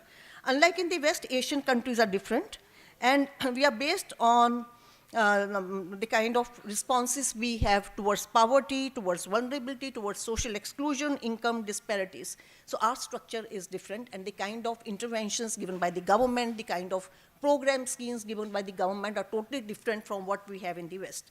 And our discussions, our deliberations are also using the language of rights. So more and more of it is coming up. And Asia is currently an interesting region in terms of evolution of welfare state, also because of the kind of deprivations we are going through. And deprivations, Amartya Sen and then Abhijit Banerjee has written extensively what kind of deprivations we have in India. So it's an interesting state to study what kind of welfare state it would be with deprivations. And when we say deprivations, also a whole range of policy, social policy initiatives have been taken in a country like ours. So again, Banerjee and Kohler also puts it, yes, so just previous slide, please. Previous slide, please. After that, no, move ahead. Move ahead, please. Yes, stop here. So this is what I'm saying. What kind of model would there be in Asia? So is there an Asian welfare model based on the norms of social justice? Yesterday's discussion on I think ISSW and what kind of role we have when we are looking at the curriculum. So I remember we were discussing Christo and we were in the same group and we said, when we're talking about the curriculum, do we really have social justice? Do we really have inclusion? There would be, but again, we are trying to deliberate and see some kind of discussion on how the curriculums have been framed and have they been framed keeping in mind the values and principles of social work? So is there an Asian welfare model based on the norms of social justice? Social movements is again something very important in my country. And social movements have been there traditionally, but now we also, past decade, we've also been talking extensively about movements in the informal sector. 90% of our total labor force is in the informal sector. And interestingly enough, in many countries outside India, especially the West, at least hardly 1 or 2% is in the informal sector, so much so that when you're trying to say informal sector, they don't understand what informal sector is all about. So social movements like in the informal sector and the explicit language of rights. Here citizens can claim their entitlements in the court and there's a active presence of civil society organizations, in our Resident Welfare Association, the trade unions, there's a presence of all of them. And then presence of strong inclusion angle. Another thing where India differs or South Asia differs is we have, sadly enough, weak human development indicators. Our HDI indicators fall low in South Asia, in India too, and that's of concern. So again, the welfare state, how do we really go about it? So to conclude with all these features, can we again, I say, have an Asian welfare model? Can you just move ahead, please? So this is just an overview of what kind of programs we have in India. Like we have affirmative action, we have human rights, public work, social assistance, and food-related issues. So the present, what kind of Asian welfare model we can have in India? And I think that, as I said, with the presentations that we have had since morning and now in this particular session, I think it will be easy for you to correlate with this given theoretical construct, where do we really fit in. Thank you very much for that patient hearing. Thank you. Thank you, Professor Singla, for setting the tone theoretically. And now we have practitioners on the dais, and thank you for bringing in the welfare state notion, because there was no choice but to opt for developing countries, they opt for welfare state. And most importantly, if Asian model of welfare we are talking about, it will be based on equity, because, welfare without social justice and welfare without redistribution, we just cannot think. So let us see what's happening on the ground. So second in line, I think I'll call Mr. Manas Satpathy, who is a lead in Center of Excellence for Climate Action in Pradhan organization. And Manas ji has more than 34 years of experience with Pradhan, pioneering inclusive livelihood. This is another very important word, inclusion. Inclusive livelihoods and sustainable development in rural India, serving as CEO from 2012 to 2017, and later leading research and advocacy until 2022. He now heads the Center of Excellence on Climate Action, empowering practitioners to tackle climate challenges in rural communities. A graduate of IIT Kharagpur, he is an MTech, and NIT Rourkela, he has done his BTech from Rourkela. Manas is deeply committed to natural resource management, rural resilience, and climate adaptation. He also contributes his expertise to various non-profit boards, fostering collaborative solutions for rural transformation. A very warm welcome to you, Manas ji. Over Thank to you, Professor Pandey. So good afternoon, everyone. So it's a privilege to be here today among all of you to share our insights. And I would like to thank Professor Singla for inviting us to be here on this occasion. So in the beginning, somebody will start the presentation?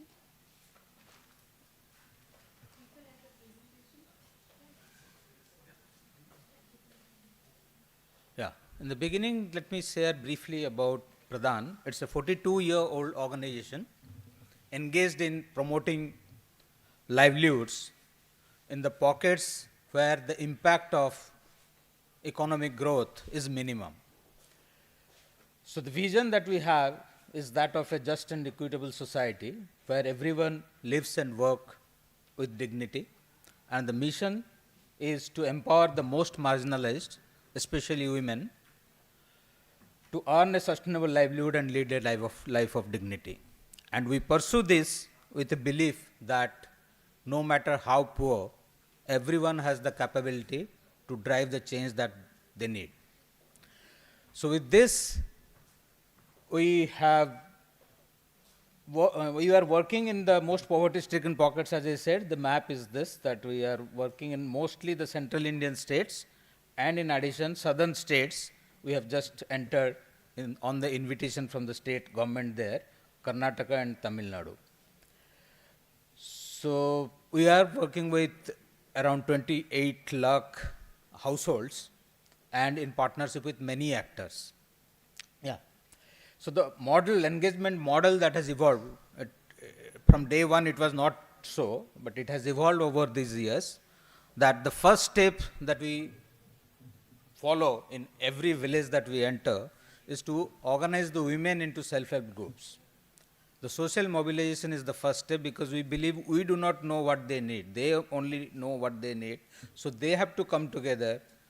They have to identify their problems, prioritize them, and also come up with solutions. We can only provide the modern knowledge as input to shape their solutions. And once they prioritize, normally we have seen that food security is the primary issue. So that is what gets addressed. Otherwise, most of them are going for distress migration. So first step to keep them in the village, food security. So how can they access their rights? How can they adopt improved practices, access water, and produce enough so that they can stay in the village? Next, of course, is to manage the natural resources because they are subjected to erosion and degradation. So that is the next step that they take.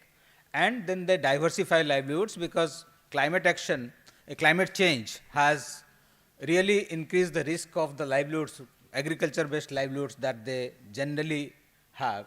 So diversification reduces that vulnerability.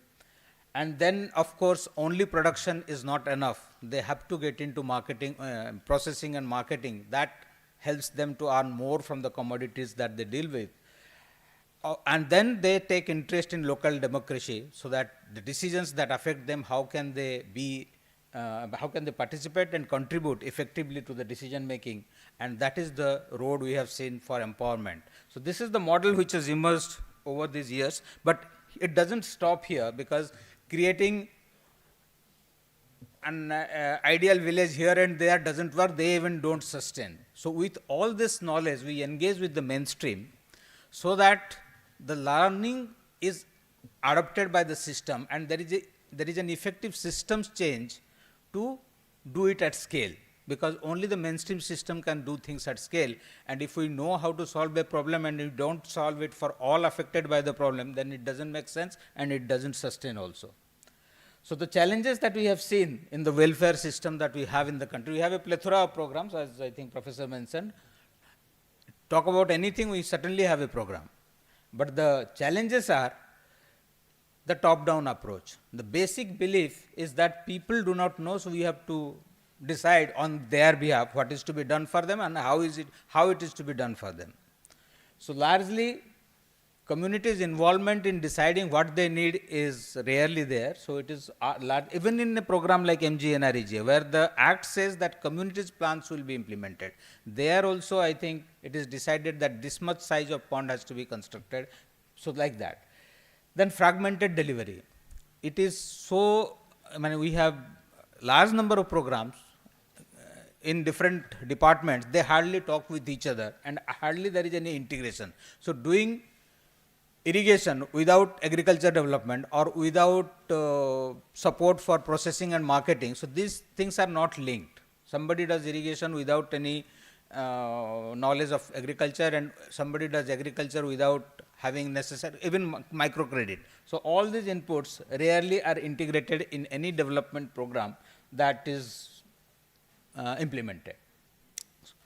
Third is about inefficient implementation. There are such detailed guidelines which hardly people are able to understand and then access them, and in the process there is delay. Even in MGNREGs, the wages they don't get on time, so the very poor people for whom this is most important, they are migrating.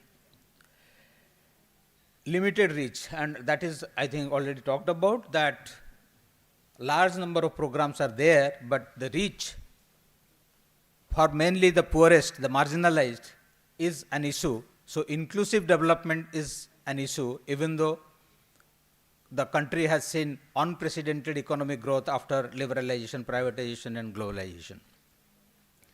Transparency and accountability gaps is another major issue. We have data, but mostly of the money spent, not the outcomes generated. And for whom?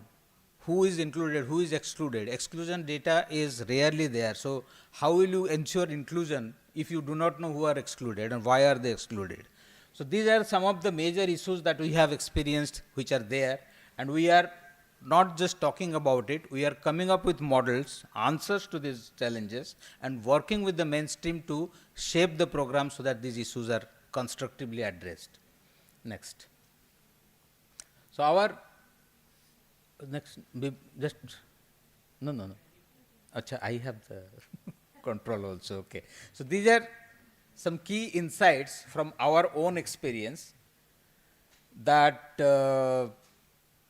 as I said, we work, our first step is to organize community so that we don't deliver things. Development is largely understood as delivering goods and services to people, but for us it is all about building people and their capability. So empowering communities has to be the first step, and they can drive the change that they need. As I said, we believe that. Next is community-led change. So they have to decide what is their problem and what can be done. They understand their resources, opportunities much better than anybody else. So how we can help them lead the change. And then third is integrated approach. If we are doing agricultural development, then we integrate everything. Skill development, microfinance, infrastructure development, processing, market linkages, everything. So then only the ultimate benefit will accrue to them. So integrated livelihood approach is very important. And we have come up with models that how services can be integrated. And then strengthening local governance, because finally they have rights and also the opportunities to participate in local governance. And there are many schemes, 15th Finance Commission money is there, and now many guidelines are there. So we have to strengthen those Gram Sabhas and SSGs to work together to plan and execute, because we will not be there forever, but these local institutions will always be there. So enhancing their capacity to plan and implement is very important. So we then integrate that into this action and ensuring transparency. We have come up with, now technology provides a lot of opportunities to strengthen transparency. So we have come up with digital tools to ensure proper monitoring and correct necessary action as and when required to improve efficiency of the programs. And partnership. No actor actually is fully equipped to address the needs of the community. So partnership is important. In all our programs, we partner with government, other CSOs, academic institutions, resource institutions, and donors, so that this, all these models that we have developed to address livelihood issues in different poverty pockets. So we have partnership with varieties of institutions to do it. And we also have a development apprenticeship program. That is another gap which is there, that we need a large number of practitioners to really facilitate this process of community-led development. So we run a development apprenticeship program since 1990, and we had done a tracer study to understand what they are doing. We found that 90% of them are continuing in the sector and are contributing meaningfully for socio-economic development of underprivileged. So the shifts that we think, based on our experience, that we think Indian welfare systems need are integrated platforms. So even though the programs are there in different departments, still we need to come up with a mechanism for all their services to converge in the interest of community. And we have demonstrated it in 2-3 states, like in Odisha. We are promoting farmers producers organizations exclusively in with tribal women, and programs from 11 departments converge because people's plans are shared with the departments, and there is a system created with the mainstream government, and they converge to execute their plans. Flexibility over uniformity. One size fits all is not the solution. So centrally driven, means programs should not be centrally driven, even though broad framework and budget have to be given centrally, but state government and local government have to plan based on the priority of the people there. So that is something. For that also models are coming up. I don't know, many must be knowing that recently the guidelines, GPDP, Gram Panchayat Development Plan, that is a guideline. So we have to translate that into action, and we are engaged with the ministry for that, that people will plan and how those plans can be implemented through convergence of government programs. Third shift, I think, is that local administration have to be empowered. They have to be equipped with talent, tools, and authority to address local needs. Devolution of fund functionary and functions, that is talked about, so we need to put that into practice. And fourth, of course, is robust systems for transparency and accountability. Each pie that is spent, whether it is spent for the right person or not, because every welfare scheme should clearly have a focus, should clearly have a form, and should clearly have the scope. And they have to be adhered through proper systems for transparency and accountability. Thank you.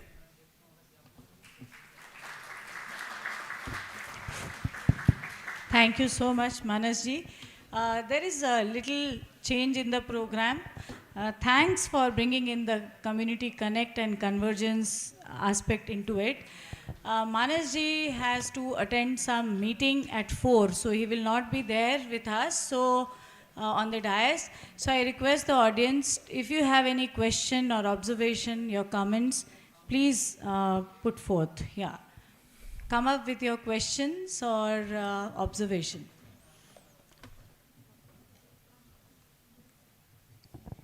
Anybody? Yes.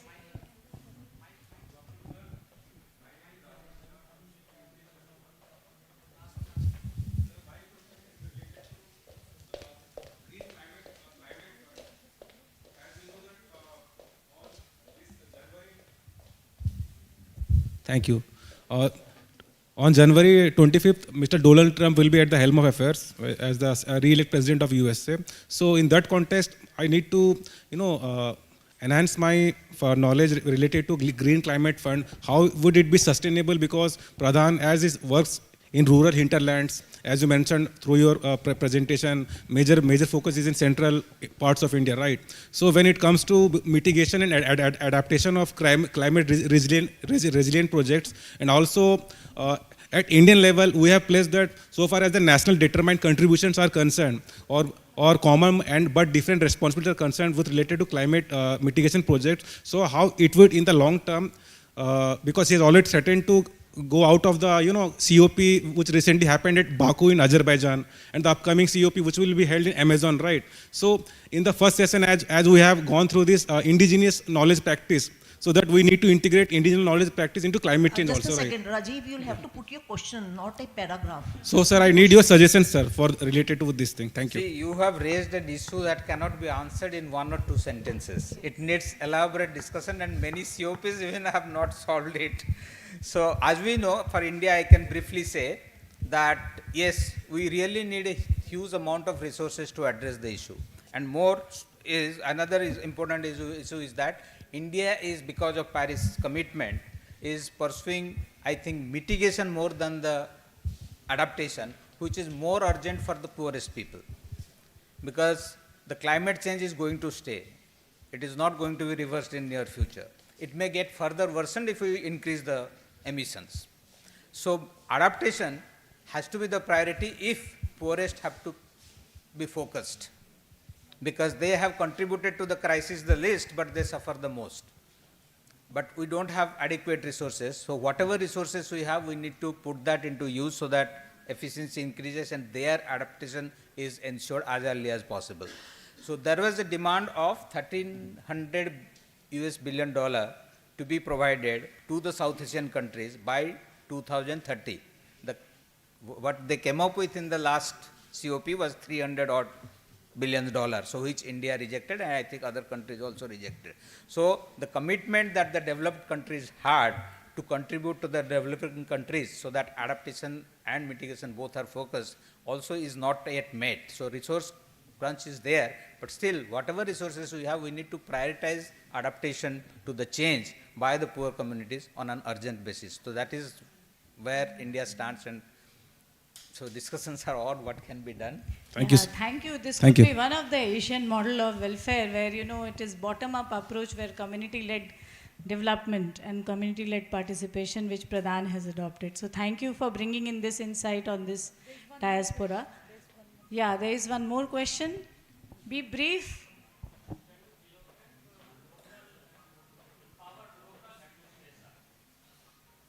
Local administration. Empower local administration.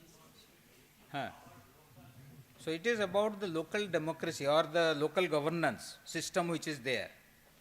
It is there, I think, since the constitution was made, but still the attention to strengthen it is not adequate. Even though 73rd, 74th amendments came to further focus on that, PESA came, but still a lot is yet to be done to empower them, because this devolution of funds, functionaries and functions is still at different stages in different states. You all must be knowing Kerala is ahead of rest of the states, but even though we have an example in the country, still other states to follow that is taking so much of time. But that is an important issue because that is the closest government for people to approach. So unless that is strengthened, unless it is strengthened with all, as I have said, talent, tools and authority, ensuring inclusive development and ensuring that the last person is attended to is not feasible. So that is a model which needs to be pursued to ensure inclusive development and significant impact. Thank you, Manasji. Another thing which I would like to say that Pradhan is our regular recruiter. This year also we have done the recruitment with you. Thank you for, Since Manasji is leaving early and then he Yes. didn't have lunch also, so we have to serve him lunch first and then we'll allow him to leave, right? So before he leaves, we request Professor Neena Pandey and Professor Pamela Singla to felicitate him with a small token of appreciation, the souvenir for this workshop.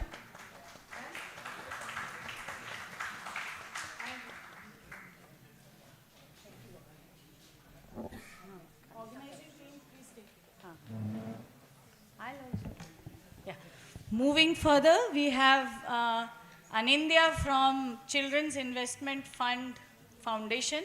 He's program manager in CIFF, and he's a nuanced trainer in the domains of education, life skills, and social norms, focusing on schools to work transition of adolescent girls. I think this is something we have in our department CCAW, Center for Adolescence and Well-being.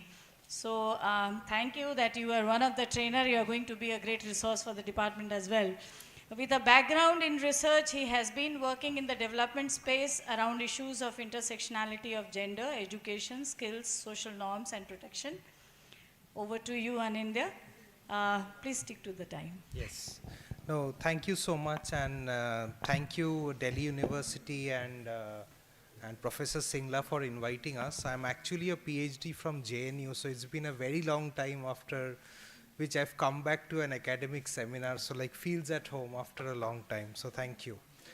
I represent the Children's Investment Fund Foundation, which is the largest philanthropy in the world, focusing on children's lives. And the way we look at welfare and social protection is basically from three specific questions, right? One is, how do you ensure that your welfare schemes reach multi-millions of people, right?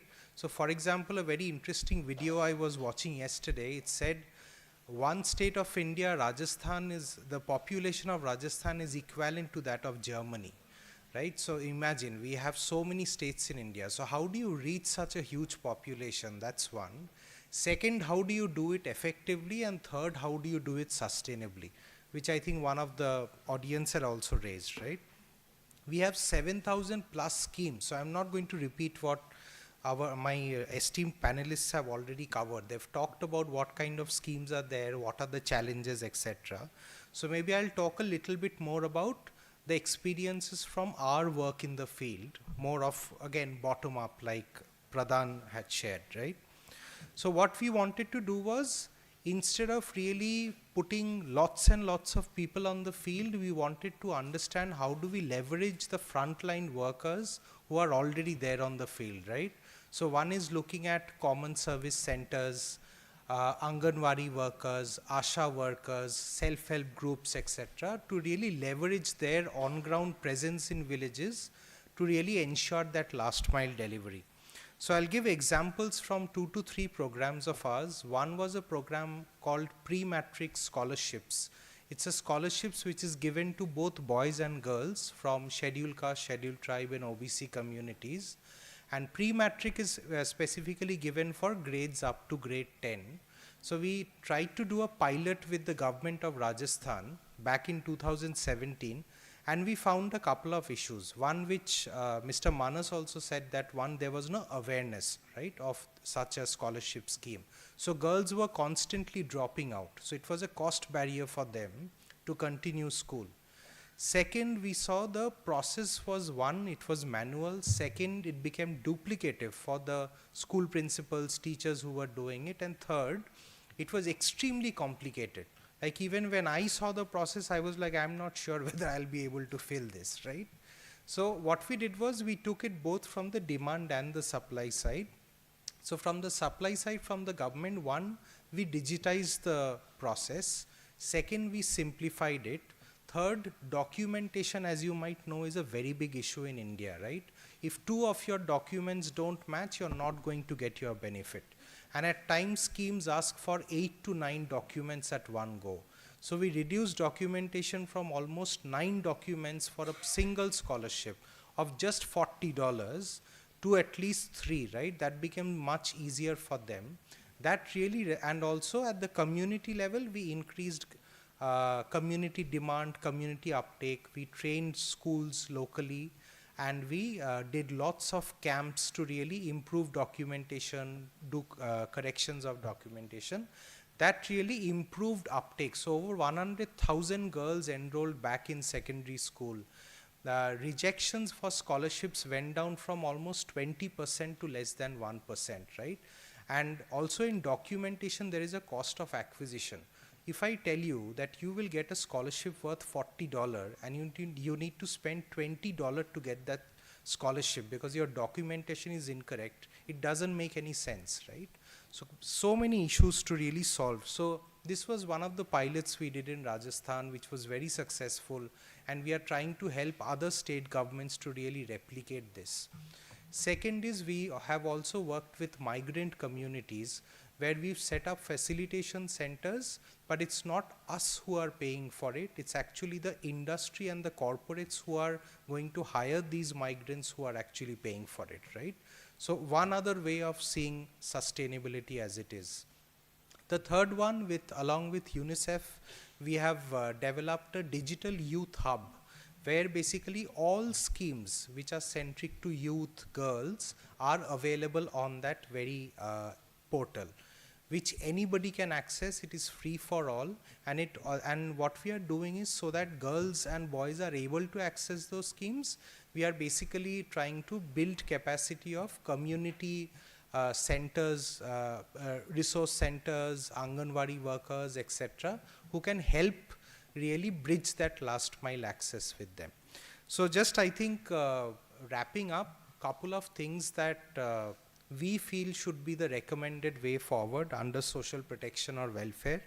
One is reducing the number of schemes. 7,000 plus schemes is way too much and makes no sense. The idea is not to reduce the amount of schemes, but rather, I think what Mr. Manas had also said, converge these schemes, make it much easier to apply, and think of one-stop portals where it's much, you can go there could be a website where you could see all the schemes which are relevant for you, right? Second is make the process much more simpler. Use digital technology, use IT infrastructure, use AI, make it much simpler to apply, so that anybody, starting from a villager to a school principal to somebody in the state, can apply easily for these schemes, right? Fourth is, even if application happens, we've seen that the money actually doesn't reach the beneficiary. That's because it's not monitored well. So what we've tried to do with governments is digitize the tracking and monitoring system as well. So now when the principal secretary sits with his team, there is this huge dashboard where they see, okay, how many applications came in, how many were rejected, why were they rejected, if applications which were approved, have they been transferred to the beneficiary's account, if not, why not, etc., right? So that becomes much more efficient. Now governments are also tracking how much time it takes from application to actually getting the money in your account, right? And I think as academics, as practitioners, as students, as scholars, I think we need to also think of some radical ideas like universal basic income, right? Inflation-linked minimum wages. Currently, the scholarship schemes, the money the government benefits that people get, they are not indexed to inflation, right? So imagine a scholarship which was 3,000 rupees 5 years back is still 3,000 rupees. And our inflation is running at about 7% per year, right? So these are a couple of ideas which we wanted to share, but thank you and happy to take any questions.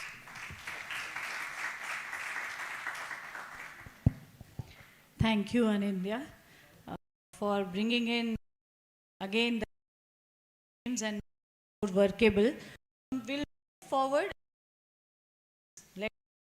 Speakers. So next we have Manish Prakash Sahuji from Centum Foundation, Centum Learning Foundation. He is head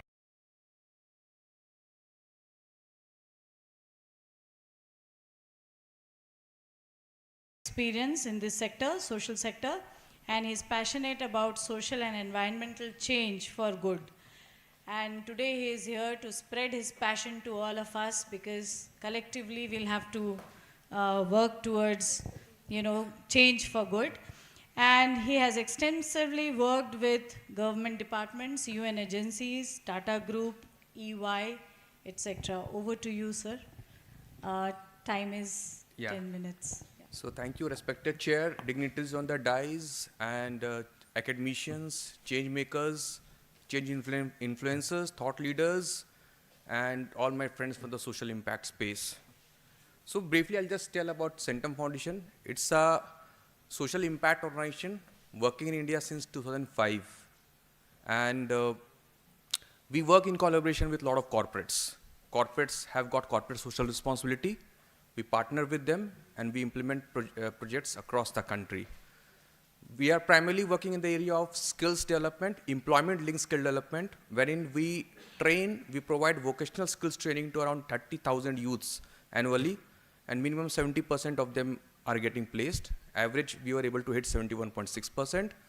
And in education, we have started last year. We are helping schools transform into digital infrastructure, focusing on future skills, AI, machine learning, these kind of courses we are bringing to the government schools' children. Whatever we do, we believe in creating value. So that's the main motive along which we have been working. I would like to, since I've been into this sector for around 20 years, worked with the government department, UN agencies, corporates, consulting. So I would just like to share that how the welfare or the social impact space has evolved over the last 20 years since I have seen what I have seen over. So previously, what I have seen that definitely the government is at the help with the programs and schemes and policy, but how the other organizations, donor agencies or implementing agencies, how the things have changed. So previously what I've seen that it was result-based management approach that we used to follow, wherein a bilateral agency or an international donor or a donor came with a 5 years kind of a program with certain objective and results that has to be achieved. And that's my own observation that the things used to move, but it used to move very slow. Now, most of the investment that is made is from the corporate social responsibility. So around $2 billion that was invested last year in the country out of this corporate social responsibility. And people from corporates, people are from social space also, and people are also the board members. A lot of corporate team members are also involved in social impact space. The approach has shifted to like a theory of change. It's more of an output-driven model, wherein the focus is more of tangible output within shorter duration of time, maybe a year, a couple of years. But the results and the outputs have to be achieved. It has to be reported to the Ministry of Corporate Affairs. So that is how I have observed the change in the social space. But also it has brought in a lot of innovative practices and approaches. And what I have observed is about value creation. A lot of innovative ideas, a lot of innovative approaches have come with respect to the processes. The focus has been on efficiency and effectiveness in a much shorter duration of time.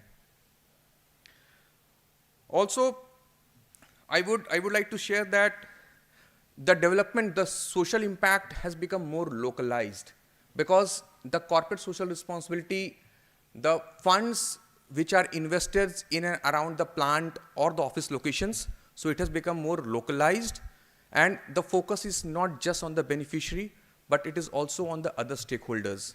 So beneficiaries are the focus, but how to influence the ecosystem, working with other like-minded organizations, like-minded corporates, and also working with the government. So that is how the things have changed. I would like to share few projects wherein I would like to show that how corporates have played a very catalytical role in achieving quick results with respect to any development programs. For example, there was a program by Tata Motors that is called as Integrated Village Development Program in Palghar near Mumbai. And that was a 3-year program in partnership with the government over there. And I was there as a consultant from Tata Strategic, designing and managing the program implementation done with the BIF over there. So there, Tata Motors was just playing catalytic role. They were doing the gap funding. So wherever we were primarily focusing on the government schemes and programs, we were leveraging them. We were working closely with them. Wherever there was lack of fund, Tata Motors used to invest that fund. And closely bringing all the stakeholders, be it the implementing agency, the government stakeholders, and the funders, and the community, bringing all together and making them run towards the whatever was the objective and expected outcomes of the program. Another program I would like to share is about the transgender community that we have been working with the support of SDFC. We successfully trained around 25 transgender in Delhi itself. It was very difficult. Working with this community, first you need to understand the community. So it took us around 1.5 years to understand the community, sensitize them that, hey, getting you into mainstream development is also important. Because the economical part is not an issue for them. They are having livelihood, they are able to earn, but the source is different, the way is different. So first, it took a lot of time and effort for us to sensitize them. We were successfully trained 25 transgender, and most of them are running their boutiques over there, and they are earning a dignified source of livelihood. The same kind of program now we are doing in Ahmedabad with support of Thomson Reuters. Also, I would touch about a program, a very innovative program that we are doing with Mahindra & Mahindra, and I've got Tausif from Mahindra who is speaking about this program that is called as Employability Enhancement Training. So our major focus as Centum Foundation is how to make youths employable, how to make them more market ready. Because now it is very important that the partnership between academics and industries is very important. It's not that knowledge is important, but it's also because the industries required functional capability. They required the workforce which is ready to work in the industry. So that is how we are working in this program. We are working with 10,000 women from various colleges, including we are working with Delhi School of Social Work and helping the candidates that how they could become more relevant, more employable to the industry. So I would like to just now end with one note that collaboration is the key. Partnership among academia, industry, with the community, with the government, horizontally and vertically, that's the key. If we are not partnering, if we are not collaborating, then it is very difficult to proceed as we are expecting. Thank you. Thank you, Manishi, for bringing in corporate social responsibility model. And yes, collaboration is the key. Moving forward, because Pamela ma'am is sitting right beside me and saying, time. So now we have Mr. Tausif Siddiqui with us. He is a national lead at Mahindra Auto and Farm sector. He has over 17 years of experience in automotive sector. Leads initiatives focusing on women's skill development and capacity building across India to empower individuals in the industry. He is acknowledged training and development professional, designing executive training programs. He has completed his business. He is passed out from IIM Lucknow, and when we were sitting on lunch, he said, I am a business guy. I am come all together from business sector. And he has an expertise in using multimedia resources, personality assessments, and group activities for holistic learning experiences. He has worked with renowned organizations like Sonalika Motors, Hyundai, and Mahindra, of course, currently is working. Over to you, Tausif ji. Be very brief. Thank you, Professor. Pamela ma'am, I will be very, very brief. Good afternoon, everyone.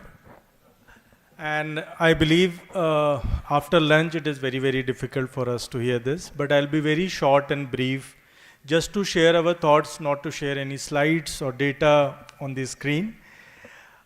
Let me first introduce myself, though a lot of things have been told. What has not been told is that though I am working with the industry of automotive for last 17 years, but CSR is very, very new to me. Social responsibility, I am very, very new in this industry. It's been only 2 years that I've been working with this industry. And the reason why I was brought into this sector was that Mahindra has thought of a vision and a mission of empowering 1 million women year on year, stating 2026 onwards. And when this mission was thought, or the vision was thought by Mahindra, then it was thought that what kind of team can do this, because it has been always traditionally skilling and then going away with this skilling in every financial year with those CSR budgets. How can we lead it to employability? How can this gap of education to employment be fulfilled. And then a team was built from sales. So I have a basic background of learning and development. I have worked into sales also. And the day when we started, that is what I was talking on the lunch table also, a lot of partners with whom we implement on the ground really don't like working with us, because we are very, very stringent in talking to them about numbers, everyday reporting, every day telling us what is to be done, what kind of plan do you have, how will you implement it, and what results will you show it to us. So Centum works very, very closely with us, and they have been really implementing it very, very well on the ground. We don't only skill, we put a lot of focus on skilling and then getting people placed out after skilling, because there was a cyclic gap which Mahindra thought that we skill a lot of girls in the school, we skill a lot of people at a graduate level, but then we leave them on their own to search for jobs, and what happens to them? The cycle is not closed and it is an open-ended cycle.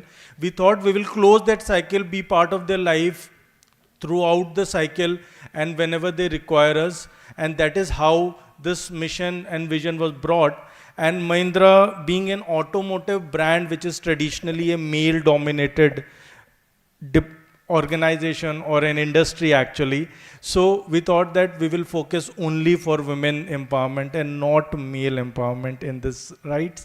A lot of people say, why only women, why not men? We say that, okay, there is a lot of things to be done at a field level for women. There is a lot of focus from Government of India. We have done a lot of tie-ups with foreign agencies like Bill Melinda Gates Foundation and many more agencies who are working on this. There are a lot of private partners who are working along with the Government of India to partner and bring some collaboration together so that empowerment is there for the women and actual things happens for the women on the ground. So we are just trying to bridge that gap, collaborate together, bring all the players under one umbrella and say that, okay, hello, you are doing things on your own at a ground level. Why don't we join hands? Why don't we come together and do something for which the people at the ground really will be able to be affected from whatever we do and get results out of what we do. And that is the whole mission that we are working on. Maybe I don't have a lot of time to speak on this right now, but probably, yes, we can always connect back and understand that why people should go into the social sector, why the industry should work towards the women empowerment, and what steps are there which industry should be taking on these lines. So thank you so much, ma'am. Thank you so much, Mr. Tausif, for, yes, redistributing the fruits. Only women will be skilled is something which you are thinking, lest, we are not again creating a kind of divisive society. All right. So with this, I think the presentations are over and the floor is open for, we'll take only 2 observations or questions because we have 2 more sessions to go. So fast. If there are no raising of hands, then we'll move forward. Yeah, we close the session. So before I close the session, I'm not saying who said what. The takeaway of the session is we began with the welfare state to community-led engagement, filling the gaps, and build the connect is something which we look towards the question which put across that what is actually Asian model of welfare. Then the tracking systems is something which is very, very important, which Dr.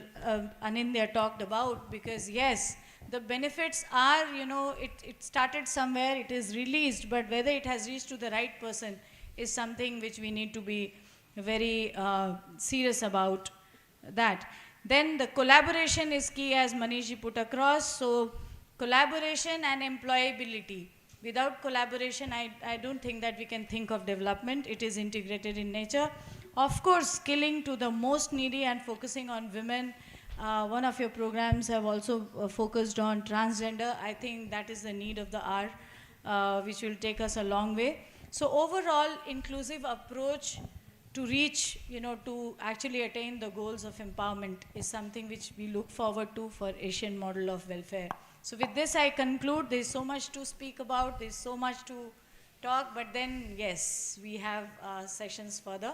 So thank you so much, and I close on. Thank you all the experts. Thank you, Professor Pandey, audience. for such an enriching insight and the session. Now I'll request Professor Pamela Singla to kindly felicitate our chairperson, Professor Neena Pandey, with a small token of appreciation, the souvenir. I also invite Professor Zabin on the stage over the dais to, please come on the stage, right. So we'll request you to felicitate some of our presenters, which Pamela Singla ma'am herself is. So we begin with felicitating Mr. Anindya, right, Mr. Anindya from Children's Foundation.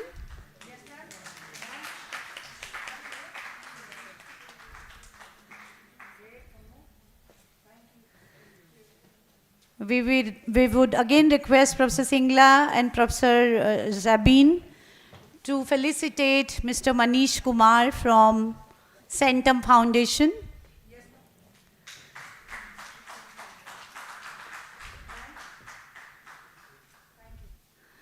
Now I'll request Professor Zabin and Professor Singla to felicitate Mr. Tausif Siddiqui from Mahindra and Mahindra Tech and Agro. Thank you so much, all our speakers, for such an insightful session. Thank you. So we... Vida? Thank you for the honor. It's a pleasure.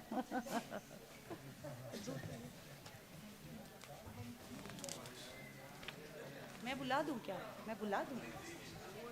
अच्छा अच्छा ठीक है बुला देती हूँ मैं बुला दूं. So now it's time for theme-based session number 4 with the title of Global Partnerships, Coalitions and Collaborations. I call upon the chair for the session, that is Professor Archana Kaushik on the dais. I also call upon the co-chair for the session, that is Mr. Pratap Bahera from Department of Social Work, University of Delhi.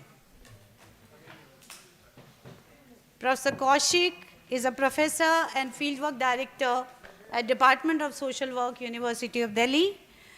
And Mr. Pratap Bahera, I think he's not present. So we'll have to manage.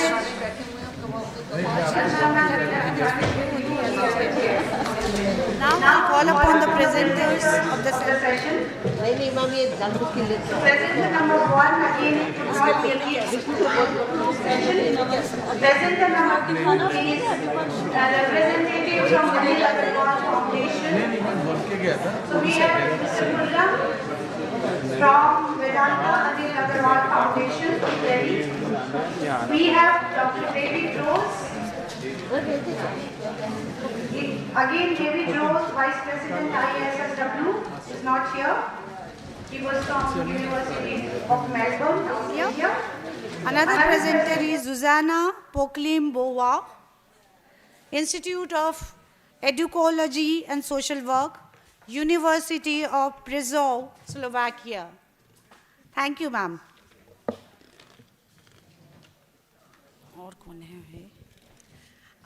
Thank you very much, Dr. Pushpanjali. So this is the last technical session, and that is going to be very quick, fast, and hopefully we will make up for the time that we had spent in earlier sessions. So I hope we have half an hour time with us. Huh? Definitely. But we would, because we will be able to match that. So the session titled as Global Partnerships, Coalitions and Collaborations. Truly, the whole day we have talked about lot of topics. The problems that are global. And in the last session, we talked about welfare systems. Especially if we see the importance of these global partnerships, collaborations, coalitions, we do not have to go beyond the recent times when the entire world was grappled with COVID virus. And one virus has in many ways united us. It was democratic virus. Throughout the globe, we suffered in numerous ways, and some of the maybe the solutions we collaborated.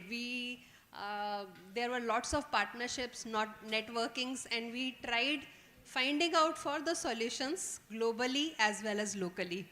SDG 17 also talks about partnership, fostering such partnerships, and as far as we know that yes, NASW, National Association of Social Work, that also talks about the cultural sensitivity, and it's a seemingly paradoxical aspect, but yes, this global and local, they are in a way complementary.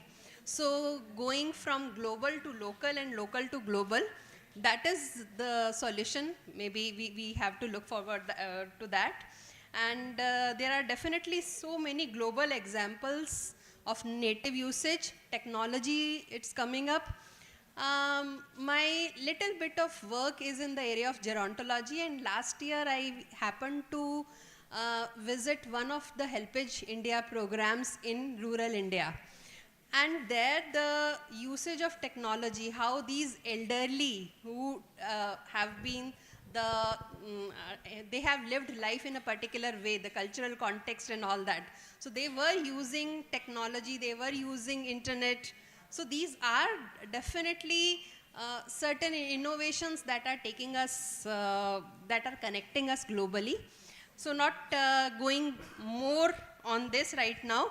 Let me first welcome to our first speaker, Professor Susanna Poklemabo, and she's an associate professor, lecturer, and researcher at Institute of Educology and Social Work, Faculty of Arts, University of Prešov, Slovakia. She holds a PhD degree in social work, received from master's degree in economy and in social work. She is the secretary of European Association of Schools of Social Work and member of Slovak Association of Social Work Educators. There is quite a bit of, her short CV is also quite big, and I'm very, very happy to tell you that her focus of research is on self-care, helping professions, self-compassion, mindfulness in social work, and these topics are very dear to all of us. In our department, we also keep on talking about these. So without wasting much of her time, I would request her to please present her views. Thank you. Thank you, Professor. Thank you.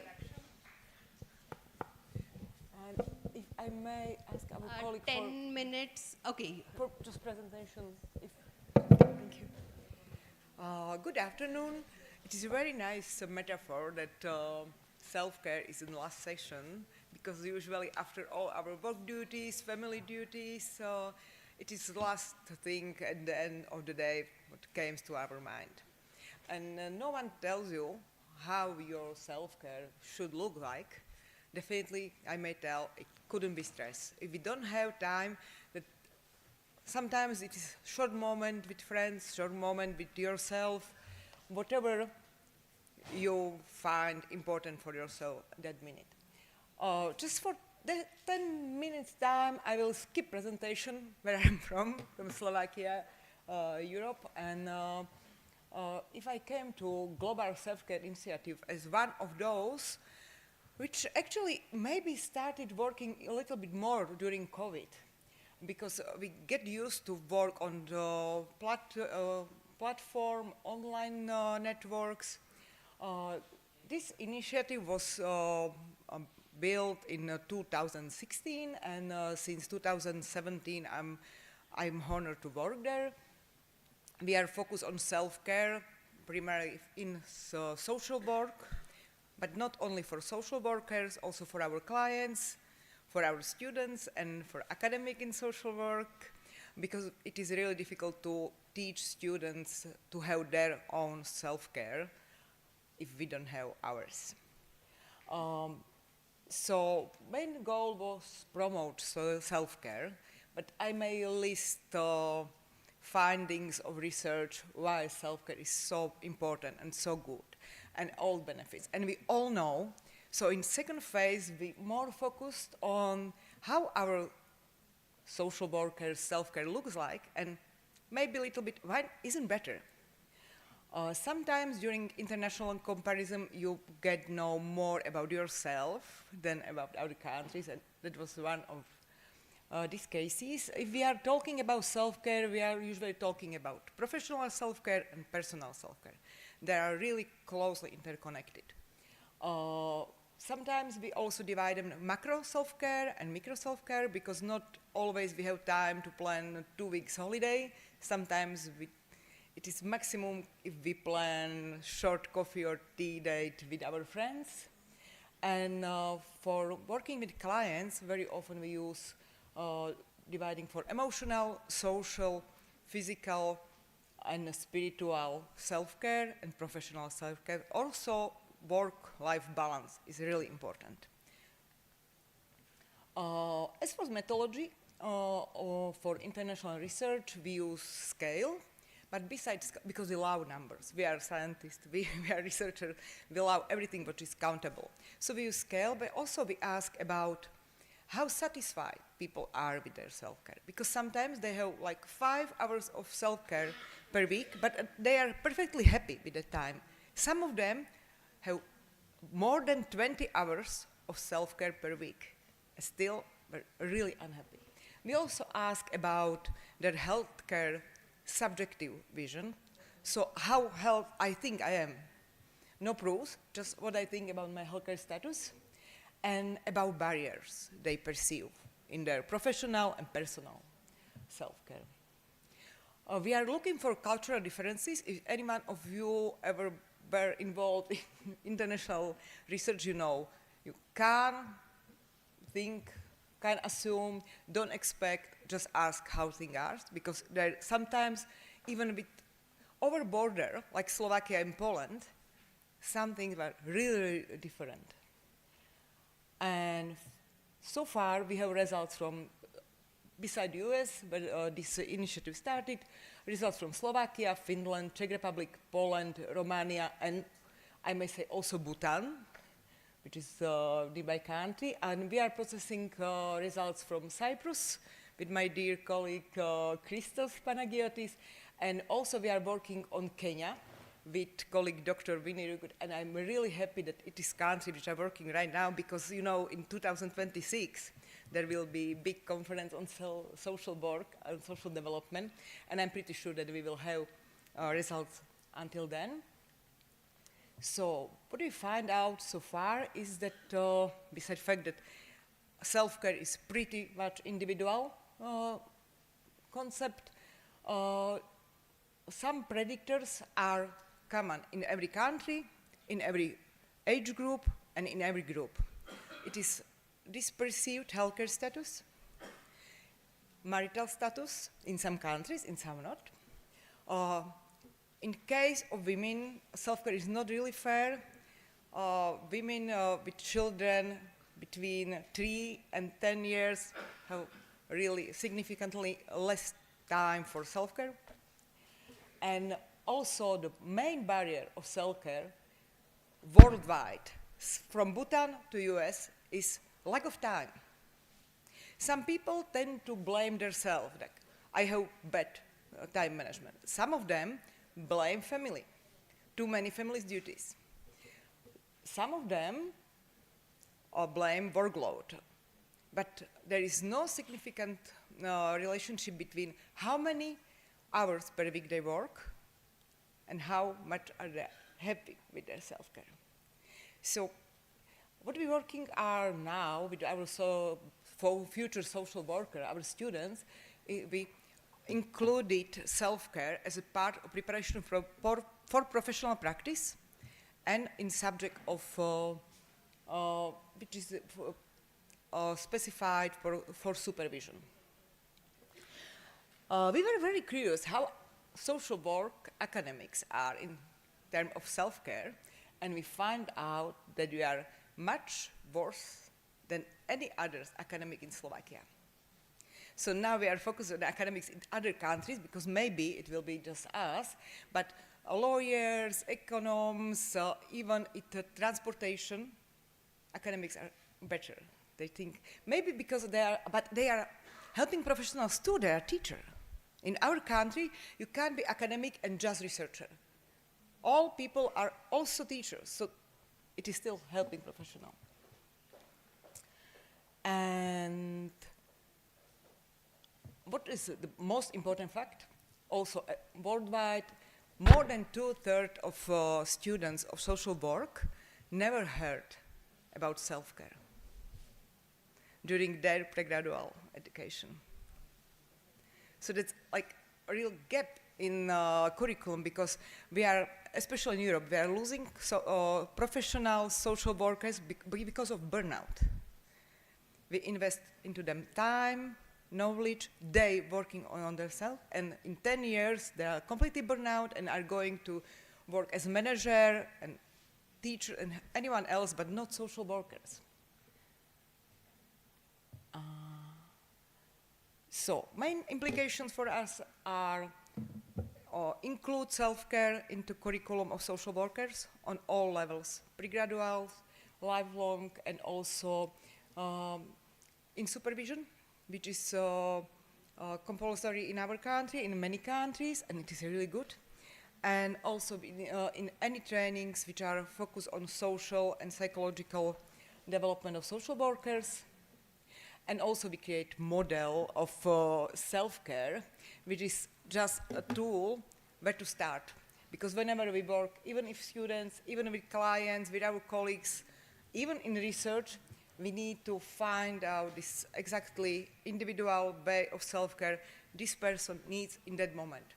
Because however I may be happy with my self-care now, maybe in 2 years, it wouldn't work for me. And definitely, it wouldn't work for someone else. There is no one way how to be happy with your self-care, because everything is changing. So I guess I'm in the limit, because I didn't. Thank you for attention. And also, there is space for collaboration, because as you see, India isn't among countries where started research, so if any one of you would be interested, just to look at academics, social workers, students. Thank you so very much. Thank you. And well in time. Topic is definitely amazing, and actually somewhere I had read self-care is a divine responsibility, and it is so very true. This use of self, for the first time when I, as a student of social work in department, I heard this word that yes, social workers use self as tools, and that had definitely confused me a lot. What is this use of self? I kept on searching till date. What is this self? What are its dimensions? It's such an interesting aspect of existence, the self. When from self-care we just move, what is this self, we tend to become Buddha. We find the meaning of that. So if time permits, we will definitely go ahead discussing more aspects of it. Now we have with us the second presenter, Mr. Khurram Nayab, and I'm told that he has done masters from Jamia. Jamia is our sister institute, and sir has more than 28 years of experience. Very, very brief. 28 years of experience in corporate and development sector, and he has brought rich, varied experience in the field of CSR, sustainability, governance, partnerships. Over to you, sir. Thank you. Thank you much. Thank you, Dr. Kaushik. coming. Thank you very much, and good evening, everyone. And I hold myself in between you and the tea, I believe. Is that true? Okay, so but coming back to the department is always a pleasure. And I remember I was part of the annual day celebrations here as well, and I really look at like Dr. Professor Singla as well with much respect, in fact, and she's the one who really like has been calling me, and like we've been working together on certain things, in fact. So coming back to this particular thing, which is partnerships and collaborations, I won't go too much into the presentation. The presentation is already there with you guys, and maybe you can circulate the presentation. I just want to say that Anil Agarwal Foundation, where does the vision of Anil Agarwal Foundation come over? In fact, see, we at Vedanta, we are an extractive industry, and I'm sure that you guys might have already heard about Vedanta and the work which we do in the field of extractive and natural resource management, plus in the field of in the field of corporate social responsibility. So as part of our corporate social responsibility domain, we launched this particular organization called Anil Agarwal Foundation. And as you know, this is in the name of our chairman of Vedanta, Shri Anil Agarwal ji. And let me tell you, the Anil Agarwal Foundation, it caters to 4 or 5 different verticals. These verticals are one of the key verticals which you might have heard about must be Project Nandghar. Project Nandghar, we work in the space of women and child development. At the moment, we are working on the Anganwadi structure, Anganwadi space, wherein we have constructed and upgraded more than 7,000 plus Anganwadis pan-India, if you can say 15 states of India. And we are targeting 300,000 children through preschool education, through nutrition, through like healthcare there. And around 200,000 women through skill development, because we wanted to optimally utilize the space of Nandghar, which is in the rural areas. So that was about the Nandghar piece. Secondly is the animal welfare. And let me tell you, like we have launched an organization called TACO, the Animal Care Organization, under which what we do is we support the animals, the strays, the stray dogs, the stray, and also we have taken over a Gaushala in Faridabad. We have also invested in surveillance equipments in for the tiger protection in Ranthambore, as well as Vishdhari Tiger Reserve in Bundi. So that's one thing. We are also looking at doing the largest Asia camel park in Jaisalmer. So if you happen to be in Jaisalmer, please go there and visit the camel park. It is at the moment in the process of construction itself. And my colleague there, who is also a student of this department, Rupam, is there sitting there. Akshita is also sitting there. She's also, I think, she's also a student of Department of Social Work. So both of them are here. If you can get, you can reach out to them for these projects as well. Coming the third project, which is basically is into the healthcare, which is we are having our own hospital, which is the cancer hospital, Balco Medical Center in Raipur. And this particular hospital is a 100-bedded hospital in Raipur, which is like catering to the cancer patients across the country itself. So that's one thing. We do have one of the verticals is also Vedanta Foundation, which also comes under Anil Agarwal Foundation, and it deals mostly in the skill development and livelihoods. Apart from that, all the CSR activities of different business units. See, by business units, I mean Hindustan Zinc Limited in Udaipur, Kain Oil and Gas in Badmer. We have Balco, Bharat Aluminium in Raipur, Korba. So it's really like these business units have come together and they have donated their 2% of profit after tax to Anil Agarwal Foundation, through which we run these programs. So that's what about it. Coming back to some of the partnerships which we have envisaged over a period of time. In fact, like Anil Agarwal Foundation has been like 4 or 5 years, wherein this organization, we revived it. It was launched in 2007-8, but then it got defunct.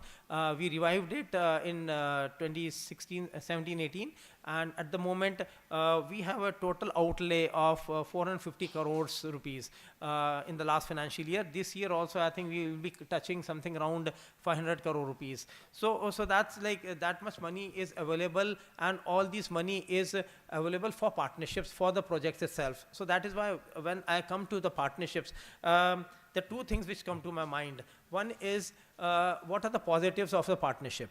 So I was just discussing with my colleagues out there, in fact, what shall I say when I go on the stage, what exactly are the positives of the partnerships, in fact. So I think it is like everyone knows about it.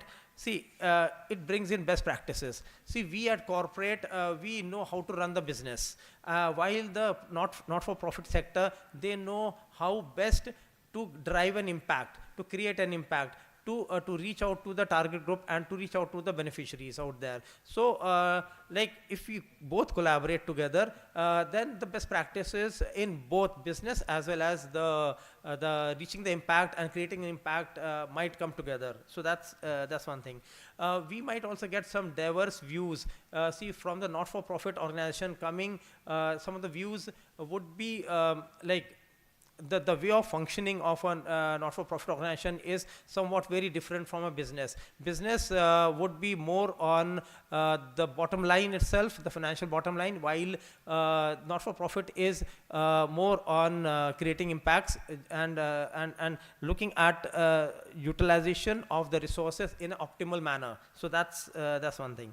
And apart from this, there's widespread change across the geography itself. So all these, both these organizations, apart from this, government should also be one of the partners in this particular developmental framework. So it could be a PPP model. And let me just tell you, in the project Nandghar, it is a PPP model wherein the government provides us with the building, which the Anganwadis, which we renovate and which we operate through different partners. So different partners, I can name a few of them, like in fact BMGF was one of them. Then we have partners like Mamta Society, then we have American India Foundation, we have partners like in other animal welfare, we have partners like Yoda as well. So they are different partners.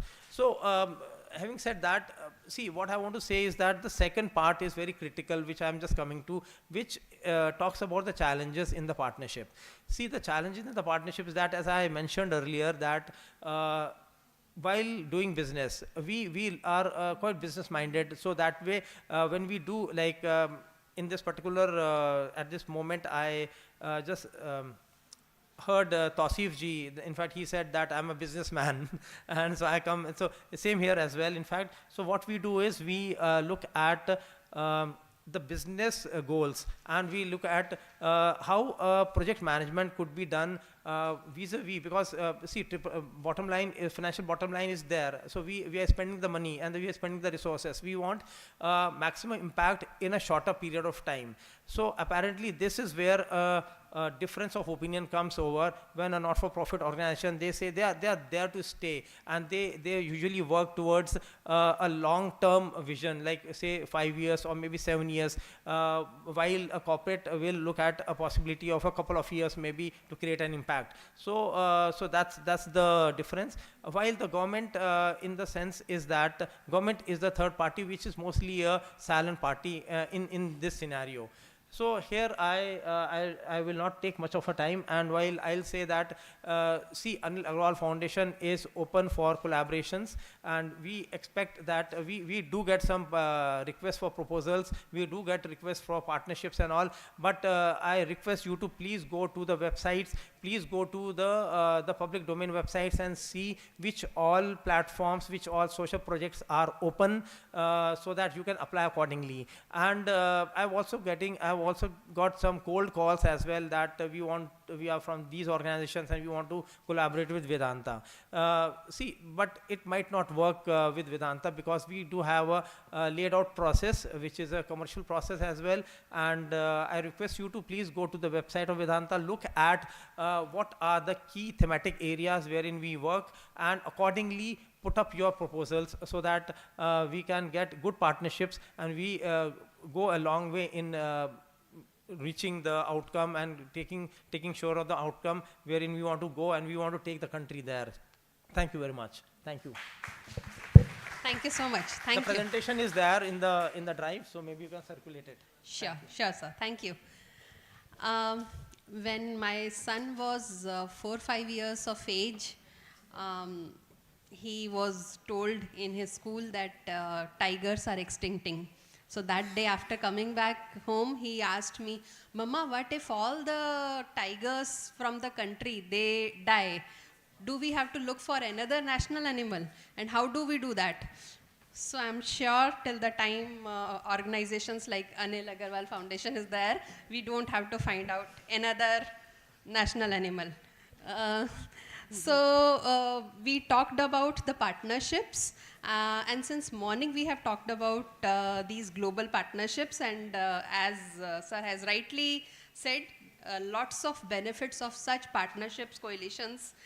They are cost effective, there is knowledge sharing, so they are solution focused, judicious use of resources, and theoretically also WHO has many times, World Bank has many times said this: when state, market and civil society, they work in tandem, there is a partnership between them, we flourish as society.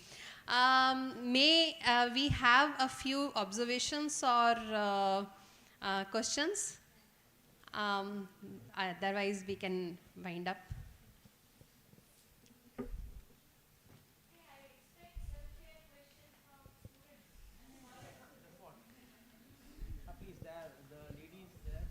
Can you give the mic to the lady there?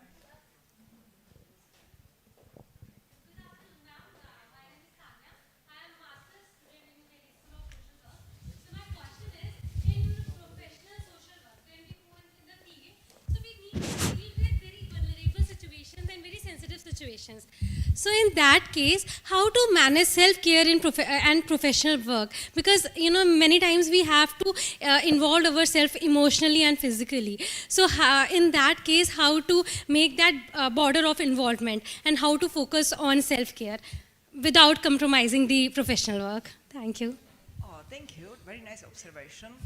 First thing, sometimes self-care is not to add something, just to take something out. So take time for something, take break, maybe make things you need to do just a little bit nicer, a little bit more your way. No, we all have time if we make it. And we may be so overloaded in this society, it's still like to be overboard is slightly positive. So just take some, not necessary in this day out. A social worker and a student of social work, you are under immense pressure on all sides, from society, your clients, now your teacher, your parents who are expecting. So just take time, make space for yourself, and every day something really small which you will like and which you will enjoy. Just wanted to, on a lighter note, just to the lady's question, just wanted to, on a lighter note, if you've traveled in an aeroplane, you might have seen, before helping the others, help yourself. So that is the key. That is the key. Thank you very much. Any more questions, observations? Yes.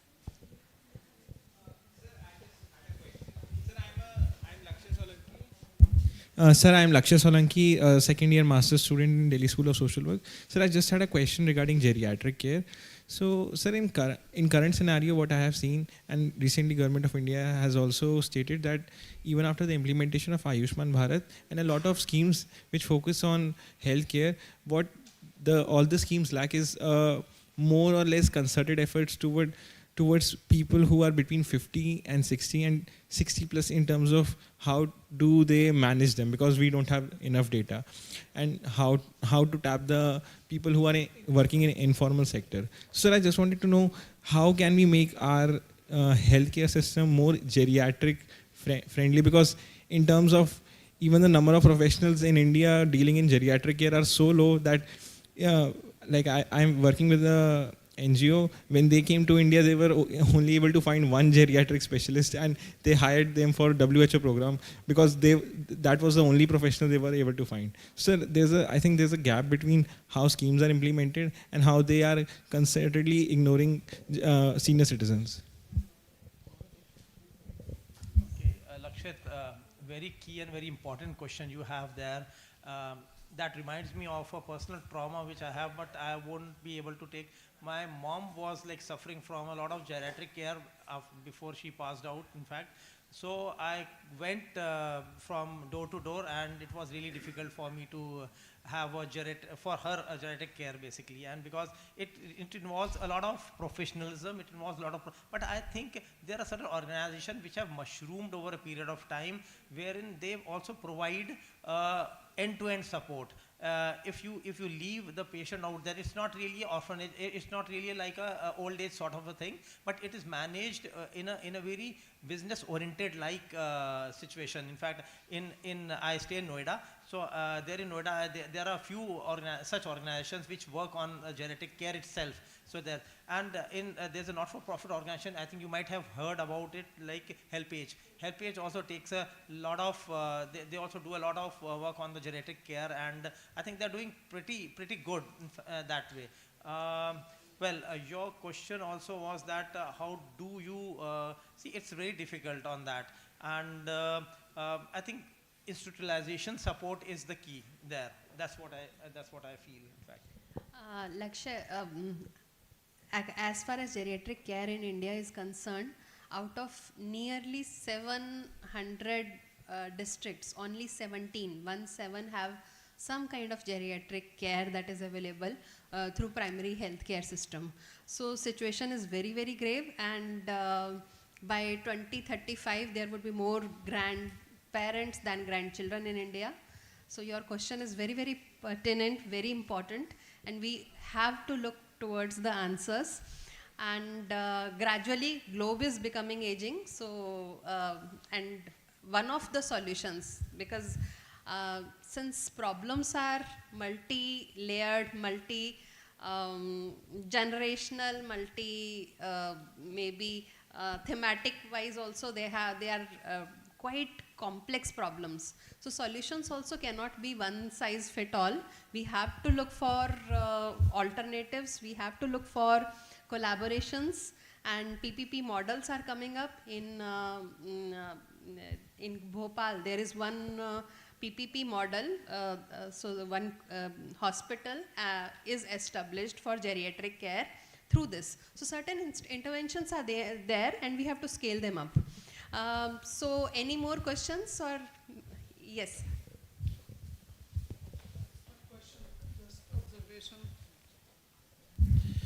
I think, I come from United States, self-care initiated United States, and in fact, social workers in the United States, they run like the heavy workload. Caseload is like too much, and I think only way self-care can be managed for the social workers is the professional organization. Like we have the NSW, National Association of Social Workers. As a practicing social workers, you need to become a member of that.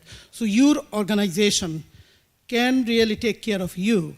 And most important self-care to me for the social workers all over the world, knowing the world stage of social work, education and practice, we need to increase our pay. Pay is the most important thing, because social workers doing always like serving the humanity, but what are they getting? Nothing, So, and we're transforming the lives of the people. We're bringing changes in the society. So I think those incentivized and reinforcement need to be made, and only professional organization can speak for that. Thank you. Thank you very much, sir. I was about to say that, yes, one of the, to Lakshya's questions also, self-care, if you start from right now, then you may not become dependent on others maybe state when you grow old. So self-care is very much an important aspect, and we have to build it. And there is no social work without self-care, because how would you use self for in social work if you do not care for it? With this, I may end this. It has been one of the wonderful sessions. Since morning we are having lots and lots of ideas of collaboration, of networking, of partnership, and this particular platform where practitioners and academicians, they are partnering, they are coming together, there is knowledge sharing. So it cannot be more better than what it is. Thank you so very much. Thank you. Thank you, Professor Kaushik, for ending the final theme-based session. We are extremely delighted that so many diverse set of speakers came with different set of experiences, and it was a good foil to beginning the valedictory session in the next year. Before we disperse, I'll invite Professor Singla, Professor Christos, Professor Anna Maria, I think she's left the hall. So I'll invite Professor Matbor to do the honors of felicitation to our eminent speakers. Thank you. I'll request the volunteers to please present the souvenirs.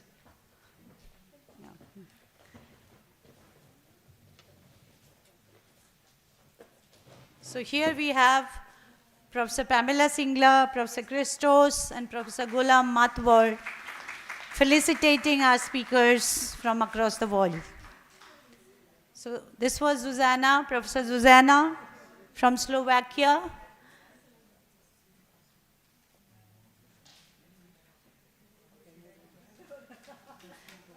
Now I request our guests to felicitate Professor Archana Kaushik, the chairperson of the session.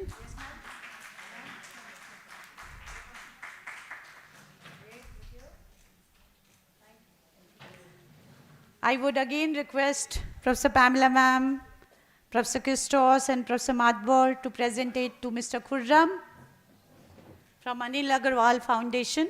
Yes, sir. It is a small token of appreciation from our side. Thank you for being there as sponsors, as collaborators, as co-travelers, and as team members. Thank you so much, everyone. And now, I, Pushpanjali Jha, sign off and invite my colleague, Dr. Veda Yumnam, to conduct the valedictory session. Thank you so much.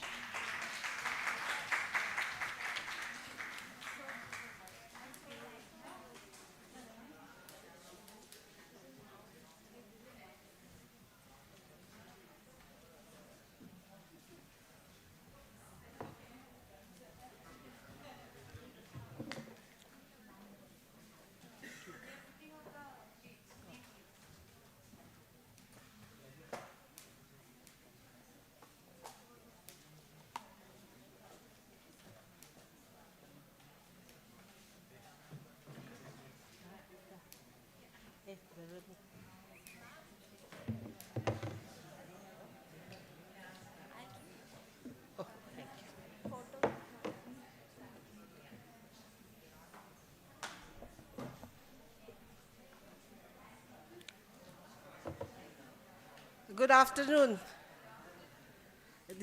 We have come to the concluding session. Okay. The volunteers are helping me. They are saying that it will disturb while taking the picture. So on behalf of the department and International Association of Schools of Social Work, I would like to extend our warm welcome to Professor Mago. Ma'am, welcome to today's session. Before we proceed to the official proceeding of the concluding session, I would like to invite the dignitaries and the speakers on the dais, Professor Mago, Professor Singla, Professor Antonoit, Professor Janisti, and Professor Rashmi Pandey on the stage, please.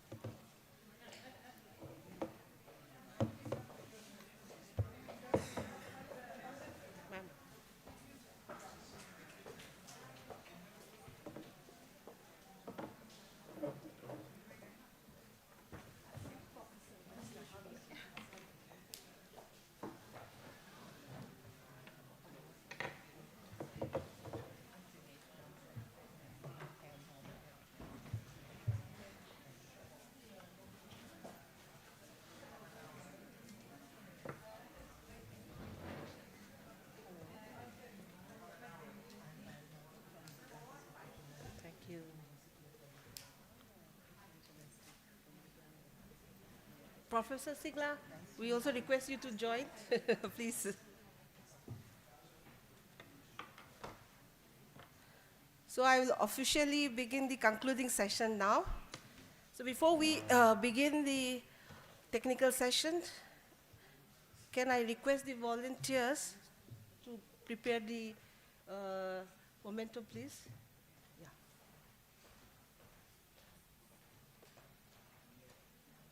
May I please request Professor Singla and Professor Anna Maria to please come up on the stage to facilitate our guest of honor, Professor Margot, with a token of appreciation.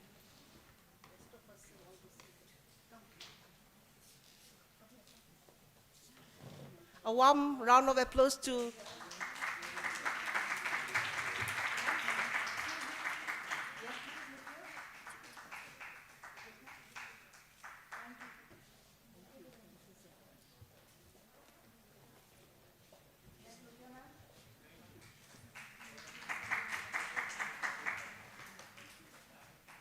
Professor Ada and Professor Pamela, please stay back.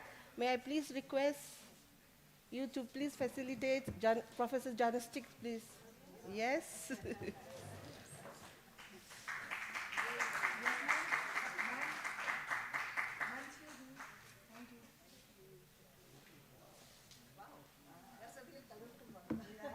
A lovely bouquet for the lovely lady.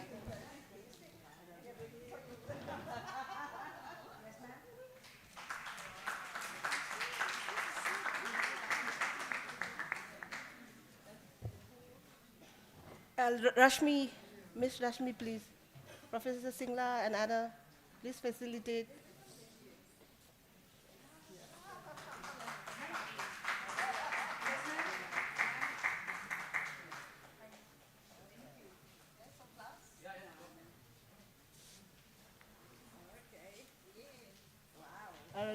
A round of applause, please.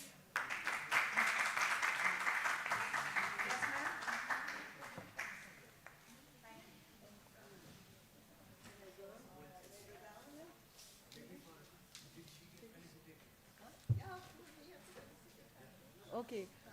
Anna. Oh.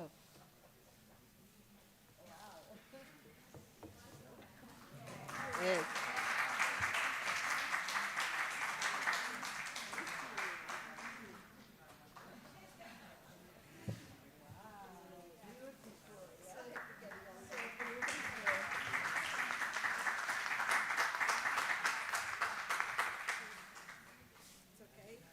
Thank you, please. Thank you. Thank you very much. We will begin the session by revisiting and recapping the day-long workshop. Lots of learning and lots of knowledge sharing between the dignitaries and the participants. For that, may I please request the Secretary ISSW to sum up today's session. Professor Zenistis, all yours. Thank you very much for your generosity. We would like to thank the Department of Social Work, Delhi University, for hosting us, and also Professor Pamela and your colleagues for all the effort you've put into this and all the love that you've put into this. My role is very simple, to try and just recap the key points that are coming out of this conference. Actually, it's a conference, I think I'm not wrong, because we've had so many speakers and lots of interactions since morning, beginning with the inaugural session where lots of insights were given. So some of the key takeaways from this session that was themed in pursuit of sustainable futures is that each one of us has a role to play in this battle to promote sustainable futures. It's not a single person's role or a single organization that can actually take us there. And secondly, we talked about sustainability, and there was an emphasis that we have to take a more holistic approach to interpreting and sustainability and to driving this sustainability. beyond climate change, beyond environmental issues, because we also must look at the social, the cultural, the political, the economic, and other aspects of sustainability. And due to that holistic approach, we must also look at interdisciplinarity and, cross-learning, that kind of thing, including connectedness between the academics and the grassroots communities in order to promote participation. And a key theme that came out as well is the centrality of community. We talked about community resilience, community cohesiveness, and community participation, and that we cannot go in the boardrooms and begin to speak to one another, at policy level, at, elite level, and we forget that we are all members of community, and it's the community that counts in this thing. And we talked about the importance, especially of social work professionals, to go beyond individual responses to look at structural and systemic issues.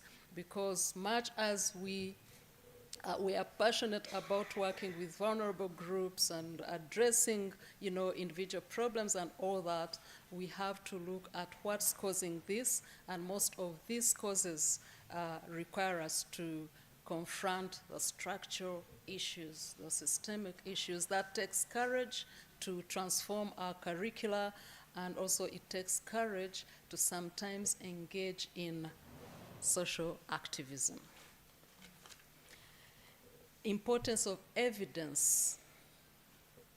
Somebody asked a question and said, how shall we know those who are excluded when we don't know where they are and at what stage they are at in terms of either their exclusion from the social welfare or inclusion? So evidence that requires research, that requires data that is up to date, that can inform decisions, that can inform programs, that can inform practice and also education. And we must begin where we are.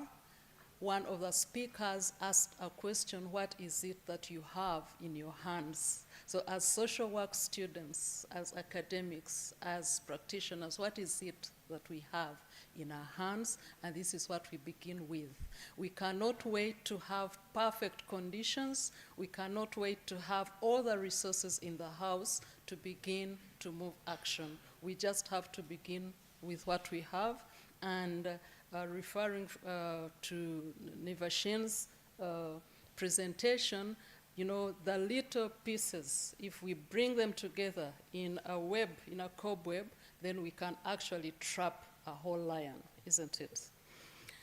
And the skills must be relevant, and that means that we have to work on issues of curricula, what we teach, but also how we teach it, the pedagogy. And what I picked out of our conversations is that we don't have to stick to the classroom, but we have to emphasize experiential learning, get the community to become the classroom so that we are more relevant. And we talked about decolonization and indigenization as extremely important, but that this must go beyond the debates and must go beyond the blame game of 50, 60 years ago since we were colonized, and we have to go to the trenches to begin to get our hands into action as social workers, as social development practitioners.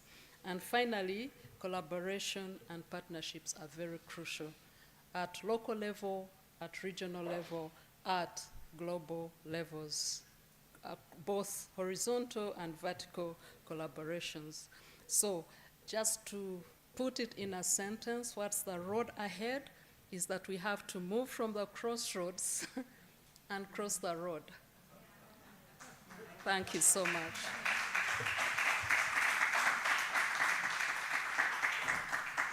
Thank you, Professor Janistic, for the succinct and the comprehensive summary. I'm privileged and honored to invite Professor Margot to share her views on the workshop. Before that, I want to give a brief introduction of ma'am. Professor Margot is the Director of Campus Open Learning. She has 30+ years of administrative and academic experience. When we look at Professor Margot, it symbolizes women empowerment because it is very important to see women in administrative role, and she is an example to many of us.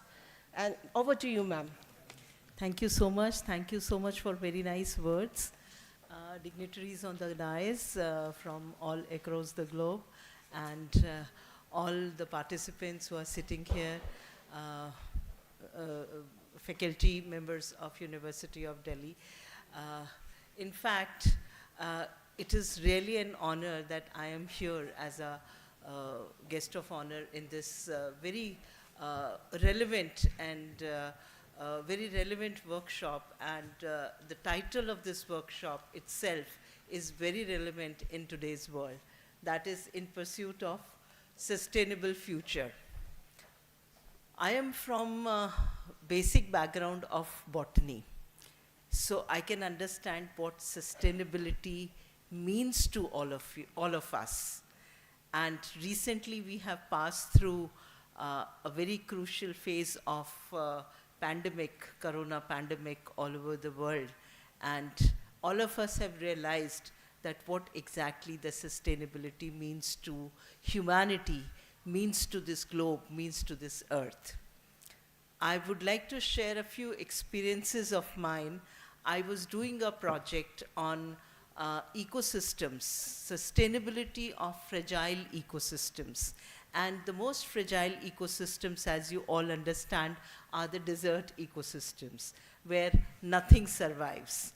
But in India, if we have to look for, even for the whole of the globe, if we have to look for sustainable future, we have to find roots of sustainability from our own culture. So I'm just sharing a few experiences of mine when I was working on fragile ecosystems. I visited 3 types of desert ecosystems in India. One is a hot desert of Rajasthan. Another is cold desert of Leh and Ladakh.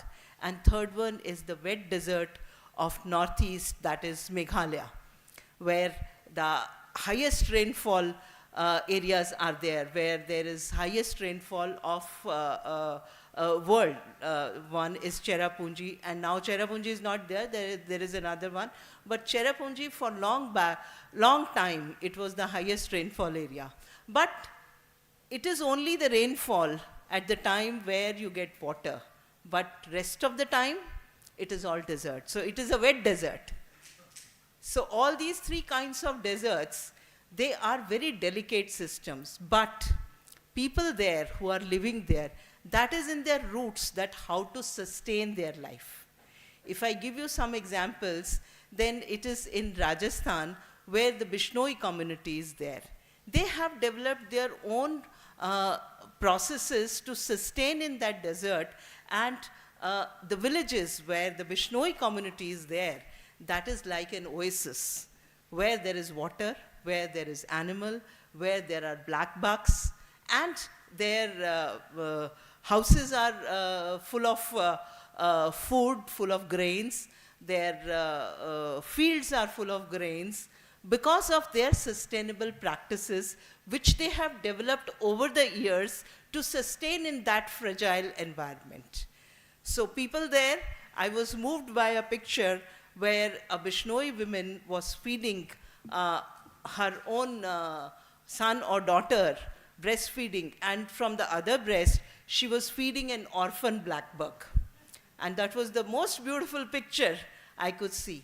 So this is how they have developed that sustainability, that sustainability is not only for humans, it is for the whole of the ecosystem, whether it is a living thing or whether it is a non-living thing. If you take care of all these things, then the nature will take care of you. So I am taking few examples from my own discipline. Another example which I was really moved by that example, I went to Leh Ladakh, and as we all must have gone there, this is again a fragile ecosystem. And once in our parliament also, Pandit Nehru said that not even a single blade of grass rose there. And it is a fact, when you move there, then you will find that all the mountains which are there, they do not have even a single blade of grass. It's all the barren mountains. But you go and stay in their villages. There is all ice, there is all no greenery, but when you go to their villages, you will find that everything grows there. And their homes are sustainable homes. When I was traveling through that village, I could find certain birds which cannot be seen in otherwise everywhere in North India or in plains. Although those birds are available, they are teeter and bater, and these birds are there in North India, but they are always hidden. They are always hidden in bushes. But there I could see that in the fields, those birds were freely moving. Their streams which are coming from the glaciers, they are so clean. So I was surprised, and I stayed with a family in a village, and I could see that whatever their lifestyle is, that is a zero waste lifestyle. Whatever is produced, that goes in a circle, comes back to the earth again. And why those birds were there roaming around very freely? I am a student of genetics also. So there is this concept called epigenetics. If you stay in a particular environment or particular things are given to you, then your genetics slightly inherits that, your genes inherits that. So that fear of getting caught is not there in those birds, because some 150 years ago, their ancestors, they took a pledge that they will never kill those birds for food and will provide them for food. So that epigenetics, that fear from the bird has gone, and their sustainability is there. They have also taken a pledge that with their streams which are coming from the glaciers, they will not spoil those streams by washing clothes or by defecting in them, and they will always take care of their streams, because their streams are their lifelines. And artificial things, they have to store a lot of things when there is a lot of ice, because they cannot go to the market, purchase and everything. They have to store. So they have developed their ways of sustainability. Their streams are passing through the basement of their houses, where it remains in the form of frozen stream always, and there is a natural fridge for them where everything is stored for them. And when the tourists goes there, they throw everything in the stream, and when it comes to the summer season and the stream again starts flowing, then those polythenes, those wafers packets, those chips packets, they are there in the stream. And then one member from each family of that village that goes to all the length of the stream which is passing through their village, they just clean up the stream, and then that is their responsibility. So this is how our sustainable practices are, which are developed throughout the years. And there are so many things which I can really share with you of Meghalaya also, of Leh Ladakh also. One more thing I would like to share. It was when I was there in the family, they had two types of washrooms. One is a Western washroom, which we all use here, that is with the pit and all. But they were not using that washroom. I had my two students also who were basically from Leh Ladakh. They were using the Ladakhi toilets. You just search for Ladakhi toilets, there is no research on that.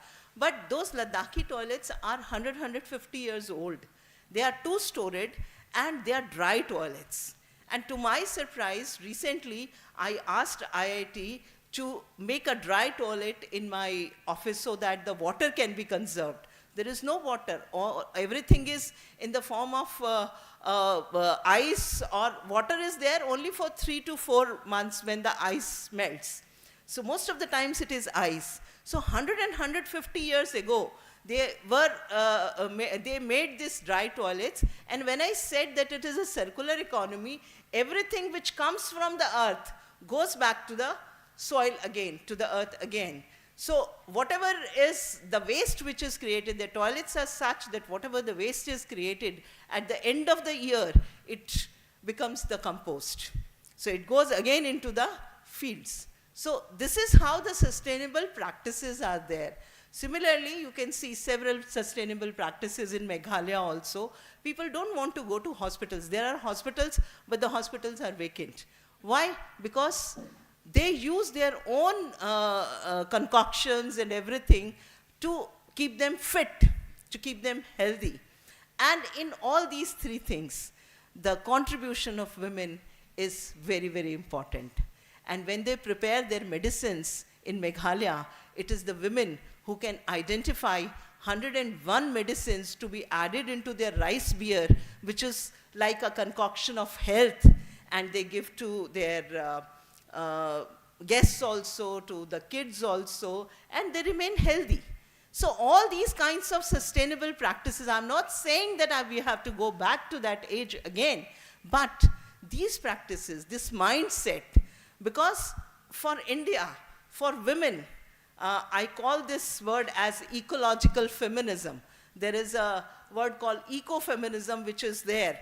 Ecofeminism is where it's a negative theory, to me it's a negative theory, that nature is suppressed and the women is also suppressed.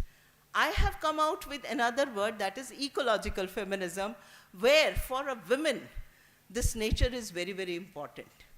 And they take care of that nature, because they think that this is their home. And if you talk about the remote areas, the villages, where the men usually moves out for their jobs, for earning for their family, and the women is left behind, then the whole of the nature is their mother. And the concept of Mother Earth comes from Indian subcontinent, Indian ethos, Indian cultures. And when we consider that this earth is our mother, then definitely this sustainability arrives automatically. But I really congratulate that this is a very relevant topic, and we all have to discuss about it, that what is our future if we have to go to the next century, and if we are not sustainable, the humanity is not going to survive. So sustainability is the key for the survival of the humanity. So I congratulate once again to Professor Pamela Singla, to all the dignitaries here, and all students who are sitting here, that this is a very relevant topic and you're discussing it. Definitely something good is going to come out of this workshop. Thank you so much.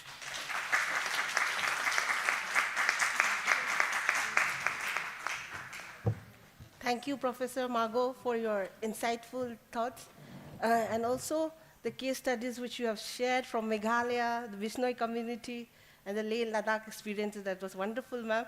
So, for the concluding remark, may I please invite Professor Lombard, President of ISSW,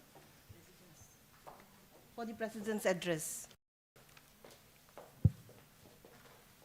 Thank you very much. I'm not going to address you. I'm going to make a one-or-one observation, and so stimulating to end on that note, because that's exactly what we started off this morning. Look at the sustainability and the ecosystems and everything in total is so to keep it all together. I was listening to my colleague Genestic, everything is said. This is wonderful, and I just sat there and I thought to myself, everything is possible. In this day, if you think we had a 2-day conference in one day, which was really since the, yeah, indeed. And Pamela, and since that start of, I think of inviting you and the whole process today, I can just say everything is possible if there's a will, there's a team, there's a positive attitude, and there's a collective vision. And that is what you actually brought to us with your team, your excellent students and your team, your volunteers, your colleagues. everything, everybody that's here. That's part of the vision to have brought you here. Thank you so much. But what I also see, and it is also said, is the communication that came out that's so important. The participation amongst ourselves, among our students. What is our students' views? What is the service users' views? We heard the practitioners, and I think the topics just were coming together so nicely. And my feeling is just really, we have not completed the discussion. There's so much still to talk about, dialogues to do, networking to do, and that is really part of the purpose. I've seen the business cards exchanging. I heard there's people joining as the ISSW and becoming members and taking this further in terms of collaboration. And that's where I want to end off as my role as coming from the International Schools of Social Work, is that it's just confirmed. That's what I said this morning, is that the regions need the ISSW and the ISSW need the regions and the countries to be effective. And yeah. And can I add, and that's what sparked what Professor Margot said, if we want to be sustainable, we need to work together. Because that means we will keep on growing. We will bear in mind all the ecosystems, bringing them all together. And then want to end so beautifully where my colleague ended to say, let's cross the road, and I want to just add, let's cross the road together to strengthen ourselves. Thank you.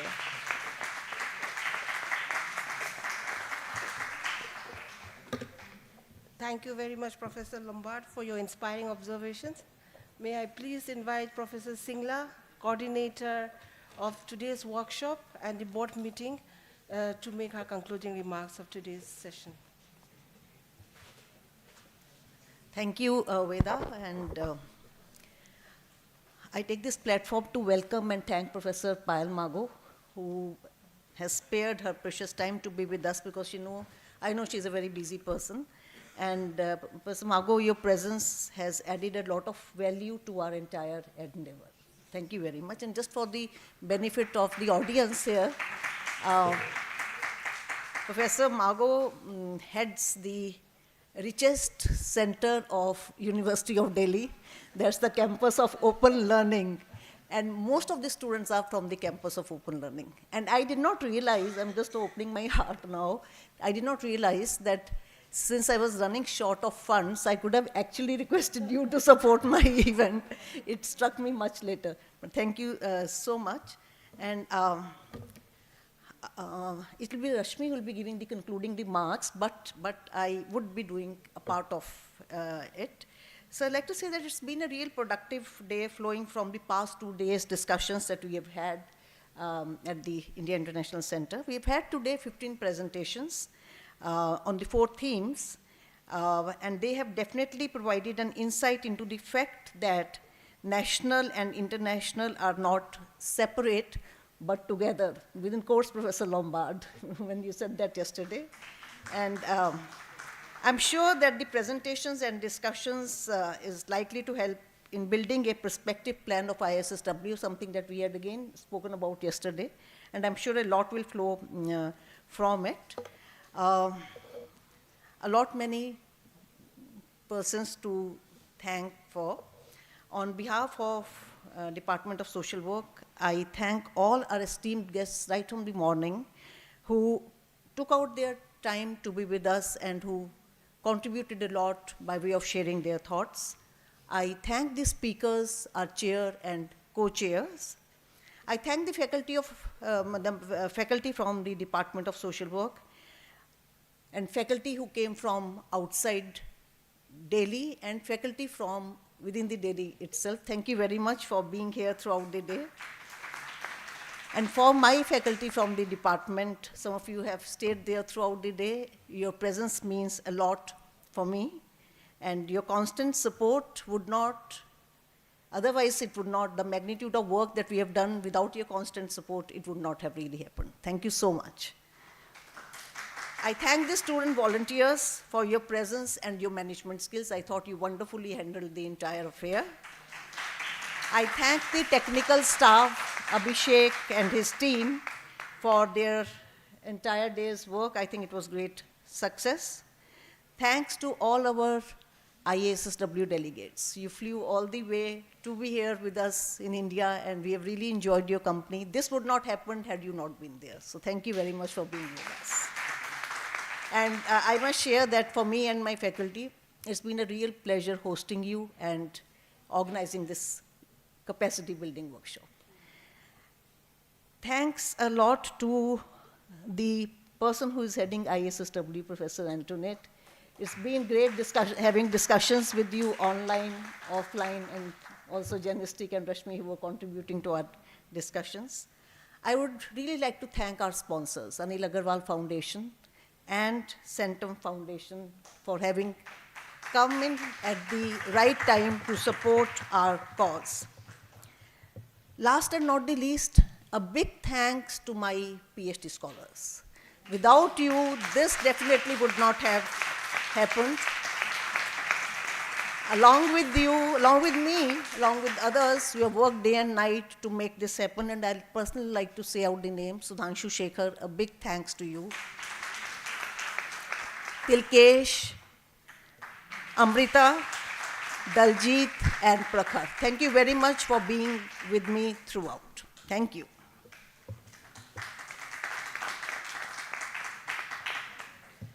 To officially conclude the valedictory session, may I please request Ms. Rashmi Pandeyji to give vote of thanks from ISSW side.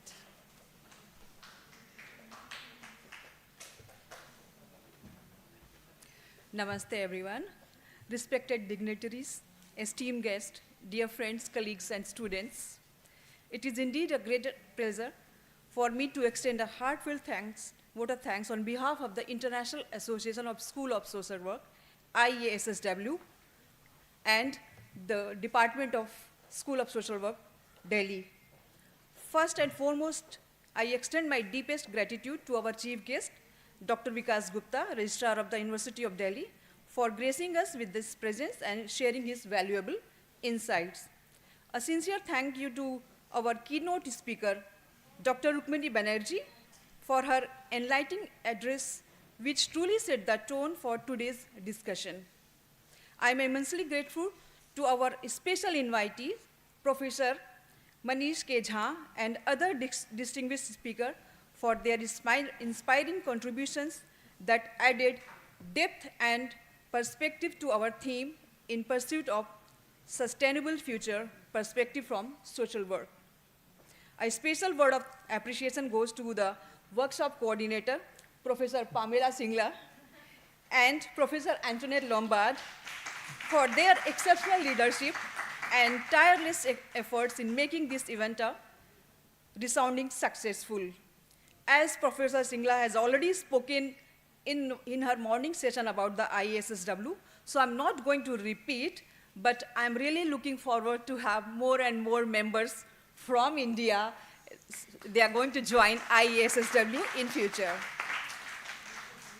Yes, as we say in India, Atithi Devo Bhava means guest stars God. So that's the theme is truly, you have already demonstrated this theme from Professor Singla, and her team has sincerely looking after from last few days to our IASSW Board of Directors during the board meeting and today's during the workshop.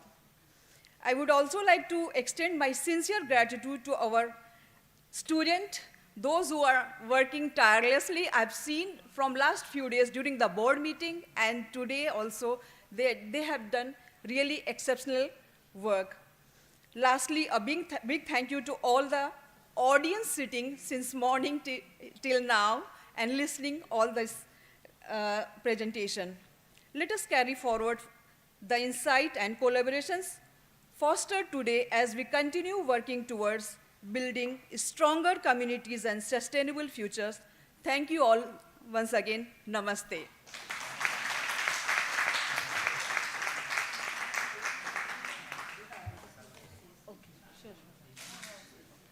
Shashi, I need to thank you also. I'm sorry I forgot you. Thank you. Thank you, Ms. Pandey. We have officially come to the end of today's day-long workshop. For our delegates who have traveled from outside Delhi, have a safe travel back home. And for the rest of the participants, have a wonderful evening. Thank you very much.